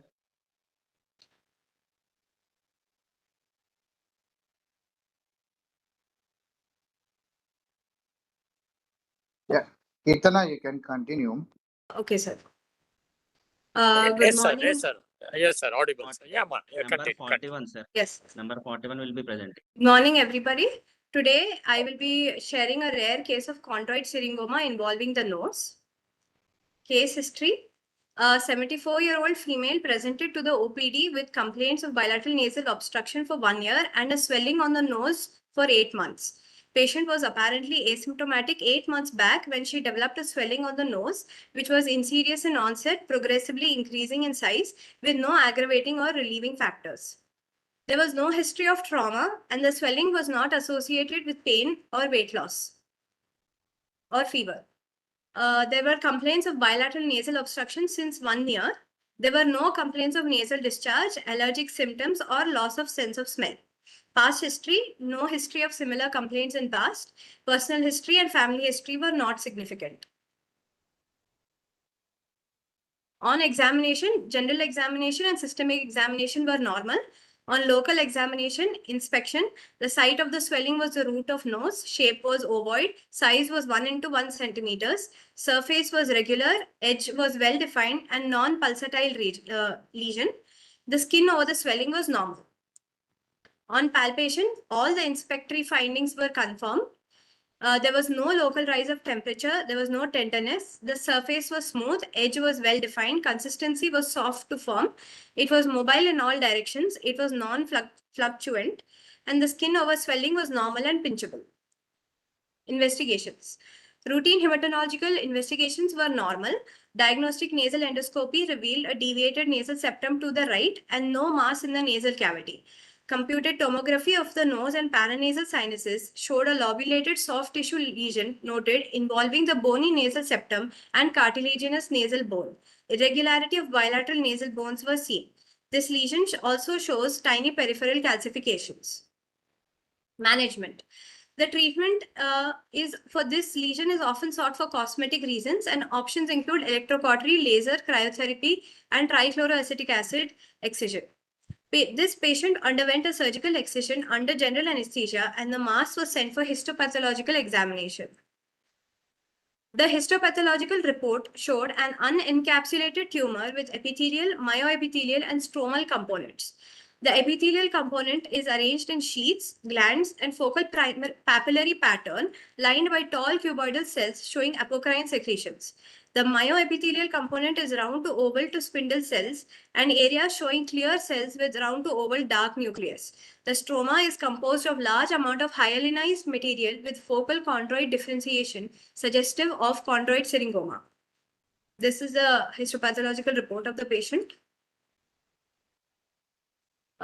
Discussion. The chondroid syringoma is a rare benign tumor of the sweat glands, also known as mixed tumor of skin. A chondroid syringoma was given the name by Hirsch and Hellwig due to the presence of sweat glands embedded in cartilaginous stroma.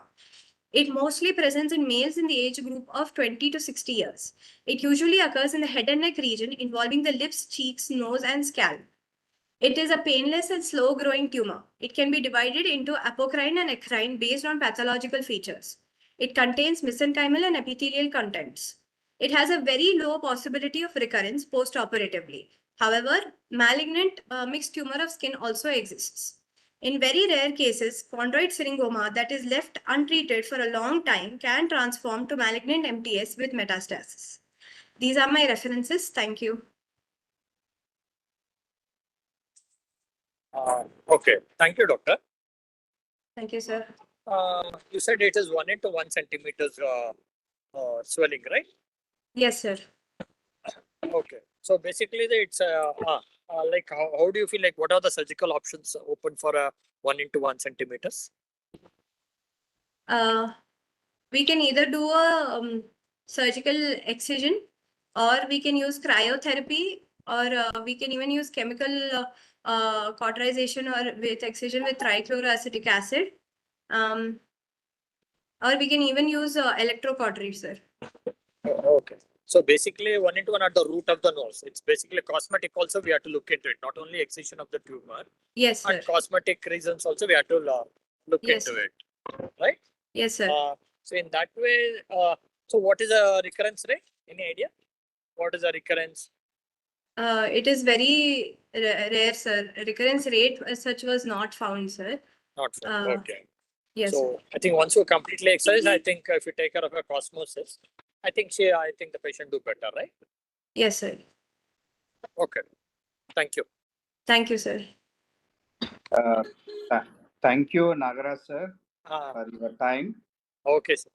This is the end of the session, sir. Next session, I'm inviting Dr. Somu Lakshmanan sir and Prabhakar sir. Dr. Panibhushan and Swarna, please read out the CVs of our judges.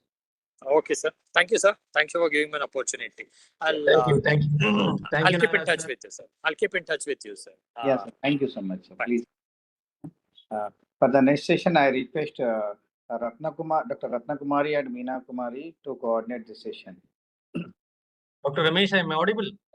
Yeah, you are audible, sir. Please. Thank you. Yeah, we are reading out the CVs of judges, sir. Dr. Swarna, go ahead. Yes, sir. Sir, welcome, sir. Dr. Somu, sir, has the experience of about 22 years of teaching experience. Sir is now the professor and senior consultant at Ramachandra Medical College Research Institute in Chennai. Sir has an experience of 22 years in UG and PG teaching. Sir has been the HOD ENT consultant in the Ramachandra Medical College and Research Institute, Chennai. Sir has also has done many conferences and workshops with his presentations at many conferences, and also sir has done the research works under ICMR and also under the PhD guidance, and various publications were done by sir under national and international conferences.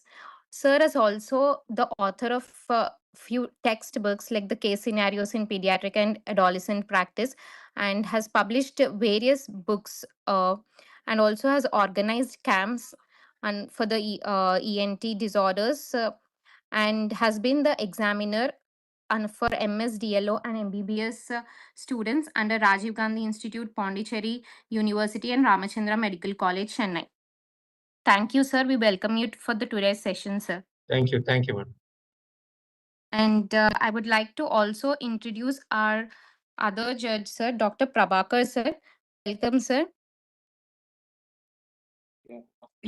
Dr. Prabhakar sir is professor and HOD of the Department of ENT of Government Medical College, Ongole, with a teaching experience of 23 years and the Deputy Medical Superintendent of the Government General Hospital, Ongole.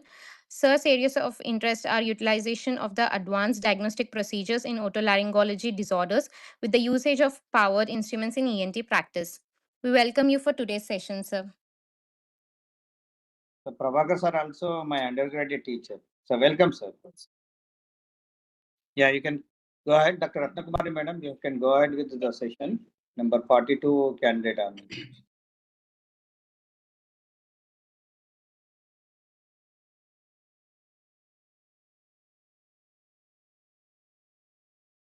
Madam, you unmute and Sir, talk. number 38 and number 40 didn't present, sir. If they are present. Good morning, sir.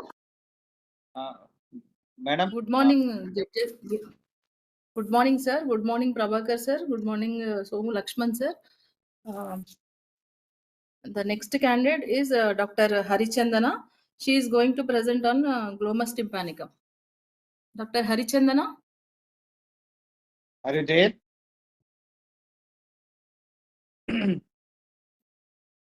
Funny, any missed Dr. candidate? Harichandana, are you present? 38 number is missed, I think. Number 38, number 40. Two candidates are missing, sir. They are there in the list. So number 40, Mudit, I am ready, sir. Number 38 and number 40. Number 40 is ready, sir. Ready? Yeah. Yes, sir. Number 40. Dr. Sagwari.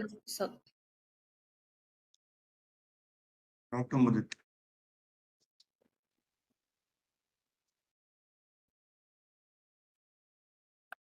My screen is visible. Yes. No, not it. You are visible.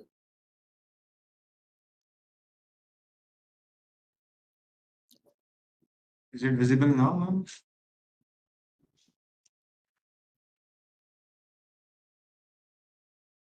Yes, it is visible. Okay. Now Good it afternoon. is visible. Good afternoon to one and all. I am presenting a case on a rare sinonasal malignancy found out as a biphenotypic sinonasal sarcoma. I am Dr. Mudit Sagwari, first year resident. So biphenotypic sinonasal sarcoma is a rare, it's a low-grade spindle cell sarcoma. It is called biphenotypic because it has dual components. One is neural component and one is myogenic component. So the cells are differentiated between the neural and myogenic components. It is a locally aggressive, but it has a high recurrence. It mimics benign and malignant sinonasal lesions. So immunohistochemistry and molecular studies confirm this diagnosis. So I am going to present a case report of a 49-year-old male with a chief complaints of right nasal obstruction since 3 years, visible mass from the right nostril since 1 year, and loss of smell since 1 year. He also had an intermittent nasal bleeding since 6 months. So the swelling was gradually in onset, progressive in nature, and it is causing obstruction. The mass increased in size up till protruded externally. There were 4 episodes of bleeding in 6 months, and it is associated with anosmia. He has no history of diabetes, hypertension, TB, no nasal trauma or history, and no major comorbidities. He is non-smoker, non-alcoholic, with normal sleep and appetite, and with no substance abuse. There is no history, there is no significant family history. There is no history of previous sinonasal tumors in family. On local examination of nose, external mass was visible in the right nostril, completely obstructing nasal vestibule. On anterior rhinoscopy, there was a pinkish mass, hemorrhagic with polypoidal mass. The mass was arising from the middle meatus and extending to corona. These are his photos. You can see the mass is completely obstructing the anterior nasal vestibule. On investigations, CT, PNS showed the soft tissue lesion in the right nasal cavity and ethmoid sinuses. MRI showed a well circumscribed with no intracranial extension. Diagnostic nasal endoscopy revealed hemorrhagic polypoidal lesions. This is D&E photo. This is the CT PNS. It is showing the well-defined mass, which is completely occupying the space, and it is extending to the posterior corner. Surgical management was done by removing completely endoscopically, with margins also were removed. No intraoperative complications were seen. No eventful post-operative, any uneventful post-operative recovery. Biopsy revealed the spindle cell neoplasm, which was further sent for IHC, and IHC has shown S100 positive, SMA positive, SOX10 negative, PAX3 fusion.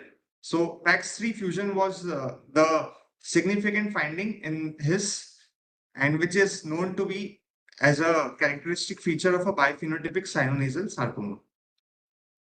So this has a high recurrence rate. So although there was a complete removal of a tumor, so and because since it has a high recurrence rate, radiotherapy was advised. He underwent the adjuvant radiotherapy 5 days a week with 5,400 to 6,000 centigrade. And the follow-up revealed there was endoscopic checkups and biopsy revealed was done every 3 months. No recurrence was seen so far. Patient was stable and under surveillance. So biphenotypic sinonasal sarcoma is a rare tumor, locally aggressive. It mimics benign conditions, polyps, rhinosporidiosis. It requires histopathology and very importantly, IHC. Surgery is a treatment of choice, but make ensure the margins are clear because it has high recurrence rate. So close follow-up is essential. So again, this is a rare low-grade sarcoma, non-specific symptoms, mimics benign lesion. The diagnosis is again histochemistry plus IHC, complete surgical excision plus surveillance gives the best outcome. Thank you.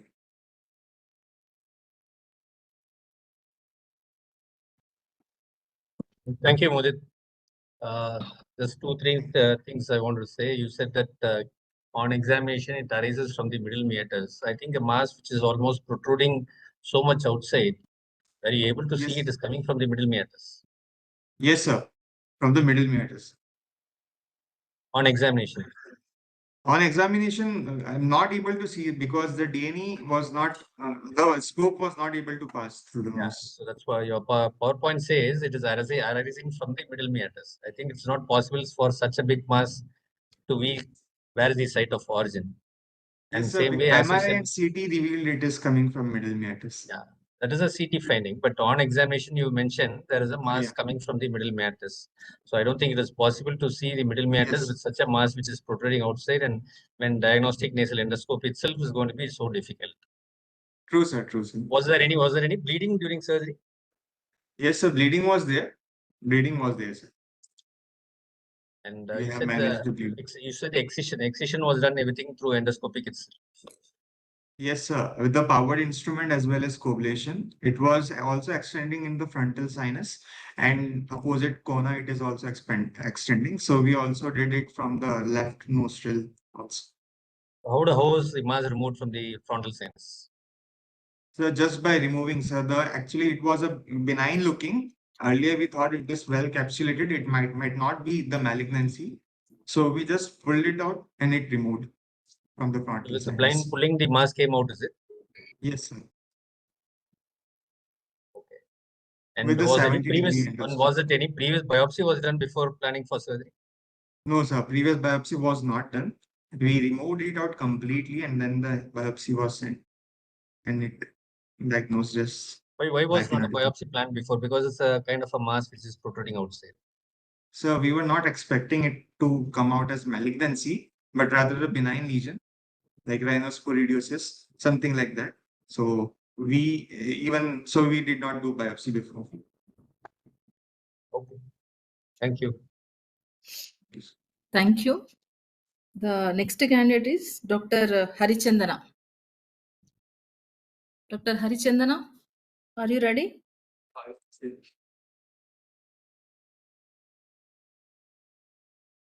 Dr. Harichandana, are you there? Okay. Then we'll go to the next candidate. Dr. Mettu Mavina. Yes, ma'am. Hello, Are you ma'am. ready? Yes, ma'am. Start sharing your presentation. Start.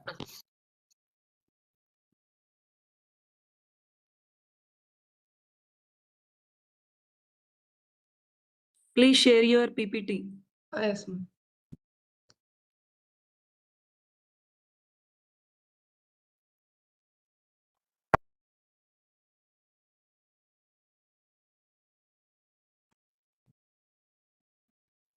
Okay. Yeah, you can start your presentation now. Morning, sir. My topic is the cavernous hemangioma of the nasal septum. Introduction. Hemangiomas are the benign vascular tumors composed of newly formed vessels with endothelial lining which originate in the skin, mucosa, and deep structures such as bones, muscles, and glands. They are rare in the nasal cavity and paranasal sinuses. The most common site for nasal hemangiomas are nasal septum 65%, lateral wall 18%, and vestibule 16%. Although they are benign, hemangiomas often infiltrate the adjacent structures and reoccur after surgery. A 17-year-old male patient came to our ENT OPD with an chief complaints of recurrent bleeding from the nose since 3 months. History of present illness. The patient was apparently asymptomatic 3 months back and then he developed bleeding from the nose. During these 3 months, he had 6 episodes of profuse bleeding from the right nasal cavity which resolved after applying the pressure. History of right nasal obstruction is present. There is no history of nasal discharge, headache, throat pain, and hematemesis. History of past illness. No history of similar complaints like bleeding from the nose is seen in the past. There is no history of any previous surgeries and no history of major illness. General examination. Patient is conscious, coherent, and cooperative. No pallor, no icterus, cyanosis, no clubbing, no koilonychia, no lymphadenopathy and edema, temperature, pulse rate, and blood pressure and respirator within the normal limits. On ENT examination, on anterior rhinoscopy, a smooth reddish purple mass which was soft is seen in the right nasal cavity. On probing, it is insensitive and bleeding on the touch. On diagnostic nasal endoscopy, reddish purple mass was noticed in the right nasal cavity at the level of the middle turbinate. It is arising from the nasal septum. CECT-PNS revealed a small area of arterial blush of size 10 into 8 into 7 mm in the anterior superior aspect of the right nasal cavity in the arterial face.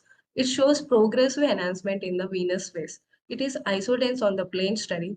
There is no erosion of the adjacent bones and there is no soft tissue invasion. Treatment. Complete excision of the mass was done by transnasal endoscopic approach under general anesthesia with the bipolar cautery applied at the site of the bleeding. A 5 mm margin of normal nasal mucosa around the mass was excised along with it and sent for histopathological examination. On histopathological examination, it was a well-circumscribed tumor composed of dilated vascular spaces lined by bland endothelial cells, and the stroma was edematous with a large area of hemorrhages. There is no evidence of malignancy. Histological picture suggestive of cavernous hemangioma. Follow. Regular follow-ups were done at 15 days interval and patient had no history of bleeding from the nose and no mass was seen. At 12 months follow-up visit, the patient did not have any more episodes of epistasis and site of excision of the hemangioma was healthy. Discussion. Hemangiomas are benign tumors which arise from the proliferation of the endothelial cells surrounding blood-filled cavities. Although it is more frequent in the head and neck, it is rare in the nasal mucosa. Depending upon the dominant vessel size at microscopy, there are 3 types: capillary, cavernous, and mixed. Cavernous hemangioma composed of large endothelial-lined vascular spaces. Although they are benign, hemangiomas often infiltrate the adjacent structures and reoccur after surgery. Therefore, pre-operative diagnosis and extent of the tumor on imaging is important. Conclusion. Hemangiomas of the nasal cavity compose less than 20% of all benign nasal cavity tumors. When the bleeding mass is seen in the nasal cavity, the possibility of hemangioma must be remembered. In this case scenario, a 17-year-old with a recurrent epistasis was evaluated for the underlying cause with the CECT confirmation of hemangioma. Management by complete excision of mass by transnasal endoscopic approach was done. These are my references. Thank you.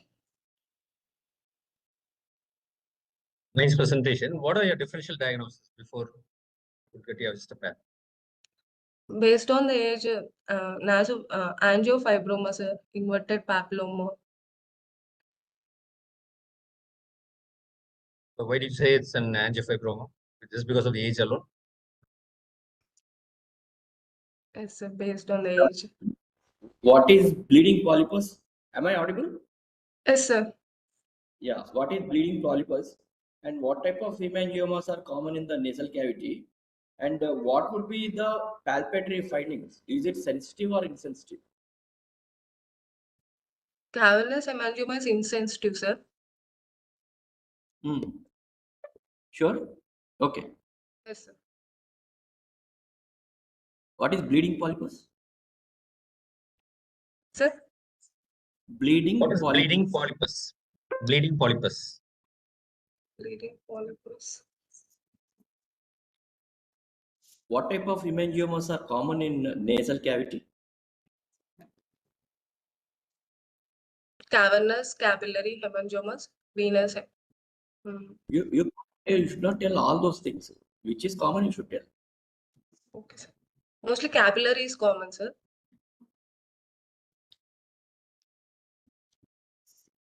Okay, thank you. Thank you, sir. Somu sir, good morning, sir. Good afternoon. Morning. How are you, sir? Yeah, fine, sir. How are Thank you, you, sir. Thank you, sir. I am good, sir. Thank you, sir. Thank We'll you, go for sir. the next presentation. Yeah, we'll go for the next Little presentation. audible, sir. Could you please increase the volume? It is not audible, if possible. Okay, we will continue. No problem. Sir. Thank you, sir. The next presenter is Dr. Kavya. Dr. Yes, Kavya? ma'am. Yes, ma'am. Am I audible? Yes. Share your screen. Yes.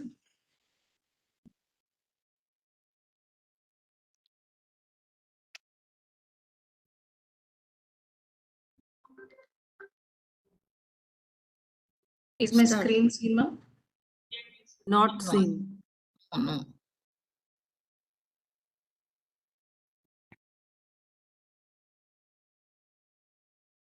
Is it now, ma'am? Yes. You can start your presentation now. Yes. Good morning, everyone. I'm Dr. Kavya. My case report is regarding microscopic assisted supraauricular approach for preauricular sinus. Introduction. It is a congenital condition of the external ear. It is seen in front of the external ear as a small pit or a dimple. When infected, it presents as a swelling and discharge from sinus with foul smell. There are other terminologies like preauricular sinus, preauricular tract, and helical fistula. Coming to my case report, it is a 28-year-old male, a factory worker by occupation, came to ENT OPD with chief complaints of right-sided preauricular swelling and discharge since 5 days. Patient was apparently asymptomatic 5 days back. Then he developed swelling followed by discharge, which was insidious in onset and gradually progressive. Foul smelling discharge, and he is also associated with pain and fever, which was relieved with medications. He has a similar complaints in the past 3 months back, for which incision and drainage was done as a primary treatment. On local examination, there was a single swelling of size approximately 0.5 centimeters present over the right preauricular region in front of the helix, which was cystic in consistency. There was local rise of temperature and tenderness, and the surface was smooth and margins were regular. Coming to ear examination of right ear, there was a swelling of size 0.5 centimeters present in the preauricular area. The postauricular area was normal. Tragal and mastoid tendons were negative. External aortic canal was clear and tympanic membrane is intact. Coming to left ear, the preauricular area and postauricular area were normal. Tragal and mastoid tenderness is negative. External aortic canal is clear and tympanic membrane was intact. Coming to investigation, a thorough family and medical history should be taken, particularly regarding deafness, and there are other congenital anomalies that are associated with preauricular sinus. These are brachio-otto syndromes. There can be renal abnormalities. And if the patient complains of any decreased hearing, we'll go with audiometry. And if there are any recurrent episodes and in deeper located fistulas, sinus fistulas, we can go for CT scan. But here we haven't done any audiometry or CT scan for this patient. Coming to clinical diagnostic impression, it was preauricular sinus. The HP report was also suggestive of preauricular sinus tract. And the treatment we have done here is microscopic assisted supraauricular approach. And coming to the procedure, patient was adequately sedated under general anesthesia. And after local disinfection, with 1:1,04% xylocaine with adrenaline was injected around the preauricular sinus, and a lacrimal probe was used to gently probe the sinus for its extension. An elliptical incision is given around the sinus pit. This is the elliptical incision that we have given around the sinus pit. And the dissection proceeded with fine dissection scissors with microscope guiding the dissection. A small Babcock's forceps was used to hold the sinus, and using 0.6 magnification and 200 mm focal lengths of operating microscope, dissection is carried out meticulously with fine dissection scissors towards the helix. And this is the operating microscope which was used. And this is how the dissection of the sinus tract was done. The sinus tract was held by Babcock's. The related perichondrium of the helix at the base of the sinus was dissected and removed with the specimen to ensure complete removal of the epithelial lining. Preauricular soft tissue is dissected along with the sinus tract to avoid recurrence and removal of any ramifications of preauricular sinus tract. Then the wound is closed without drain as perfect hemostasis achieved with microscope. All patients were discharged on the second day of the surgery. Then patients are followed up once every week for 1 month, monthly for 6 months, and then every 3 months later. This was the specimen of excised sinus tract, and this is the wound closure picture. Coming to the microscopic picture of specimen, it shows lined by stratified squamous epithelium filled with keratin debris surrounded by fibrous connective tissue with inflammatory cells. Coming to the discussion, it is a congenital condition commonly found in routine ENT examination, but most of them are asymptomatic, appear as a small pit in front of the helix. Patient usually presents with foul smelling discharge, swelling, and pain. When infected, we usually go for incision and drainage as a primary treatment, but surgery is indicated only when there are any multiple episodes. It is a multi-branched and has several ramifications. It usually occurs because of malformation of development of pinna in 6th week of gestation. Usually there are 6 mesenchymal hillocks. Among those, 3 forms the first arch and 3 forms the second arch. These hillocks fuse to form the pinna, and if there is any incomplete fusion of these hillocks, gives rise to preauricular sinus. The most common causative organisms usually magnification, microscopic magnification gives better results. These are my references. Thank you.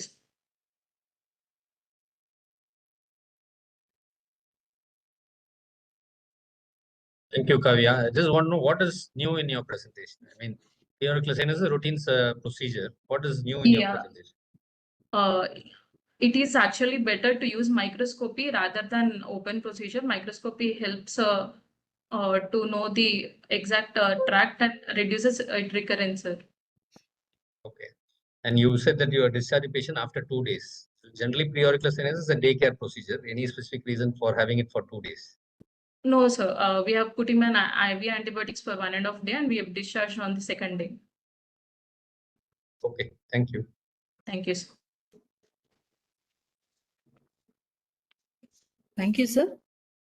The next presenter, Dr. Manjusha. Dr. Manjusha?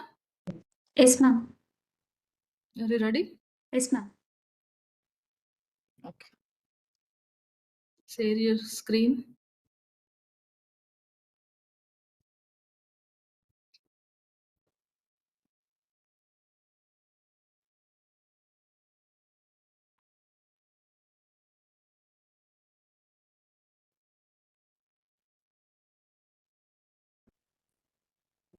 Manjusha, you are not visible. Switch on your camera. Okay, ma'am.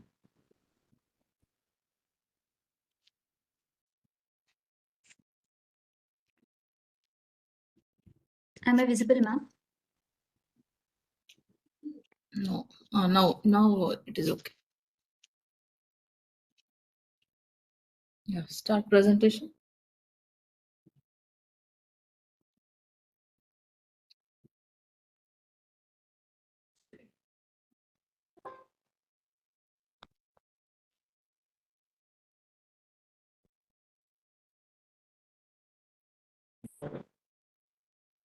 You can start your presentation. Okay, ma'am. Good morning, one and all. Today I'm going to share a case detail regarding the isolated hydatid cyst in submandibular salivary gland. As we all know, hydatid disease is caused by an organism, Echinococcus granulosis, or sometimes maybe due to the Echinococcus multilocularis.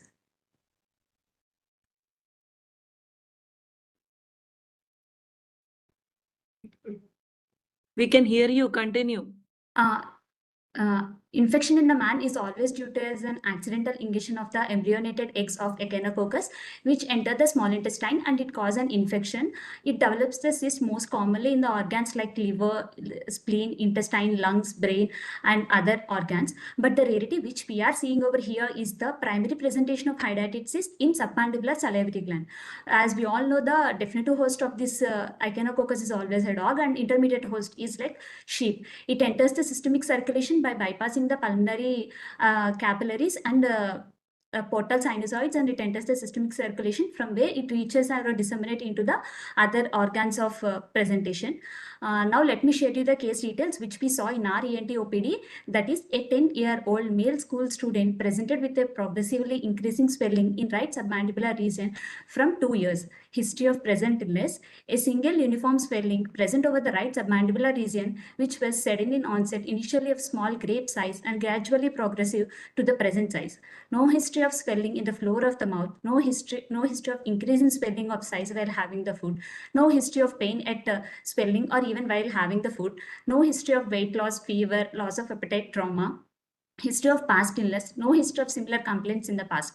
On general physical examination, patient is conscious, coherent, and cooperative. No pallor, no icterus, no cyanosis, clubbing, no chylomicron, no lymphadenopathy and edema. Patient is afebrile and pulse rate is 89 beats per minute. Blood pressure is 100 to 60 mmHg. Respiratory rate is 16 cycles per minute. While coming to the ENT examination, the right submandibular region, we can see the single small uniform swelling of size 5 into 3 centimeter without any scars and discharging sinuses. On intraoral inspection, the opening of submandibular duct is normal. On palpation, inspectory findings are confirmed and there is a smooth, soft, cystic, non-tender, immobile mass and no local rise of temperature is also seen. On bimanual examination, gland is palpable.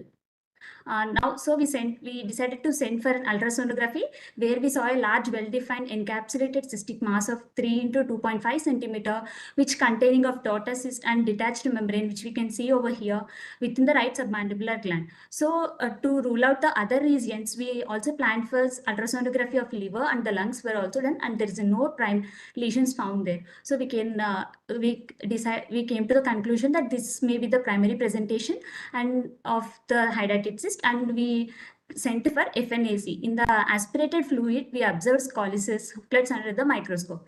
Even we underwent the CT and MRI of the brain to rule out the brain lesions also, and sent for blood investigations, where we observed elevated eosinophil count, and there is even positive hydatid serology, that is antibody detection through ELISA was positive. The plan of treatment we planned over here in this case is complete excision of gland without rupturing the cyst and sent for histopathological examination.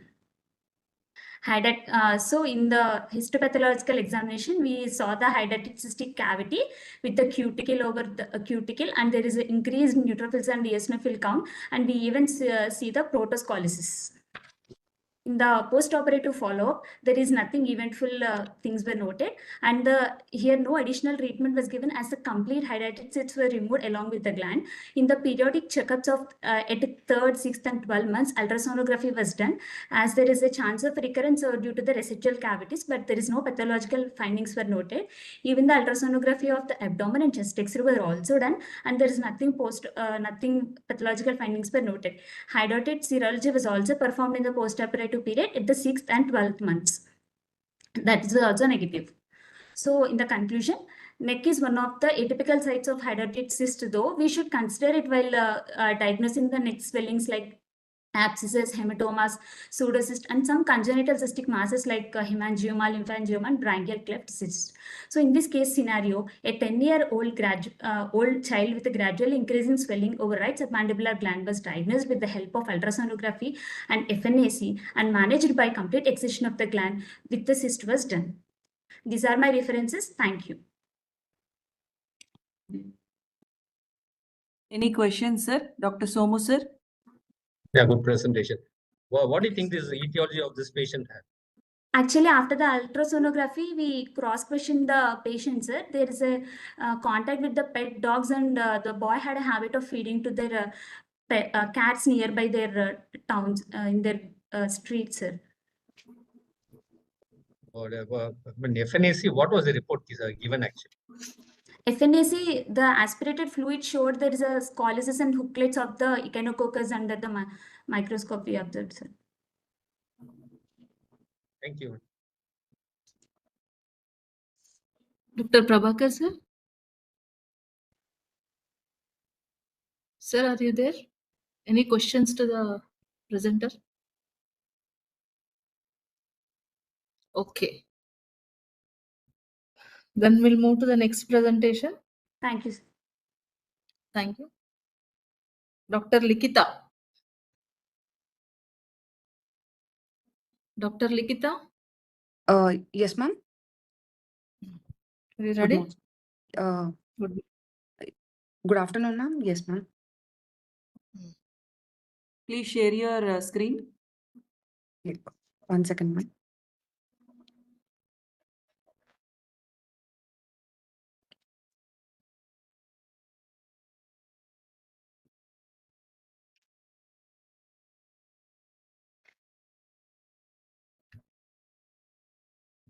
Is it visible, ma'am? Yes, we can see you. Now you can start your presentation. Good afternoon, ma'am and sir.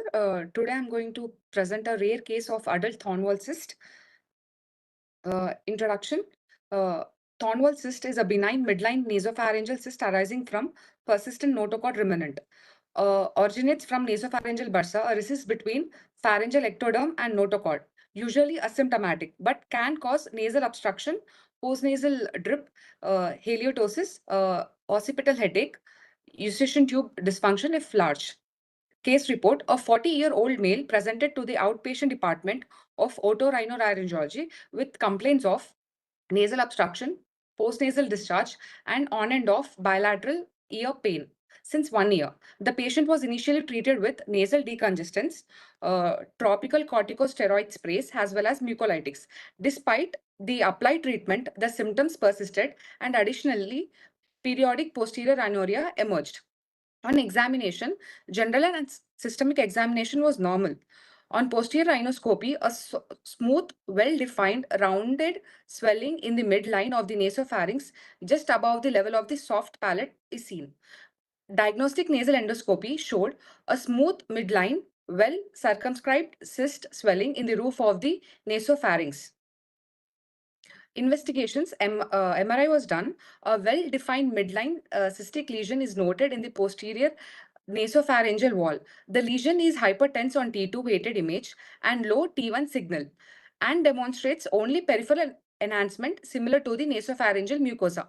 Features are consistent with Thornwall cyst. Treatment.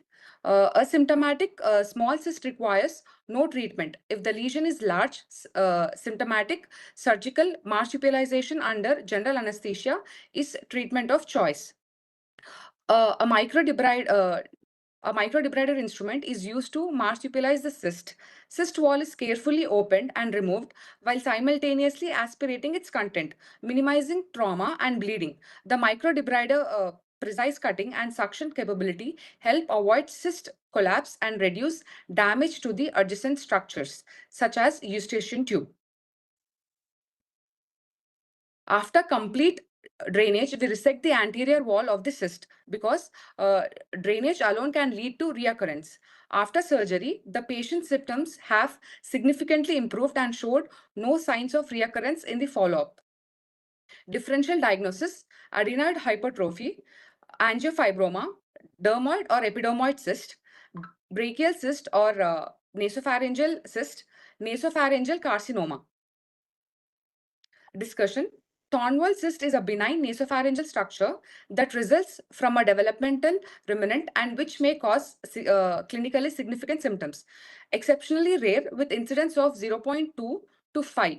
Higher in autopsy and MRI studies, but incidence increase due to widespread use of nasal endoscopy and MRI. It is commonly seen in between 2nd to 4th decade of life with no gender bias. There are two types of Thornwall cyst, depending whether the orifice of the remnant is obstructed or not. Cystic, when the orifice is completely obliterated. Crusting type, when there are adhesions that do not close the orifice completely. These are my references. Thank you, ma'am and sir.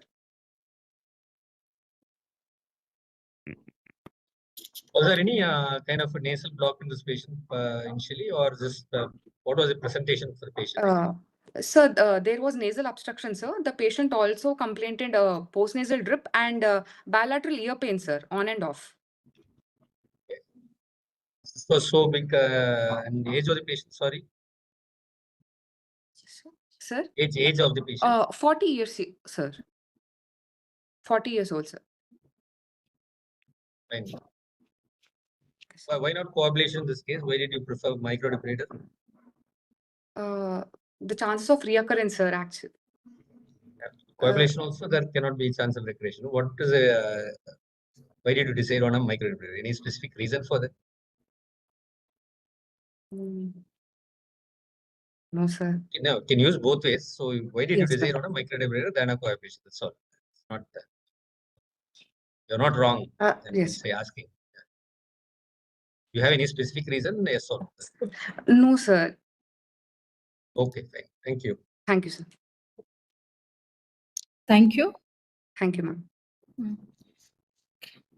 The next serial number is 47, Dr. Shalini Sharma. Yes, ma'am. Good afternoon, ma'am. Good afternoon. You ready? Ma'am. Yes, ma'am. Share your screen. You are not visible. You on your video also. Yes, ma'am.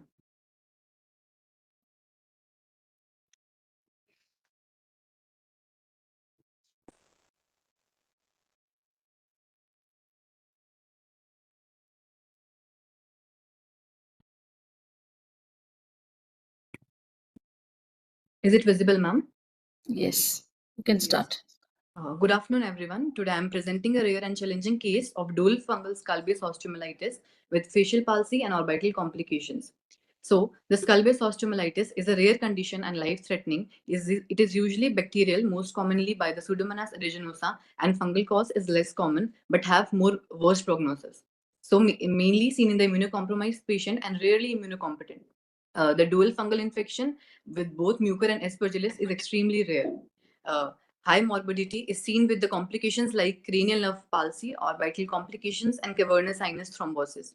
The risk factors, the major 57% of the diabetes patient, they can present with skull-base osteomyelitis, and other conditions like chronic otitis externa and chronic sinusitis are also common. So I am presenting a 66-year-old male patient, hypertensive and non-diabetic. He presented with 20-day history of ear pain, ear discharge, fever and headache with right facial palsy for past 10 days. Initially, he was diagnosed as acute otitis media with facial palsy in a private clinic where he was given IV steroids and IV antibiotics irregularly. Later, he developed orbital swelling, ophthalmoplegia, loss of vision, and presented to our hospital.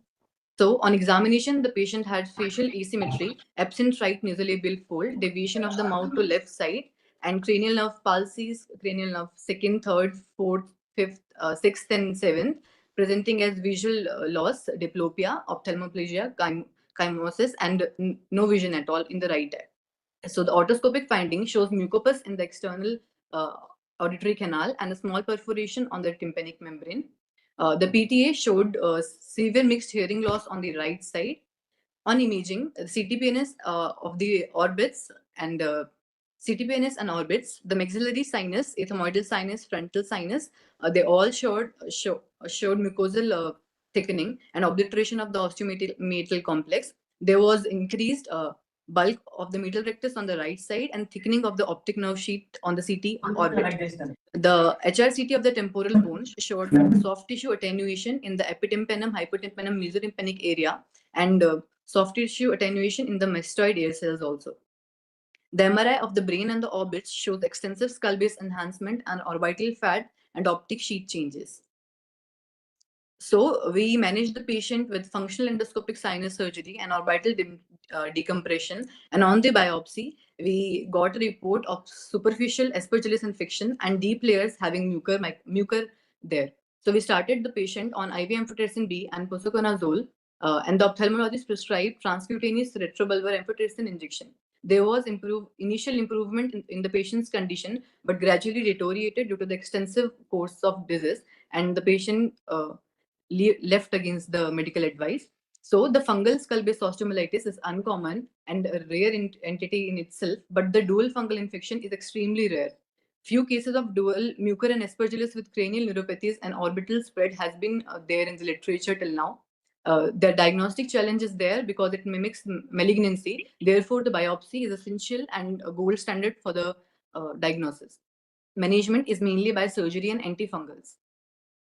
Take-home points, it should be suspected in diabetic and immunocompromised patient, but also immunocompetent patients. Early biopsy and multidisciplinary approach is crucial for the diagnosis.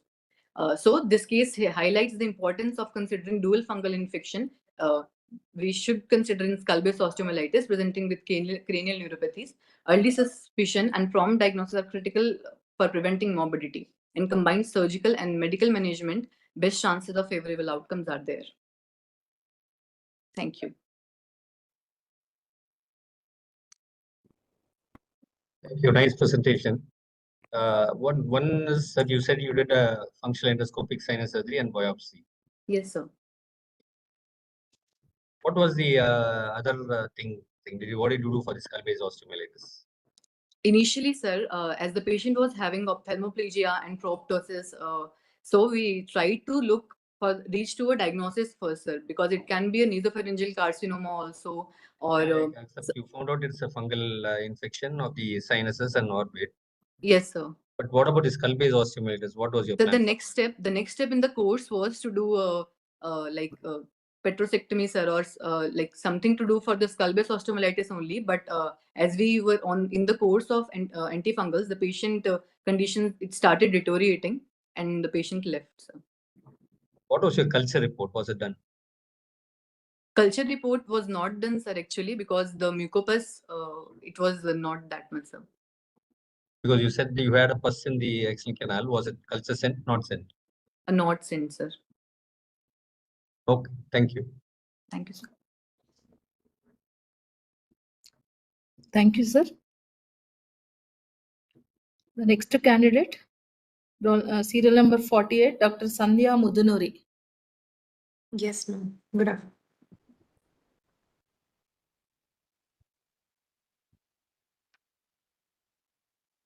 Is my screen visible? Yes. You can start your presentation now. Yes. Just a minute.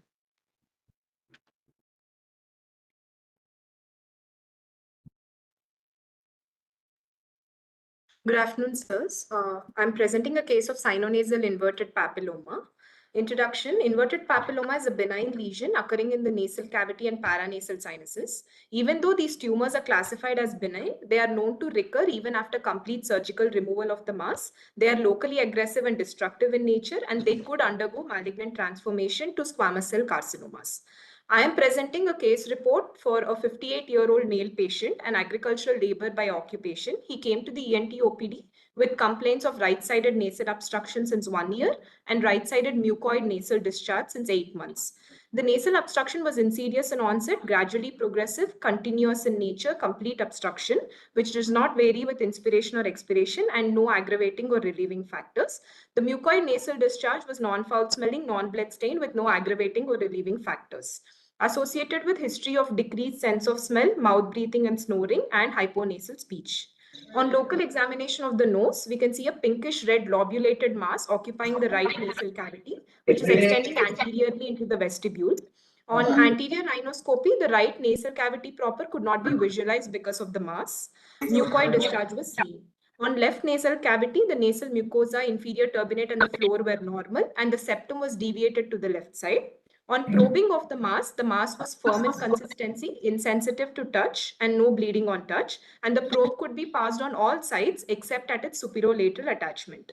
On posterior rhinoscopy, polypoidal mass was noted in the nasopharynx. Posterior end of turbinates and ET tube opening could not be visualized. Paranasal sinus examination, right maxillary sinus tenderness was noted. And on diagnostic nasal endoscopy, the scope could not be passed through the right nasal cavity because of the mass, and the septum was pushed to the left side. On retrograde nasal endoscope, pinkish red polypoidal mass was noted in the nasopharynx, like we can see in the pictures. The investigations, the blood investigations were normal. The CT of the paranasal sinuses was done. This is the coronal section of the CT scan showing a heterogeneously enhancing soft tissue lesion in the right maxillary sinus causing complete obstruction of the osteomeatal unit. It is extending into the right nasal cavity, the frontal sinuses, the right ethmoids, the bilateral sphenoid sinuses, and into the nasopharynx. The lesion also appears to be eroding the medial wall of the maxillary sinus, causing thinning of the walls of the ethmoid, the sphenoid, and the nasal septum. The clinical diagnostic impression was suspicious of sinonasal polyposis or sinonasal malignancy. The treatment the patient underwent was endoscopic en-masse demulking followed by functional endoscopic sinus surgery. We have done middle meatal antrostomy, anterior and posterior rhythmoidectomy, sphenoidotomy, and frontal sinusotomy under general anesthesia. And the extreme right is the gross specimen of the mass. And sent for histopathology. The histopathological report was suggestive of sinonasal inverted papilloma, where there was markedly thickened squamous epithelial proliferation going downwards into the underlying connective tissue stroma to form large clefts. Discussion. So inverted papilloma was coined, the term was coined in 1938 by Ringertz because of the characteristic endophytic growth pattern of the papilloma. And in 1971, Hyams classified a histological classification, which was divided into inverted papilloma, fungiform papilloma, and cylindrical papilloma. These are seen commonly, most commonly in men more than women, at 3:1 ratio, and mostly seen in 5th to 7th decades of life. The mucosal lining of our nose and paranasal sinuses is known as the Schneiderian membrane, also called the Schneiderian epithelium, which is ectodermally derived and it features the goblet cells. These papilloma arises from this membrane and they grow inwards. That is why it's called the inverted papilloma. The synonyms include Schneiderian papilloma, benign papilloma of nose, cylindroma, Ringer's tumor, and transitional cell papilloma. We have the CRUISE staging system, which involves the clinical features and imaging. In this, T1 is confined only to the nasal cavity without the sinus involvement and malignancy. T2 involves the sinuses, mostly the ethmoids and the medial wall of maxillary sinuses with no malignancy. T3 involves the maxillary, sphenoid, frontal, and ethmoids with no malignancy, whereas T4 is extranasal and extrasinus tumors, where all the tumors are associated with malignancy. Coming to the management of inverted papilloma, it's a surgically manageable condition, and the aim of the surgery is to completely eradicate the disease. If there is any remnant, there will be recurrence. Generally, T1 and T2, you're managing it by conventional endoscopic sinus surgeries, whereas T3 and T4, they need a combination of external and endoscopic approaches to eradicate the disease. Previously, when we did the traditional transnasal resection, there was 50 to 80% of recurrence, but with medial maxillectomy via lateral rhinotomy, it's the gold standard now. 10 to 20% recurrence. These are my references. Thank you. Yeah, I think one is that you did a diagnostic nasal endoscopy. Yes, sir. Diagnostic endoscopy. One side you are not able to do a copy, and the other side you did a endoscopy, right? Yes, sir. Okay, then what is the need of a posterior endoscopy? Did you do it before or after the endoscopy? We've initially done a posterior rhinoscopy, sir. You should routinely do a posterior rhinoscopy. Yes, sir. Okay. What size of posterior rhinoscopy mirror did you use? Sir? What size of a mirror did you use?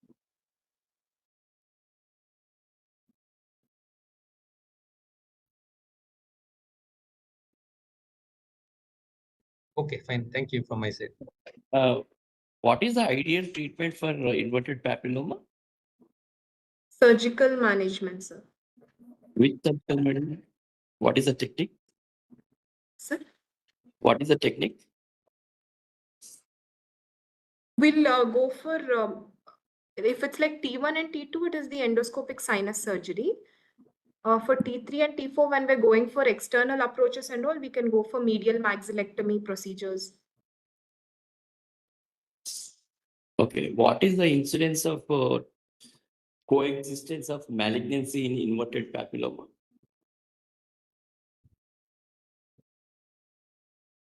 It's very rare, sir.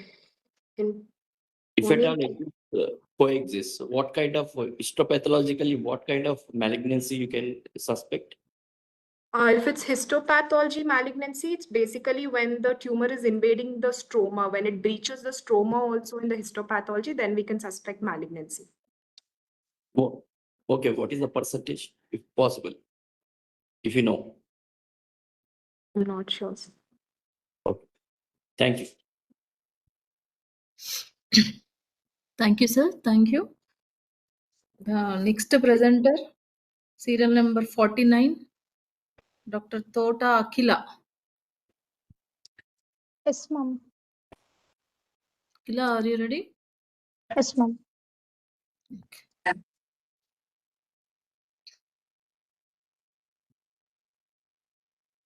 You can share the screen. Yeah, ma'am.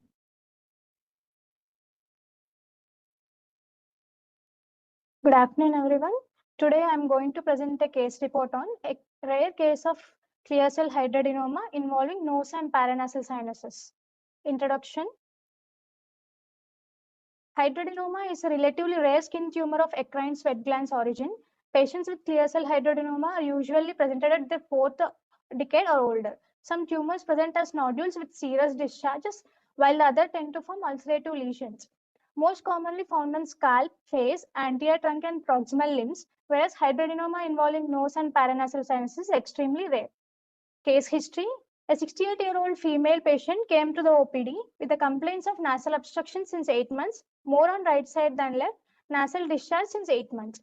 Patient was apparently asymptomatic 8 months back, then she developed nasal obstruction since 8 months, more on right side, insidious in onset, gradually progressive, not relieved with medication, no aggravating or relieving factors. Nasal discharge since 8 months, insidious in onset, mucoid in nature, no relieving or aggravating factors.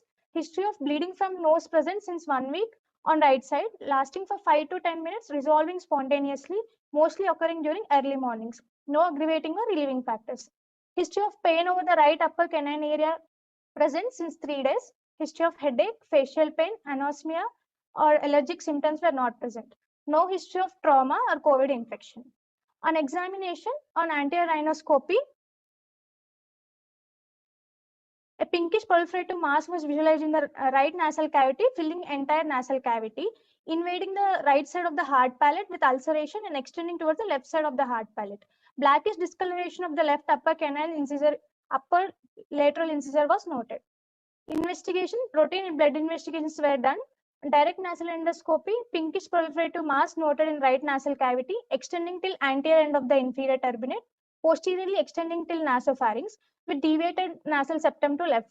Sensitive to touch, bleeding on touch. On posterior rhinoscopy, pinkish mass visualized on right side, filling entire choana. In CT-PNS, soft tissue was noted in right maxillary sinus, anterior and ethmoidal sinus extending to the nasal cavity, pushing the septum to left, and palate inferiorly. Erosion of soft palate was also present. Here we can see soft tissue density in the right maxillary sinus and ethmoids extending into the nasal cavity with the erosion of soft palate and even involvement of the alveolar ridge and extending into the nasal cavity. Management. Biopsy was taken from the mass in the right nasal cavity under local anesthesia and sent for a histopathological examination, which was suggestive of clear cell lesion. Patient was subjected to endoscopic guided excision of entire mass and inferior maxillectomy, and FES was done under GA. Tumor was sent for histopathological examination postoperatively, which was suggestive of clear cell hydroadenoma, showing polyhedral cells with clear cytoplasm and round nucleus eccentrically placed. Discussion. Eccrine clear cell hydroadenoma or eccrine acrospiroma is a benign tumor originating from eccrine sweat glands. It usually occurs during the 3rd to 5th decades with a slight female predominance. It usually presents as slowly enlarging single asymptomatic firm tumor, rarely showing aggressive clinical behavior or malignant transformation. Histopathological appearance of clear cell hydroadenoma is very typical, characterized by polyhedral cells with round nucleus and clear cytoplasm.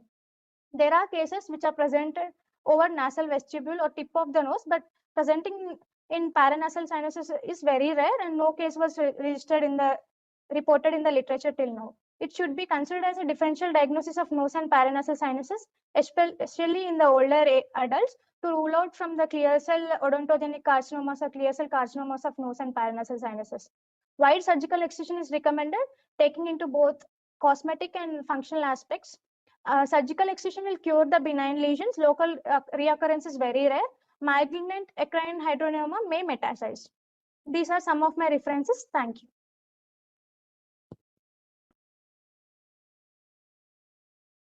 Yeah, thank you. Nice presentation. You said the surgical treatment you have done this for this patient is excision with maxillectomy, is it? So inferior maxillectomy, yes, sir. Okay. What do you do as an inferior maxillectomy? How do you reconstruct it? It was reconstructed with an obturator, sir. Palatine defect was reconstructed with an obturator. Oh, thank you. Thank you, sir.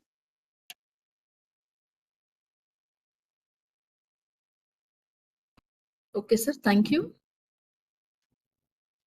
Thank you, Akila.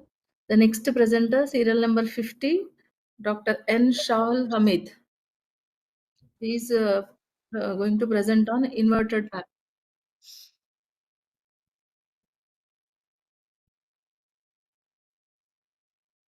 Dr. Hamid, are you ready?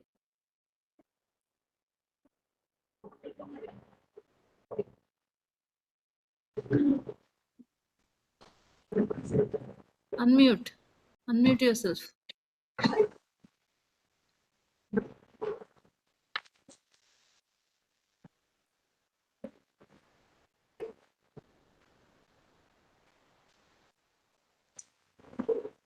Dr. Shal Hamid, you are on mute. Unmute yourself. Okay.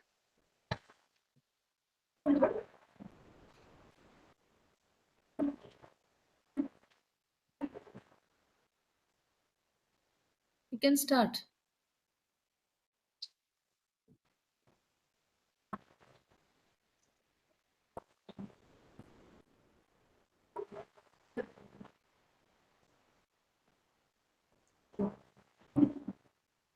You can start your presentation. We can see you.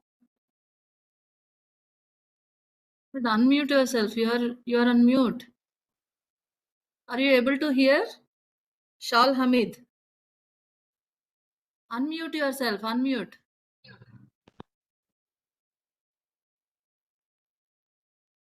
Hello. Yes. Good morning. Good morning, everyone. Good afternoon. Yes. Good afternoon. You can start.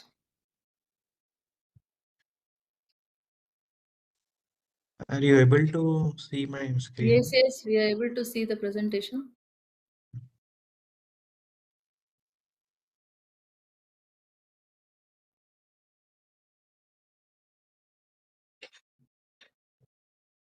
So my case is inverted papilloma.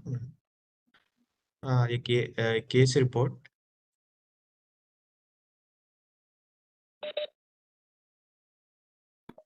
Introduction: inverted papilloma is a benign epithelial growth originating from the olfactory mucosa and extending into the underlying stroma of the nasal cavity and paranasal sinuses. The tumor is well known for its invasiveness, tendency to reoccur, and associated with malignancy, squamous cell carcinoma. It is rare benign tumor with the incidence rate of 0.6 cases per 1 lakh people per year. Case report: chief complaint: a 63-year-old female patient came to our outpatient department with complaints of bilateral nasal obstruction since 2 months. History of present illness: patient was apparently asymptomatic 2 months back, after which she developed bilateral nasal obstruction, which was associated with the mucopurulent nasal discharge. History of 3 episodes of nasal bleeding. History of loss of smell. Past history: history of complaints of nasal obstruction alone without bleeding 3 years back, for which she took medication. Not a known case of diabetes mellitus, hypertension, tuberculosis. Family history: no history of similar complaints in family members. General examination: patient is conscious, current, and cooperative. No pallor, icterus, cyanosis, choleonokia, lymphadenopathy, and edema. Vitals are normal. Examination of nose, nasal sinuses are normal. Bilateral ears are normal. A local examination: external framework is normal. In anterior rhinoscopy, nasal septum is deviated to the left. A solitary pinkish and irregular mass with characteristic appearance of raspberry is seen occupying the entire right nasal cavity. In diagnostic nasal endoscopy, we can see a mass was seen to be arising from middle turbinate, sensitive to touch and it's bleed on touch. In computerized tomography of the paranasal sinus, we can see the defined heterogeneity, enhanced soft tissue mass present arising from the middle meatus occupying the right nasal cavity. There was widening of osteometal complex on right side, and mass was found extending into the right maxillary and ethmoidal sinuses. Management: biopsy was taken from the right nasal cavity and sent for the histopathological examination. Histopathological examination, we reviewed strips of tissue lined by stratified squamous epithelium. Epithelium showed inward proliferation of epithelial cells. Stromal cells showed mixed inflammatory infiltrates. Features were consistent with inverted papilloma. Treatment is the endoscopic endonasal resection of inverted papilloma was done. Also, septoplasty, ensenectomy, maxillary antrostomy, and anterior etiodectomy on right side was performed to re-establish the ventilation of middle meatus and related sinuses. After surgery, she asked to follow up for a period of 6 months, which was uneventful, and no evidence of recurrence was found. Differential diagnosis is sino-nasal inflammatory polyps, non-keratinizing respiratory carcinoma, and varus carcinoma. Discussion: inverted papilloma is a rare tumor comprising of 0.5 to 4% of all primary nasal tumors. Etiology of inverted papilloma is undefined. The possible etiology and inflammatory origin and chronic infectious rhinosinusitis, allergies, Epstein-Barr virus, and human papilloma virus. Complete surgical excision, including the adjacent uninvolved mucosa, is a treatment of choice in order to avoid recurrence. External or combined external endoscopic or fully endoscopic approach can be done. Medial maxillectomy remains the treatment of choice for lesion involving significant areas of middle Time up. maxillary. Stop. Thank you, sir.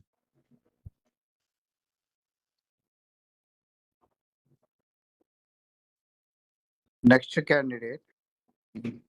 Thank you. Thank you, sir. Okay, thank you, sir. The next candidate, serial number 51, Chintakuntala Sai Chandu. Sai Yes, Chandu. sir. Present, ma'am. Good morning, ma'am. Yeah. Okay, ready? Are you ready Yes, with ma'am. your presentation? Yes, ma'am. I'm sharing my screen, ma'am. Yeah, okay.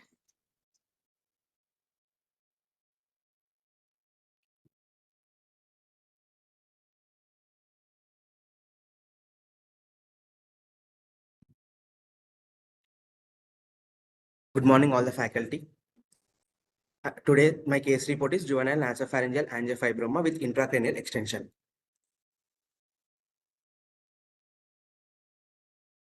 It is benign, highly vascular, locally aggressive tumor. Its origin is from spinopalatine foramen, which is most common, followed by Weeden canal and the pterygoid ridge. It has unknown etiology. Its high vascularity and complex anatomy makes it difficult for surgical excision. Tumor resection by endoscopic approach is the gold standard treatment. A 19-year male presented with bilateral nasal obstruction since 8 months, which was gradually progressive with no relieving factors. Bleeding from the nose since 8 months, 8 episodes, moderate in quantity, stopped spontaneously. Left eye protrusion, left cheek swelling, along with decreased left eye vision since 1 month. On examination, external nose looks normal.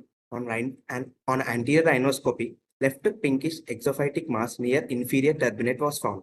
On posterior rhinoscopy, pale pink mass filling nasopharynx was seen. Bilateral choana and eustachian tube openings are not visible. Left maxillary sinus PNS tenderness was present. On examination of eye, left proptosis was present and vision was found to be counting fingers at 1 meter along with lateral rectus palsy. On cranial nerve examination, left cranial nerve 2nd, 3rd, 4th and 6th palsy was present. Coming to management, on diagnostic nasal endoscopy, pink fleshy proliferative mass seen occupying the left nasal cavity covered with slough and which bleeds on touch. All the routine blood investigations are normal.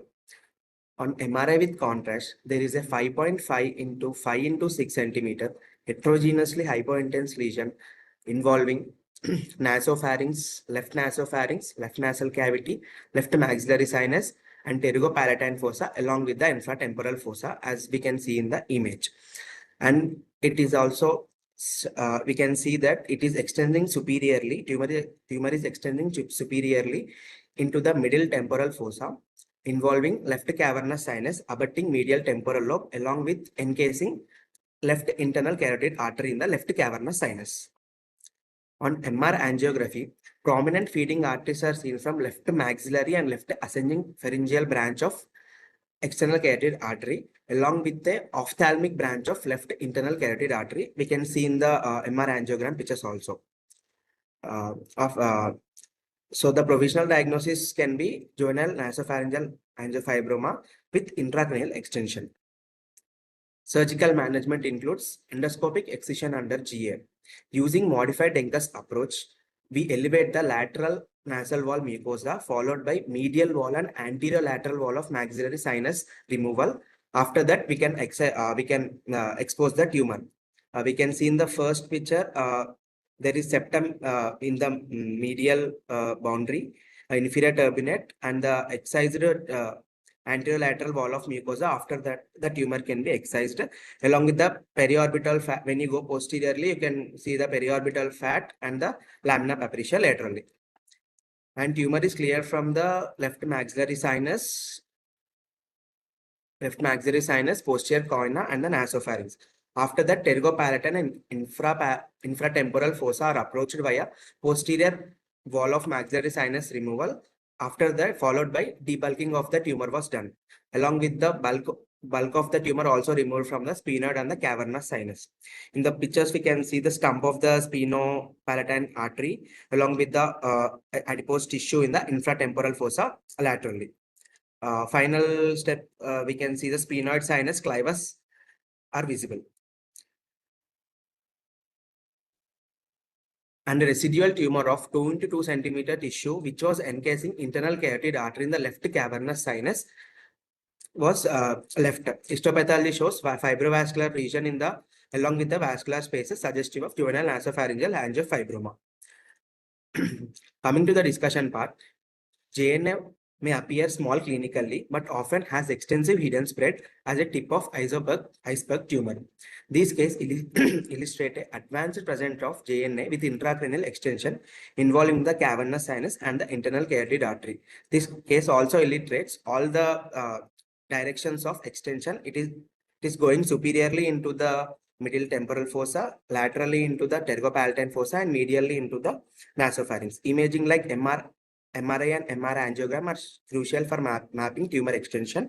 Hallmer-Miller sign is a characteristic of CT in the imaging, along with the tumor blush is all it can be seen in the MR angiography due to high vascularity.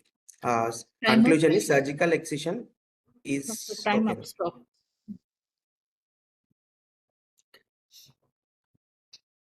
Any questions, sir? Time is out, then we'll go to the next. Yeah. Okay, then the next presentation by Dr. Harika, serial number 52. Yes, ma'am. Are you ready? Yes, ma'am.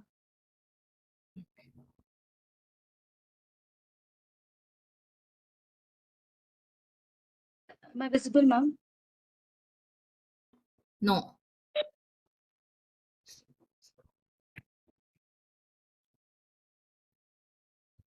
Start your video, not visible. Yes, now it is visible. You can share your, it is also visible presentation. You can start now. Good morning to all the faculty. Today I'm going to present a case report on a rare case with a rare management and recurrent chronic suppurative otitis media with aberrant internal carotid artery. The internal carotid artery enters the petrous bone through the carotid canal. The vessel ascends vertically via the carotid canal and runs anteriorly to the cochlea and middle ear. The lower 1/3 of the anterior wall of the middle ear consists of a thin plate of bone, which may be 0.5 to 3 mm covering the carotid artery as it enters skull base before it turns anteriorly.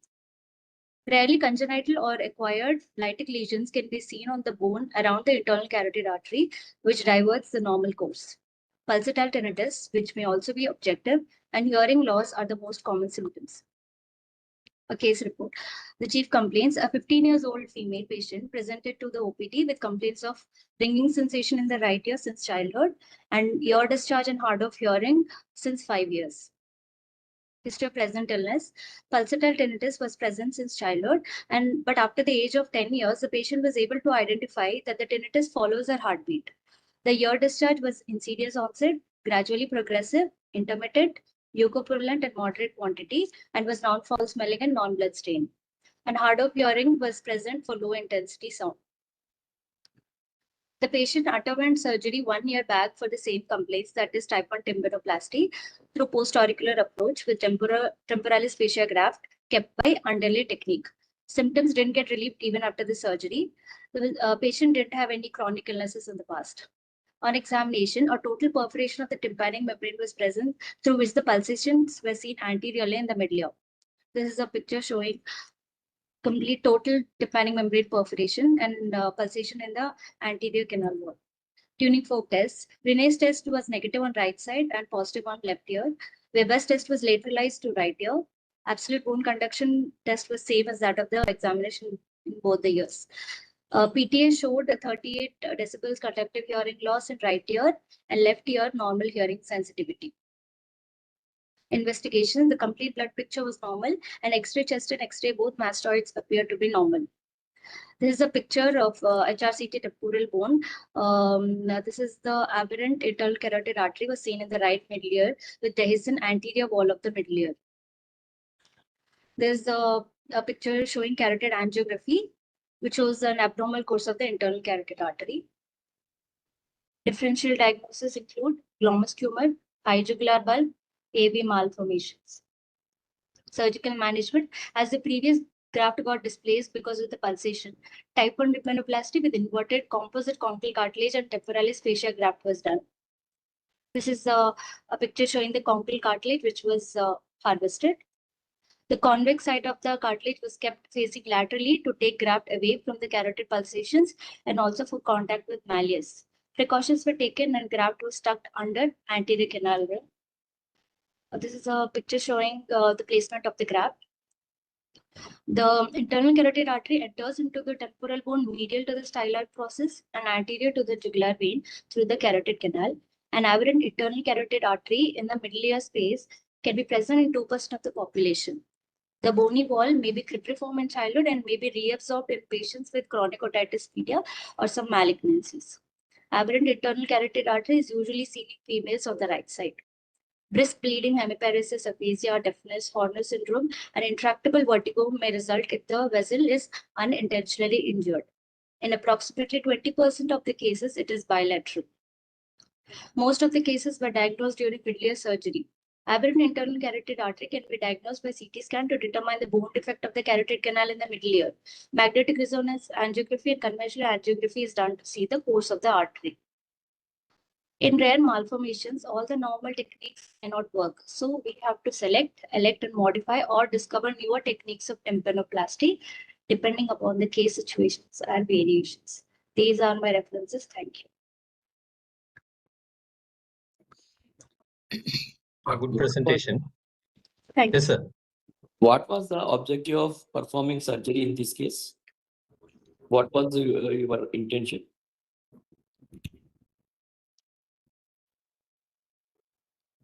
To close the perforation or use it to protect the vessel? It's to protect the vessel, sir. Okay.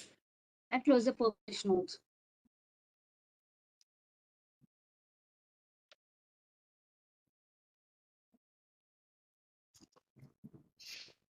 Thank you, sir.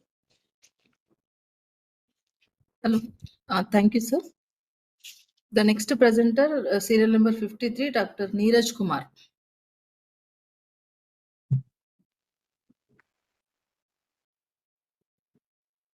Dr. Neeraj Kumar, are you there?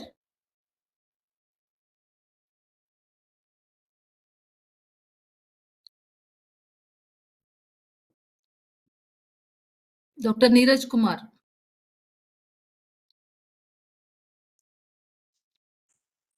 You can call next, madam. We'll move to next person. Dr. Mudit already done. So the next number, Dr. Nagaditya, serial number 55. Nagaditya. Dr. Nagaditya.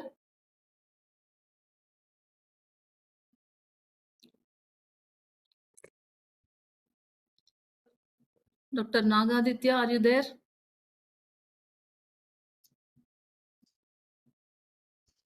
He is there in the link, madam. Yes, he is there, sir. Nagaditya. Yes.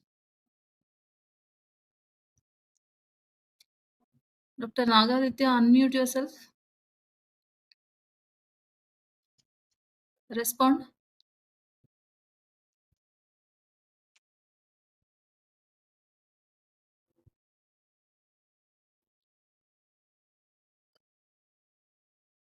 Sir, we are moving to next person, sir. He is not responding. Okay, okay. Next, Dr. Pusa Sahiti, serial number 56.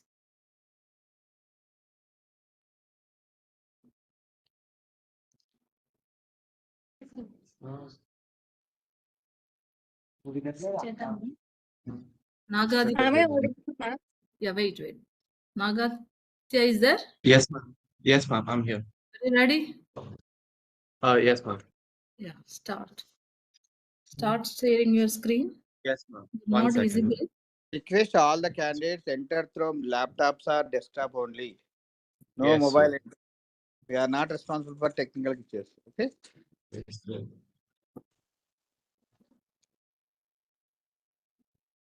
Sir, am I visible, sir? No, you are not visible actually. You switch on your video. Am I visible now? Yes. Now you can start. Good afternoon, respected faculty. My name is Dr. Nagaditya. I'm going to present a case report today on recurrent parapharyngeal tumor. Parapharyngeal space is a potential inverted pyramidal neck space, site for 0.5% of all head and neck malignancies. Out of these, 82 are benign and 18% are malignant. The most common tumors are of salivary origin. They are mostly benign, out of which pleomorphic adenoma is the most common. Coming to the case report, a 54-year-old male patient came to ENT OPD with complaints of swelling in the right side of neck since 8 months, difficulty in swallowing since 6 months. The patient was apparently asymptomatic 8 months back, then he developed swelling in the right side of neck, which was insidious in onset, progressed gradually from peanut size to the present size of lemon. History of difficulty in swallowing since 6 months, more for solids than liquids, progressed, following which he noticed the swelling in the right side of palate, gradually progressed to present size and associated sensation of lump in the throat. Past history. Patient had similar history of intraoral swelling 8 years back, for which he underwent excision via transorbital approach. No records, confirmation found. History of true cut biopsy from oral cavity 4 months back was suggestive of pleomorphic adenoma. FNAC from swelling in the right submandibular region, which was suggestive of soft tissue tumor with cystic degeneration. On examination, general and systemic examination were normal, vital stable. Local examination. An ovoid swelling in size of 5 into 4 centimeters in the right submandibular region, extending from the angle of mandible to about 3 centimeters away from the mentum. Skin over the swelling is smooth with no sinuses or scars. On palpation, the swelling was non-tender with no local rise of temperature and firm in consistency. No palpable lymph nodes.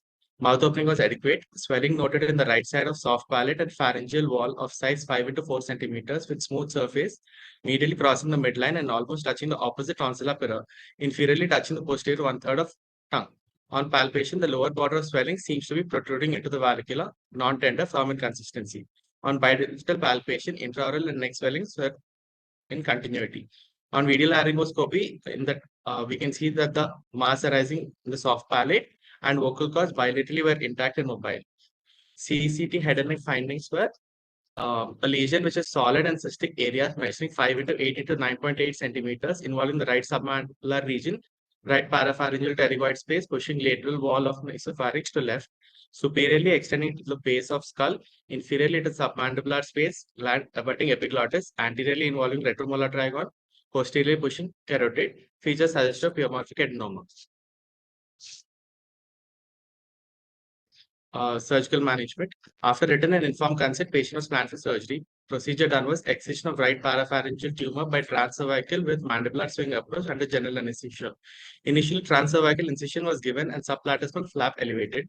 Tumor was dissected from its surrounding structures. Posterior belly of digastric was cut. Exonojugular vein was ligated.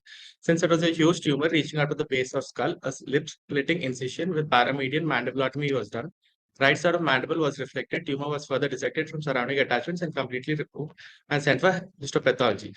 The report was suggestive of pleomorphic adenoma. This is an image After the complete excision of the tumor, some important structures visible here are ligated facial artery, interjugular vein, hypoglossal nerve, and base of the skull. This is a picture of the patient on the post-operative day 14. Coming to the discussion, there can be various tumors of parapharyngeal space. Some of them are most commonly salivary gland tumors, neurogenic tumors like schwannoma, neurofibroma, lymphoreticular tumors like primary and secondary lymphoma, vascular tumors, some miscellaneous like lipoma, rhabdoma, or sarcoma. Coming to conclude this, there can be various surgical approaches for tumors of parapharyngeal space. Transoral approach, transcervical transported approach, transcervical approach with mandibular sling, cervical transpharyngeal approach, infratemporal approach, transoral robotic surgery. In my case, I have chosen transcervical approach with mandibular sling because the tumor was extending from the base of the skull and was a relatively large tumor. The newer techniques which are performed for this tumors are transoral robotic surgery. Some of the indications are benign salivary gland tumor in pre-stellar compartment, dumbbell tumor of deep lobe carotid as a combined approach. Absolute contraindication of TORS are tumor adherent to carotid, vascular tumors, malignant tumors, huge tumor involving skull base. These are my references. Thank you.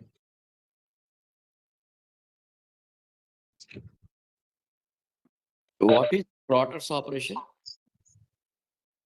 Sorry, sir. Trotter's operation. Just like Trotter, right?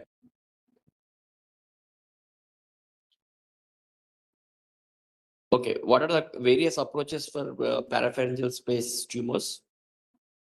Transoral approach, transcervical transported approach, transcervical with mandibulotomy, transoral robotic surgery.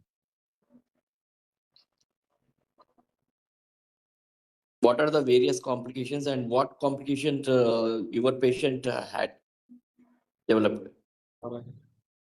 So the usual complications are because we'll be operating in the oral cavity, the patient, there's a high chance of bleeding and aspiration. So usually when we intubate the patient, we do not extubate the patient on day 1. We'll keep the patient intubated, and then on day 1, we'll start him on water. On day 2, we can give clear fluids. On day 3 only, we can give semi-solid food. We have extubated the patient on day 2, so not a lot of complications were there.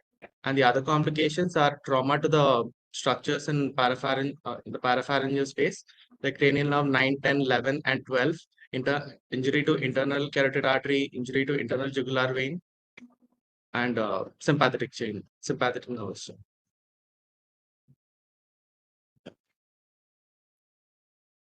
Okay. Okay, thank you, sir. And the Thank you, next sir. Thank you. presenter, next presenter, serial number 56, Dr. Pusa Sahiti.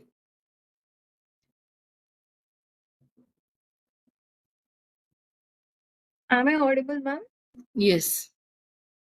Good afternoon, ma'am and sir. No, Today I presented no, a wait. case report Share of your the screen, Sahiti. Just a second, ma'am. And you Share are your not. screen, share your video. Yes. You are still joining in the mobile only. That is a problem. Am I visible, sir? No. Yes. We are unable to see you.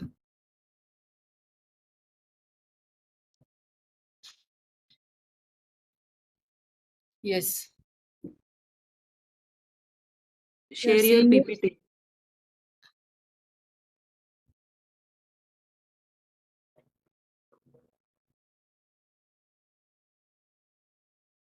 Is my slides visible, ma'am? You are Not visible. visible.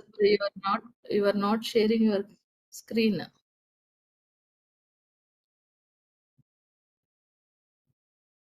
We are unable to see your presentation. It's in the process.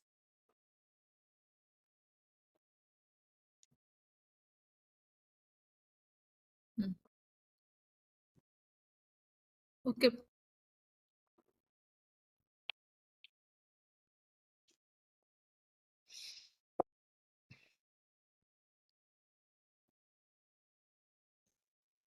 Is there any problem? Ma'am, it shows the screen share is in still progress. Unlock. Dr. Saiti, you have to share entire screen, not your presentation. Okay? Yes. First, you stop sharing and Once again, you share. There are two options. Share entire screen option. You are on the mobile. That is the problem you are facing.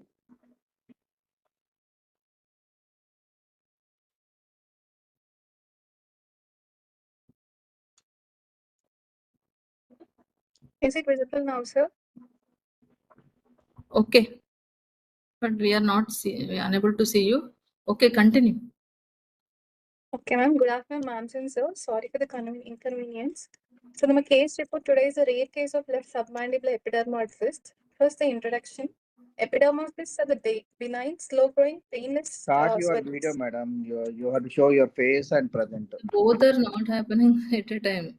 Some problem is there, I think. I said, no, madam, they are not using the laptop. They are in the mobile. That's the issue. Then you present in the last term. We'll give you time. We'll Okay, move to next presenter then. Meanwhile, you set up all your things. Sure. Thank you, ma'am. Okay. Once again, I request all the presenters use laptops or desktops only. Don't use your mobile phones. The next presenter, Dr. Urusa, serial number 57. Yes, ma'am. You're ready? Yes, ma'am, I'm ready. Okay. On your camera.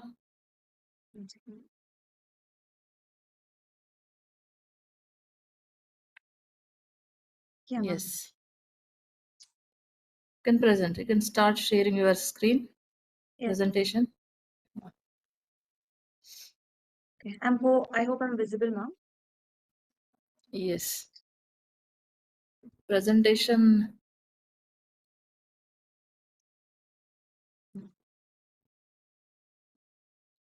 Share your presentation, Amma. Yes. Yes. Good morning. Good morning, sirs and ma'ams. I'm Dr. Irusa. Today, I'll be presenting a rare case report on hypoglossal nerve schwannoma presenting as a lateral neck mass. So before we begin, schwannomas are benign neoplasms of the peripheral nerves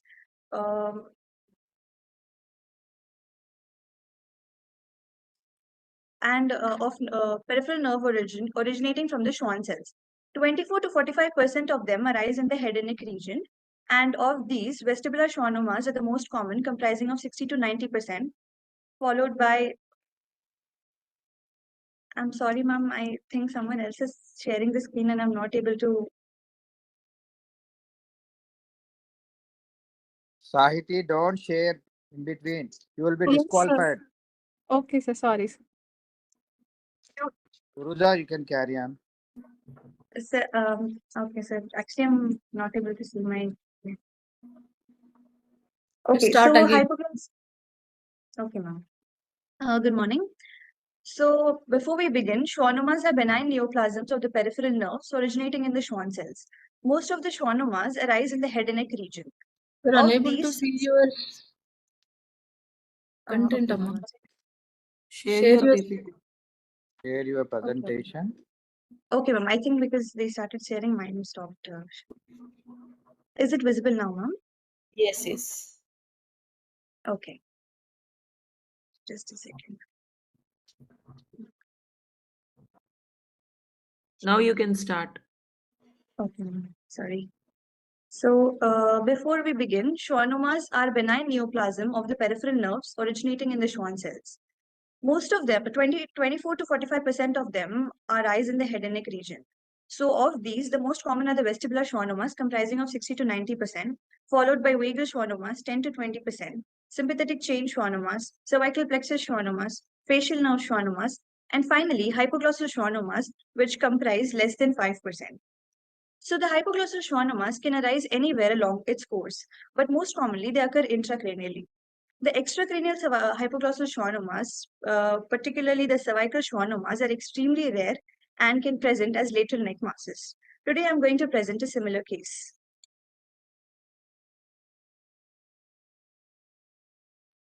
A 70-year-old female presented to the OPD with swelling on the right side of the neck since 1 year.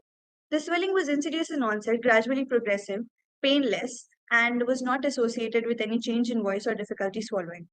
On examination, a 3 into 4 centimeter single firm ovoid mass was seen extending below the angle of mandible to the level of hyoid with mobility in the horizontal plane.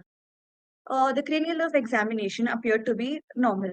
These are the preoperative photos of the patient in which we can see that the hypoglossal function appears normal, and this is a swelling on the right side of the neck. To investigate further, we did an ultrasonography which revealed a well-defined hypoechoic lesion with internal vascularity causing splaying of the carotid vessels. Then later, we did a contrast-enhanced MRI which showed a hyperintense 28 into 40 mm tumor at the carotid bifurcation, displacing the internal carotid artery and external carotid artery.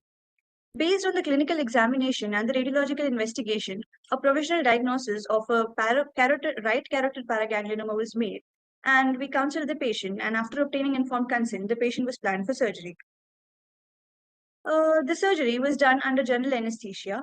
After draping and marking, we took a curvilinear incision from the mastoid process to the thyroid cartilage. The subplatysmal flaps were elevated, and the underlying structures were exposed, which is the sternocleidomastoid muscle. The sternocleidomastoid muscle was laterally displaced, and then the common facial vein was identified, which was traced up to the internal jugular vein, which was also laterally retracted.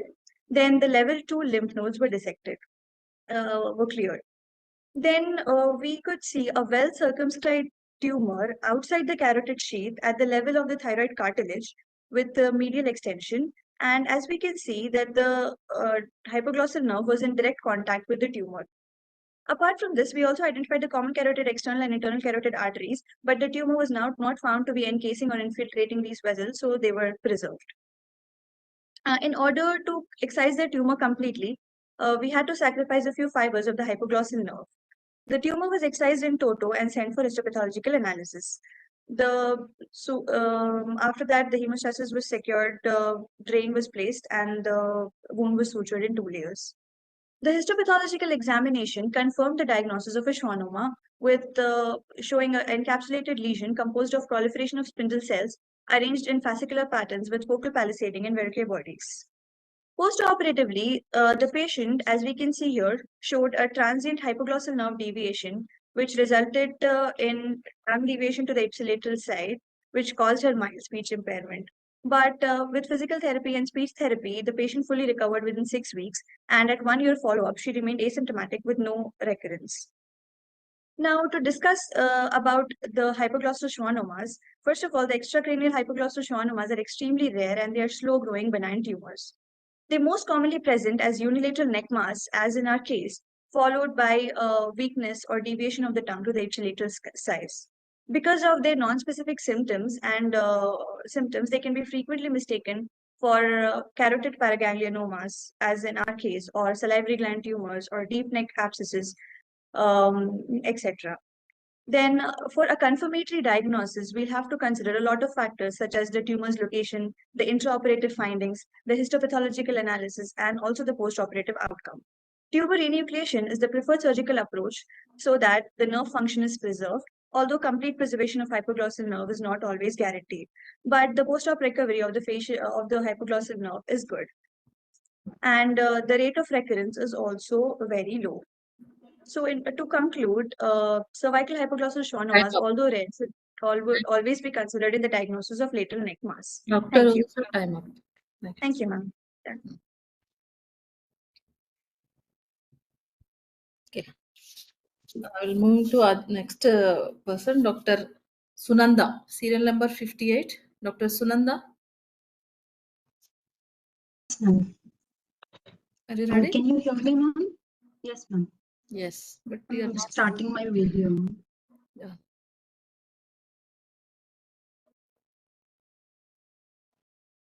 Share your screen. Yes.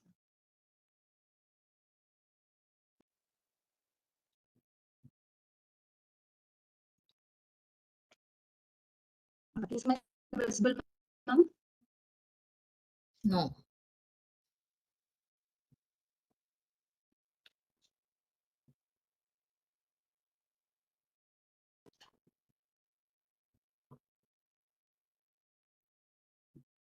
Share your presentation. It is not visible. Ma'am, now? Not yet. Yes.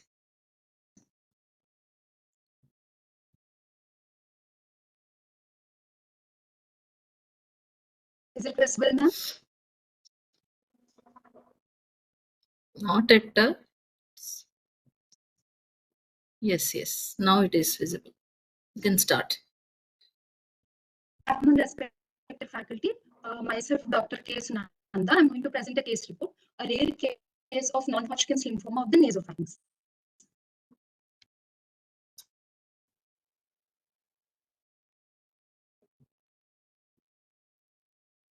A 47-year patient who a farmer by occupation presented to the OPD with chief complaints of bilateral nasal obstruction. Left more than right more than left since 1 month. Patient was apparently symptomatic, later developed nasal obstruction, which was more on the right, followed by left, which was insidious in onset, gradually progressive, continuous with no aggravating and relieving factors. It was associated with nasal speech and decreased smell sensation. There was history of headache on the right side, which was on and off and temporarily relieved with medication. There was history of snoring and right ear pain since 1 month, and no history of nasal discharge, any nasal dust allergy, trauma, watering of eyes, or visual disturbances, fever, weight loss, or lethargy, no throat complaints. Patient is a known case of type 2 diabetes since 1 year and is on medication.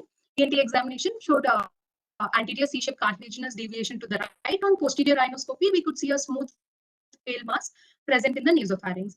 The functional test showed decreased airway and examination of the neck. There was left level 2 lymphadenopathy present. On examination of the ears, bilateral grade 1 past sensor retraction was present with cone of light distorted and decreased movement on signalization. On hearing evaluation, mild conductive hearing loss was present. My provisional diagnosis is nasopharyngeal mass under evaluation. Diagnostic nasal endoscopy was done, which showed a smooth pinkish globular mass occluding the bilateral canal. Ultrasound of the neck, it showed evidence of bilateral cervical lymphadenopathy. Contrast enhanced CT scan of the neck was done. As you can see, we can see a well-defined lobulated enhancing mass in the nasopharynx, occluding bilateral canal, and necrotic lymph nodes and enhancing lymph nodes were present. And the features suggestive of neoplastic nasopharyngeal mass, likely possibility of a lymphoma and less likely a squamous cell carcinoma. And MRI was done, which findings were on terms of CACT, and it showed more aggressive neoplasm, likely non-Hodgkin's lymphoma. And punch biopsy was done under local anesthesia, and it was sent for histopathological examination, which showed features suggestive of nasopharyngeal non-Hodgkin's lymphoma. Immunohistochemistry, the high Ki67 and M1 positivity showed more aggressive lymphoma, suggestive of large B-cell lymphoma, non-germinal center B-cell type. PET scan showed uptake in the soft tissue in the nasopharynx and the left parapharyngeal bilateral level 2, 3, and 5 lymph nodes. My final diagnosis is diffuse large B-cell non-Hodgkin's lymphoma of the nasopharynx. Usually, the treatment plan is chemotherapy with R-CHOP regimen. Discussion: non-Hodgkin's lymphoma is a heterogeneous group of lymphoid masses. Incidence is around 10 to 20% in head and neck region, whereas it constitutes 1 to 5% of all the nasopharyngeal malignancies.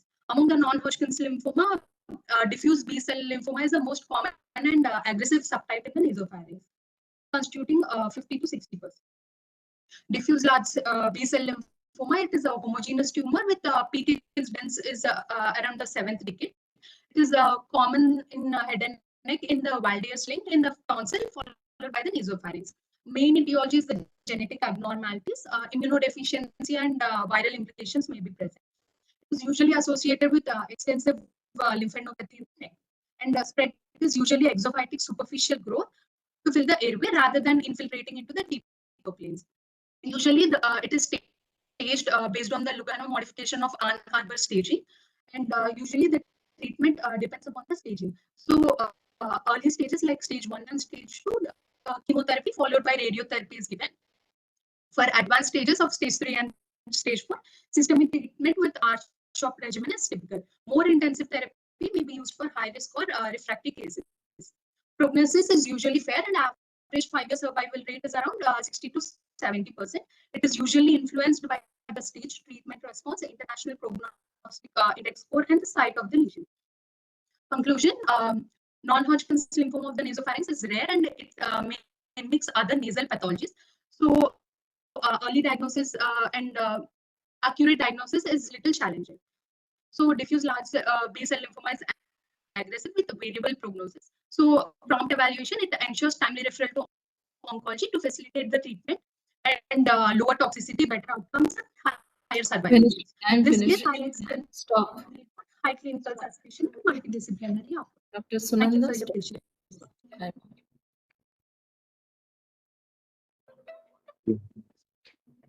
Why do you say it is a rare case, a rare tumor, rare case of this thing, nasopharyngeal mass? If it is not squamous cell carcinoma, it is going to be a lymphoma only. Why do you say it is rare? And what are the other investigations you should have done when your CT scan was showing a typical appearance of lymphoma? Sir, I have mentioned it as a rare because it constitutes about 1 to 5% of the nasopharyngeal masses, and usually the non-Hodgkin's lymphoma diffuse large B cell type, but is more common in the GIT especially. And its presence in the nasopharynx is What type of lymphomas are common in the head and neck region? Okay. Yes, I got. Thank you, sir, Ramesh. Okay. Thank you, sir. Thank you. Next, serial number 59, Dr. Tummaluru Akhila. Yes, ma'am. Dr. Akhila, are you there? Yes, ma'am.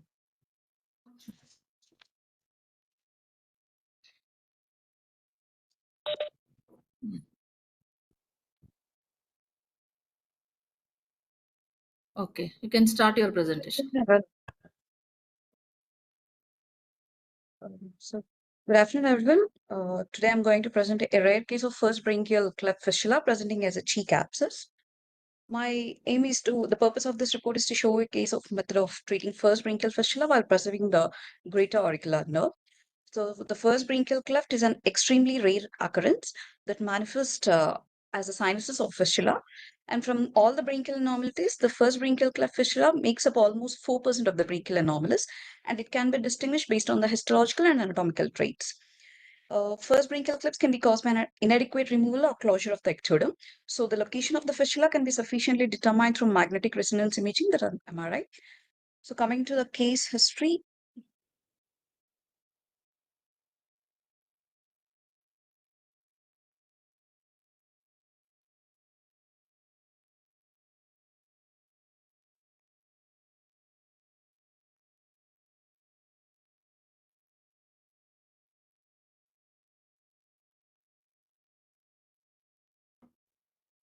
a 22-year-old male patient came to ENT OPD with complaint of discharge Screen, opening in the. We're unable to Sorry, see you. Share your screen.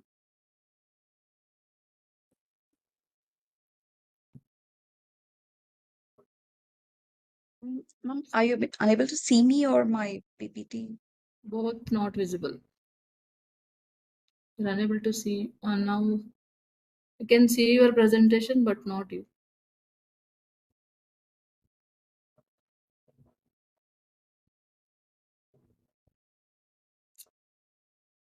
Now is it visible, ma'am? Yes, your content is visible, but you're not visible, Akhila. Dr. Akhila. Are you using laptop or mobile? Laptop, ma'am. Then what is the problem?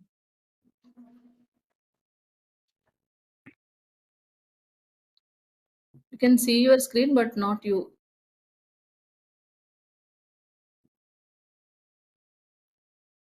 Now am I visible, ma'am? Yes. Then continue. So a 22-year-old male patient came to ENT OPD with discharging opening of the left cheek since childhood, which is insidious on onset and gradually progressive and intermittent in nature. And it's also associated with the painful swelling in the left cheek for the past 1.5 years, where one episode for every 3 months is present, which is insidious and onset and gradually progressing. So it is also associated with warmth and redness and with no aggravating factors and relieved temporarily with the medication. History of recurrent swellings in the past, that is mostly 6 to 7 episodes since childhood at the same site for which incision and drainage was done, and he has no known comorbidities, whereas the family history and personal history are normal.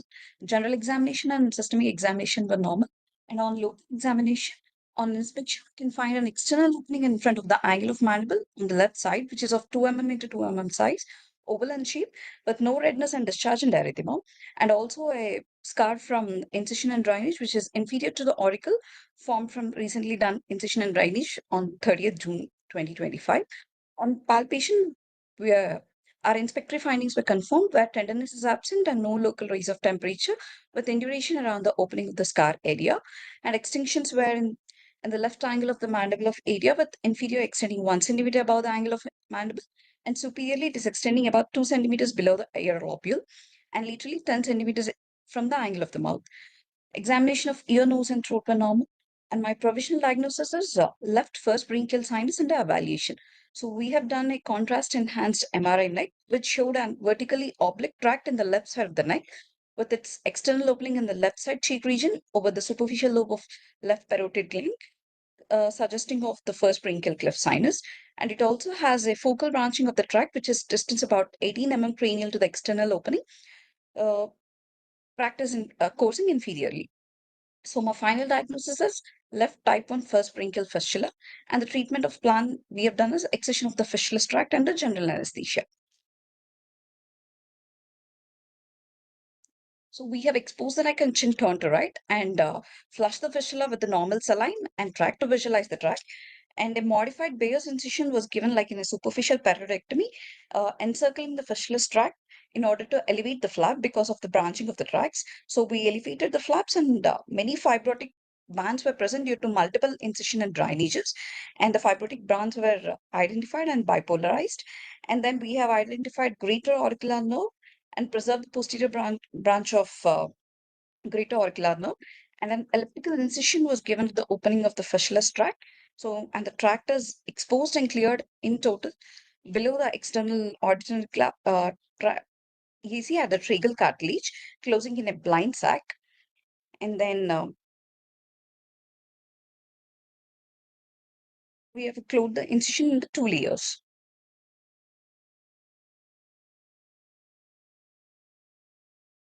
And the biopsy was sent for the histopathological examination.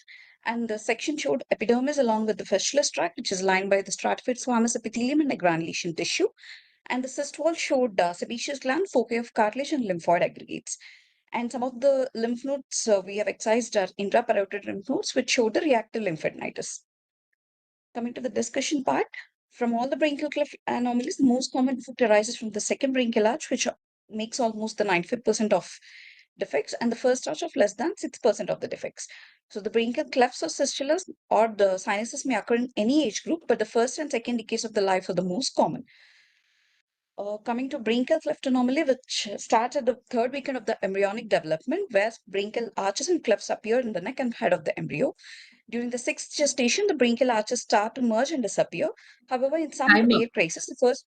Dr. Time up, you can stop your presentation.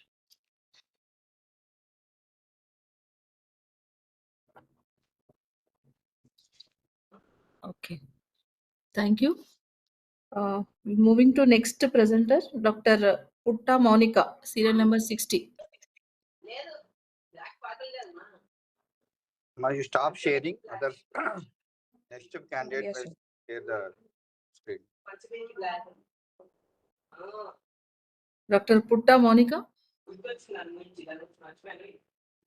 Unmute yourself.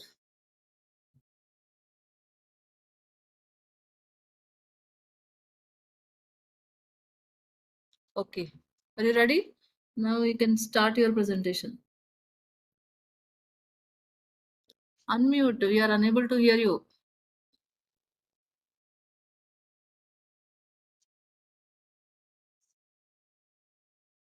Unable to hear you, Amma.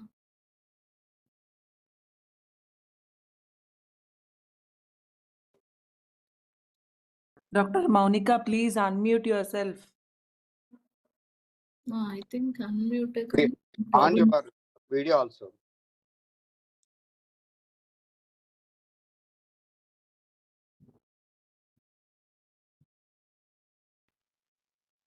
Unable to hear you. Madam, is it the last presentation in the? Actually, last candidate, sir, but we have missed that one Neeraj Kumar, serial number 53, and this 42 one also. 56 Pusa Sahiti. Yeah, ask them to get ready. Okay. Monica, Meanwhile, are you Dr. there?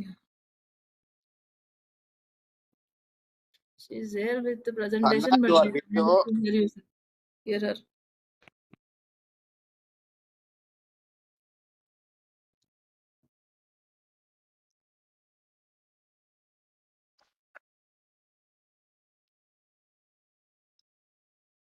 Some problem is there, sir. Unable to hear her. Meanwhile, Dr. Neeraj and Dr. Pusa Sahiti, get ready for the presentation.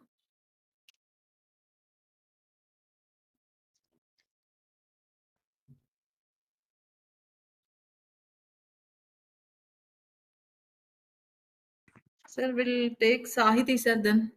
Meanwhile, she will. Monica? Out of the other two, whoever is ready can do it otherwise. Yeah, yes, sir. Monica, you said all your things. We'll take the next case. Pusa Sahiti? Dr. Pusa Sahiti. Yes, ma'am, I'll share it, ma'am. You are ready? Monica, stop sharing your screen, Amma. Okay. Sahiti? Dr. Sahiti. Yes. On your video, we are not seeing you. Is On this your screen video, visible, yes. ma'am? Yes.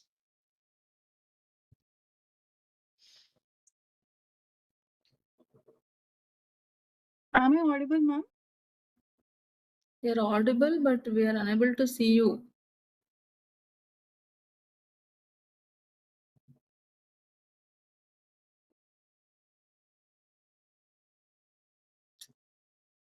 Am I visible now, ma'am? No.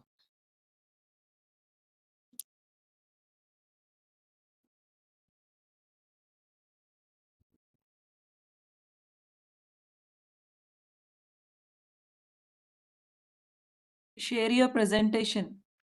Okay, ma'am. Is it visible now, ma'am?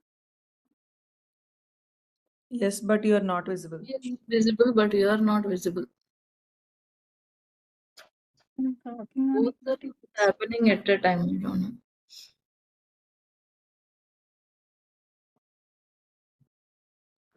We have given sufficient time, you know, Amma. Sahit. Yes, ma'am. I Sahiti. even tried yesterday's trial run also, ma'am. It was visible and correct yesterday. But today, I don't think. Saiti, share entire screen, not the presentation. Okay. You stop sharing and again you go to the share option. There is a share entire screen option. Then you start presenting.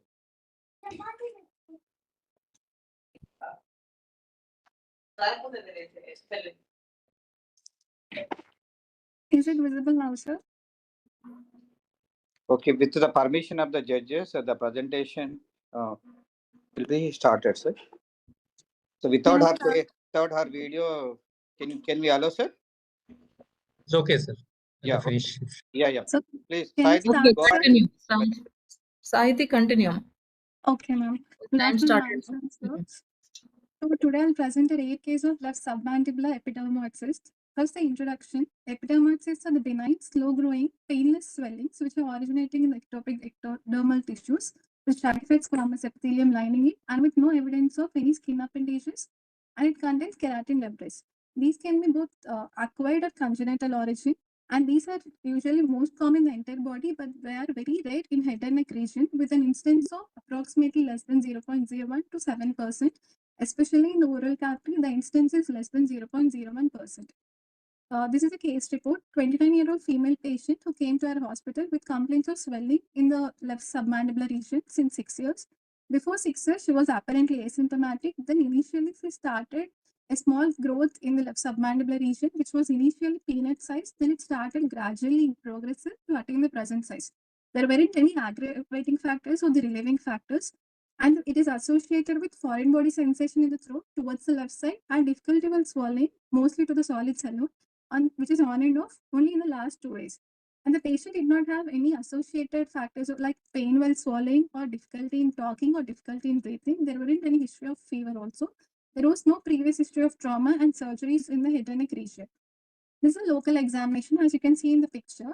Here on examination, there is a single ovoid mass which is almost measuring approximately 4 into 3 centimeters in the left submandibular region, with an extension of 2 finger breadth from the submental region and 1 finger breadth from the left angle of mandible, 1 finger breadth below the left body of the mandible. Swelling on palpation, it was soft in consistency. There was no local rise of temperature. It is non-tender. It is non-compressible, and it is also not transilluminant. Skin over the swelling is normal, and it is pinchable with no scars over there. And swelling doesn't move with protrusion of tongue or even with the swallowing. There were no cervical lymphadenopathy present there. There is no tracheal deviation seen. On oral cavity examination, we could see a single elongated swelling which is present along the floor of the mouth towards the left side, measuring almost approximately 5 into 1.5 centimeters, extending from the first premolar to the retromolar region with elongated tongue on the same side. On palpation, it was smooth surface, regular margins, and firm in consistency. It was non-tender, doesn't bleed on touch, and it is also non-movable. On video laryngoscopy, everything appeared to be normal. The management, first all the investigations, blood investigations appear to be normal. This is a CACT picture. The upper one is a corona and the axial sections, which we can see well circumscribed elongated hypotense lesions, which is a non-enhancing lesion even at the CACT, and it is approximately measuring 6.9 into 3.7 into 4.2 centimeters with a thin enhancing wall seen in the left sublingual space, and it is seen crossing the midline. The left submandibular gland is seen displayed laterally and caudally. Here, the mylohyoid muscle in the CT scan, it is seen pressed inferiorly, whereas the intrinsic muscles of the left side are seen pushed towards the right side, crossing the midline. Whereas laterally, the lesion is limited by the left ramus of the mandible.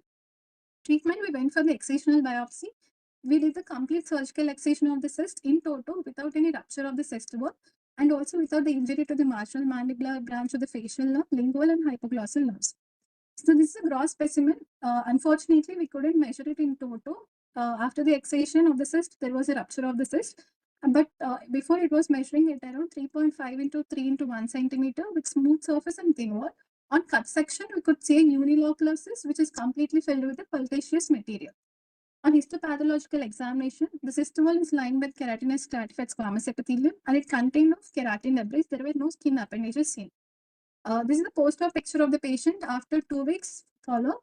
There was no swelling or no recurrence, and without any recurrence of the tumor, even after 6 months of follow-up, both on clinical and radiological follow-ups. Discussion, epidermal cysts can occur at any age, starting from the birth to 72 years with male predominance. They usually present as soft cystic swelling with dull feeling on the palpation, slow-growing, painless lesions. Here, an epidermal cyst of submandibular region are very rare. Our case presented with a complaints of painless submandibular swelling at the age of 29 years, and on palpation it was duller feeling, with CACT showing cystic lesion, which is located anterior to the submandibular gland, but with no attachments to the adjacent structures, even with no attachments to the submandibular gland. We took for the cervical approach by doing the submandibular, by taking the transverse submandibular incision, which is preferred. Even though we could see in the CT there was a bulge into the floor of the mouth, but we opted for the transcervical approach because the cyst is present below the mylohyoid muscle. And this case presented and on clinical history, there was no any obvious cause. Okay. Time finished. Time over. Okay. Okay, thank you. Thank you, ma'am. Next, Dr. Putta Monica. Yes, ma'am. Yes, ma'am. Are you ready? Yes, ma'am. Share your screen.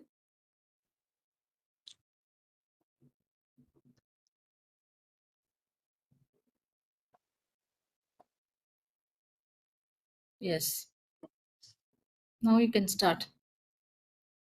Good afternoon, everyone. A case study of maxillary ameloblastoma. Ameloblastoma, initially called adamantoma, belongs to odontogenic tumor arising from remnants of odontogenic epithelium. Although most common odontogenic neoplasm, they are estimated to be 0.5 cases per million person years worldwide.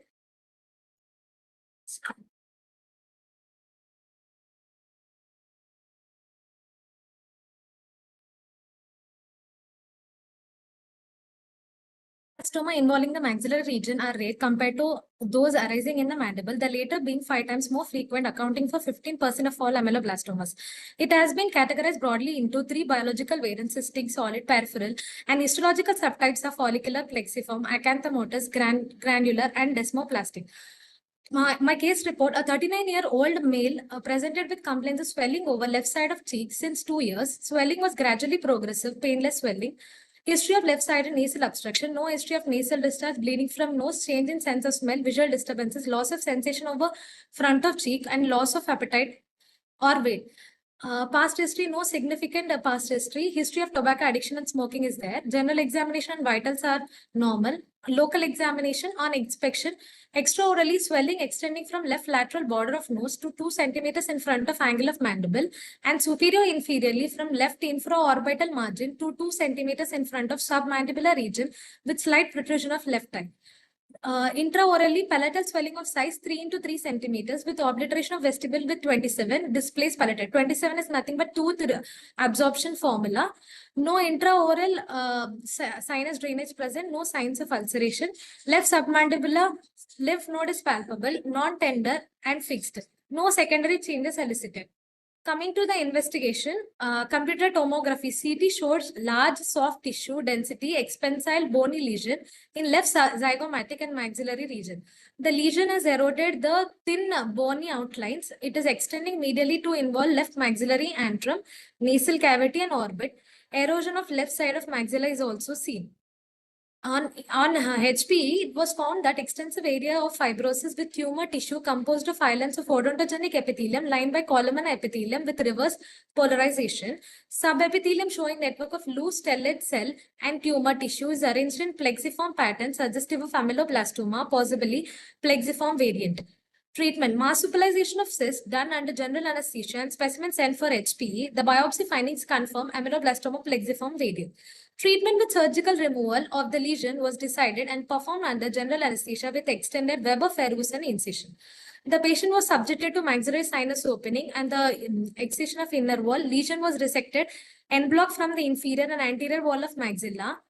Post-op follow-up, post-operatively, no complication were reported and the patient was discharged 3 days later. 1 week of post-op follow-up, unable, no complication and symptoms were effectively elevated. Coming to the discussion part, ameloblastoma, although rare, but most common odontogenic tumor, accounting 1% of all tumors of head and neck region and around 11% of all odontogenic tumors. Maxillary ameloblastoma is predominantly planeless, slow-growing mass because of lack of thick cortical plate, plentiful cancellous bone, and proximity of maxilla to nasal cavity, nasopharynx, orbit, and skull. In the presented case, the ameloblastoma arising from the left maxilla involving reaching up to left nasal cavity and inferior orbital wall without penetrating the structure. My differential diagnosis include odontogenic keratocyst, ameloblastic and odontogenic fibromas, ameloblastic odontomas, non-keratinizing squamous cell carcinoma of maxilla. Conclusion: ameloblastoma or odontogenic epithelial tumors, mostly involving the mandible, that is posterior side, is most common. Ameloblastoma involving the maxillary region are very rare, can arise in all ages, found anywhere within the maxillary region, and this case is consistent with ameloblastoma arising from maxilla, involving left side nasal cavity and inferior wall of orbit of same side, with histopathology showing plexiform pattern and surgical approach with extended Weber-Ferguson incision for total maxillectomy. These are my references. Thank you. Thank you. Was a total maxillary done for this? What was the procedure done? Total maxillectomy by Weber-Ferguson incision, sir. What was the consistency in the on the examination? Form to harden consistency, sir. Okay. What are the other hard masses which can be in the maxilla? Squamous cell carcinoma of maxilla.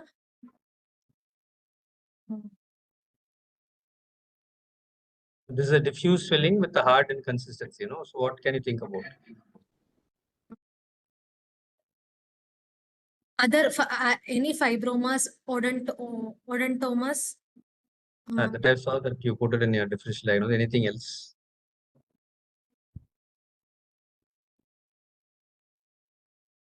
Okay, thank you. Okay, thank you, sir. Thank you. Sir, almost one person left, sir, that Dr. Neeraj Kumar. Dr. Neeraj Kumar, are you there? I think he is absent, sir. Right, madam. Then we have finished our presentation, sir, for today. Thank you so Ramesh, much. sir? Thank you, Madam and Kumari. Thank you, our respected judges, Prabhakar sir and Somu sir. Thank you once again. Thank you, sir. Thank you, sir. Thank you, Ramesh, for inviting me as a judge. And once again, congratulations to all the participants who have presented their presentation. And also, congratulations to their HODs of respective medical colleges. Thank you, my co-judge, Somu sir, Rombo Nandri, sir. Thank you, sir. Thank you, sir. Thank you. Thank you, Ramesh, sir. All the best to Sir, everyone. once again. Yeah. Okay, sir. We will be in touch with you after. Sure. Thank you, sir. Thank you, sir. All the best to everyone. I'm concluding this session, sir. Thank you all. Thank you, sir. Thank you, sir. Thank you, sir. Thank you, Bye. Ramesh, sir. Thank you. Thank you, Bye. sir. Bye. Happen.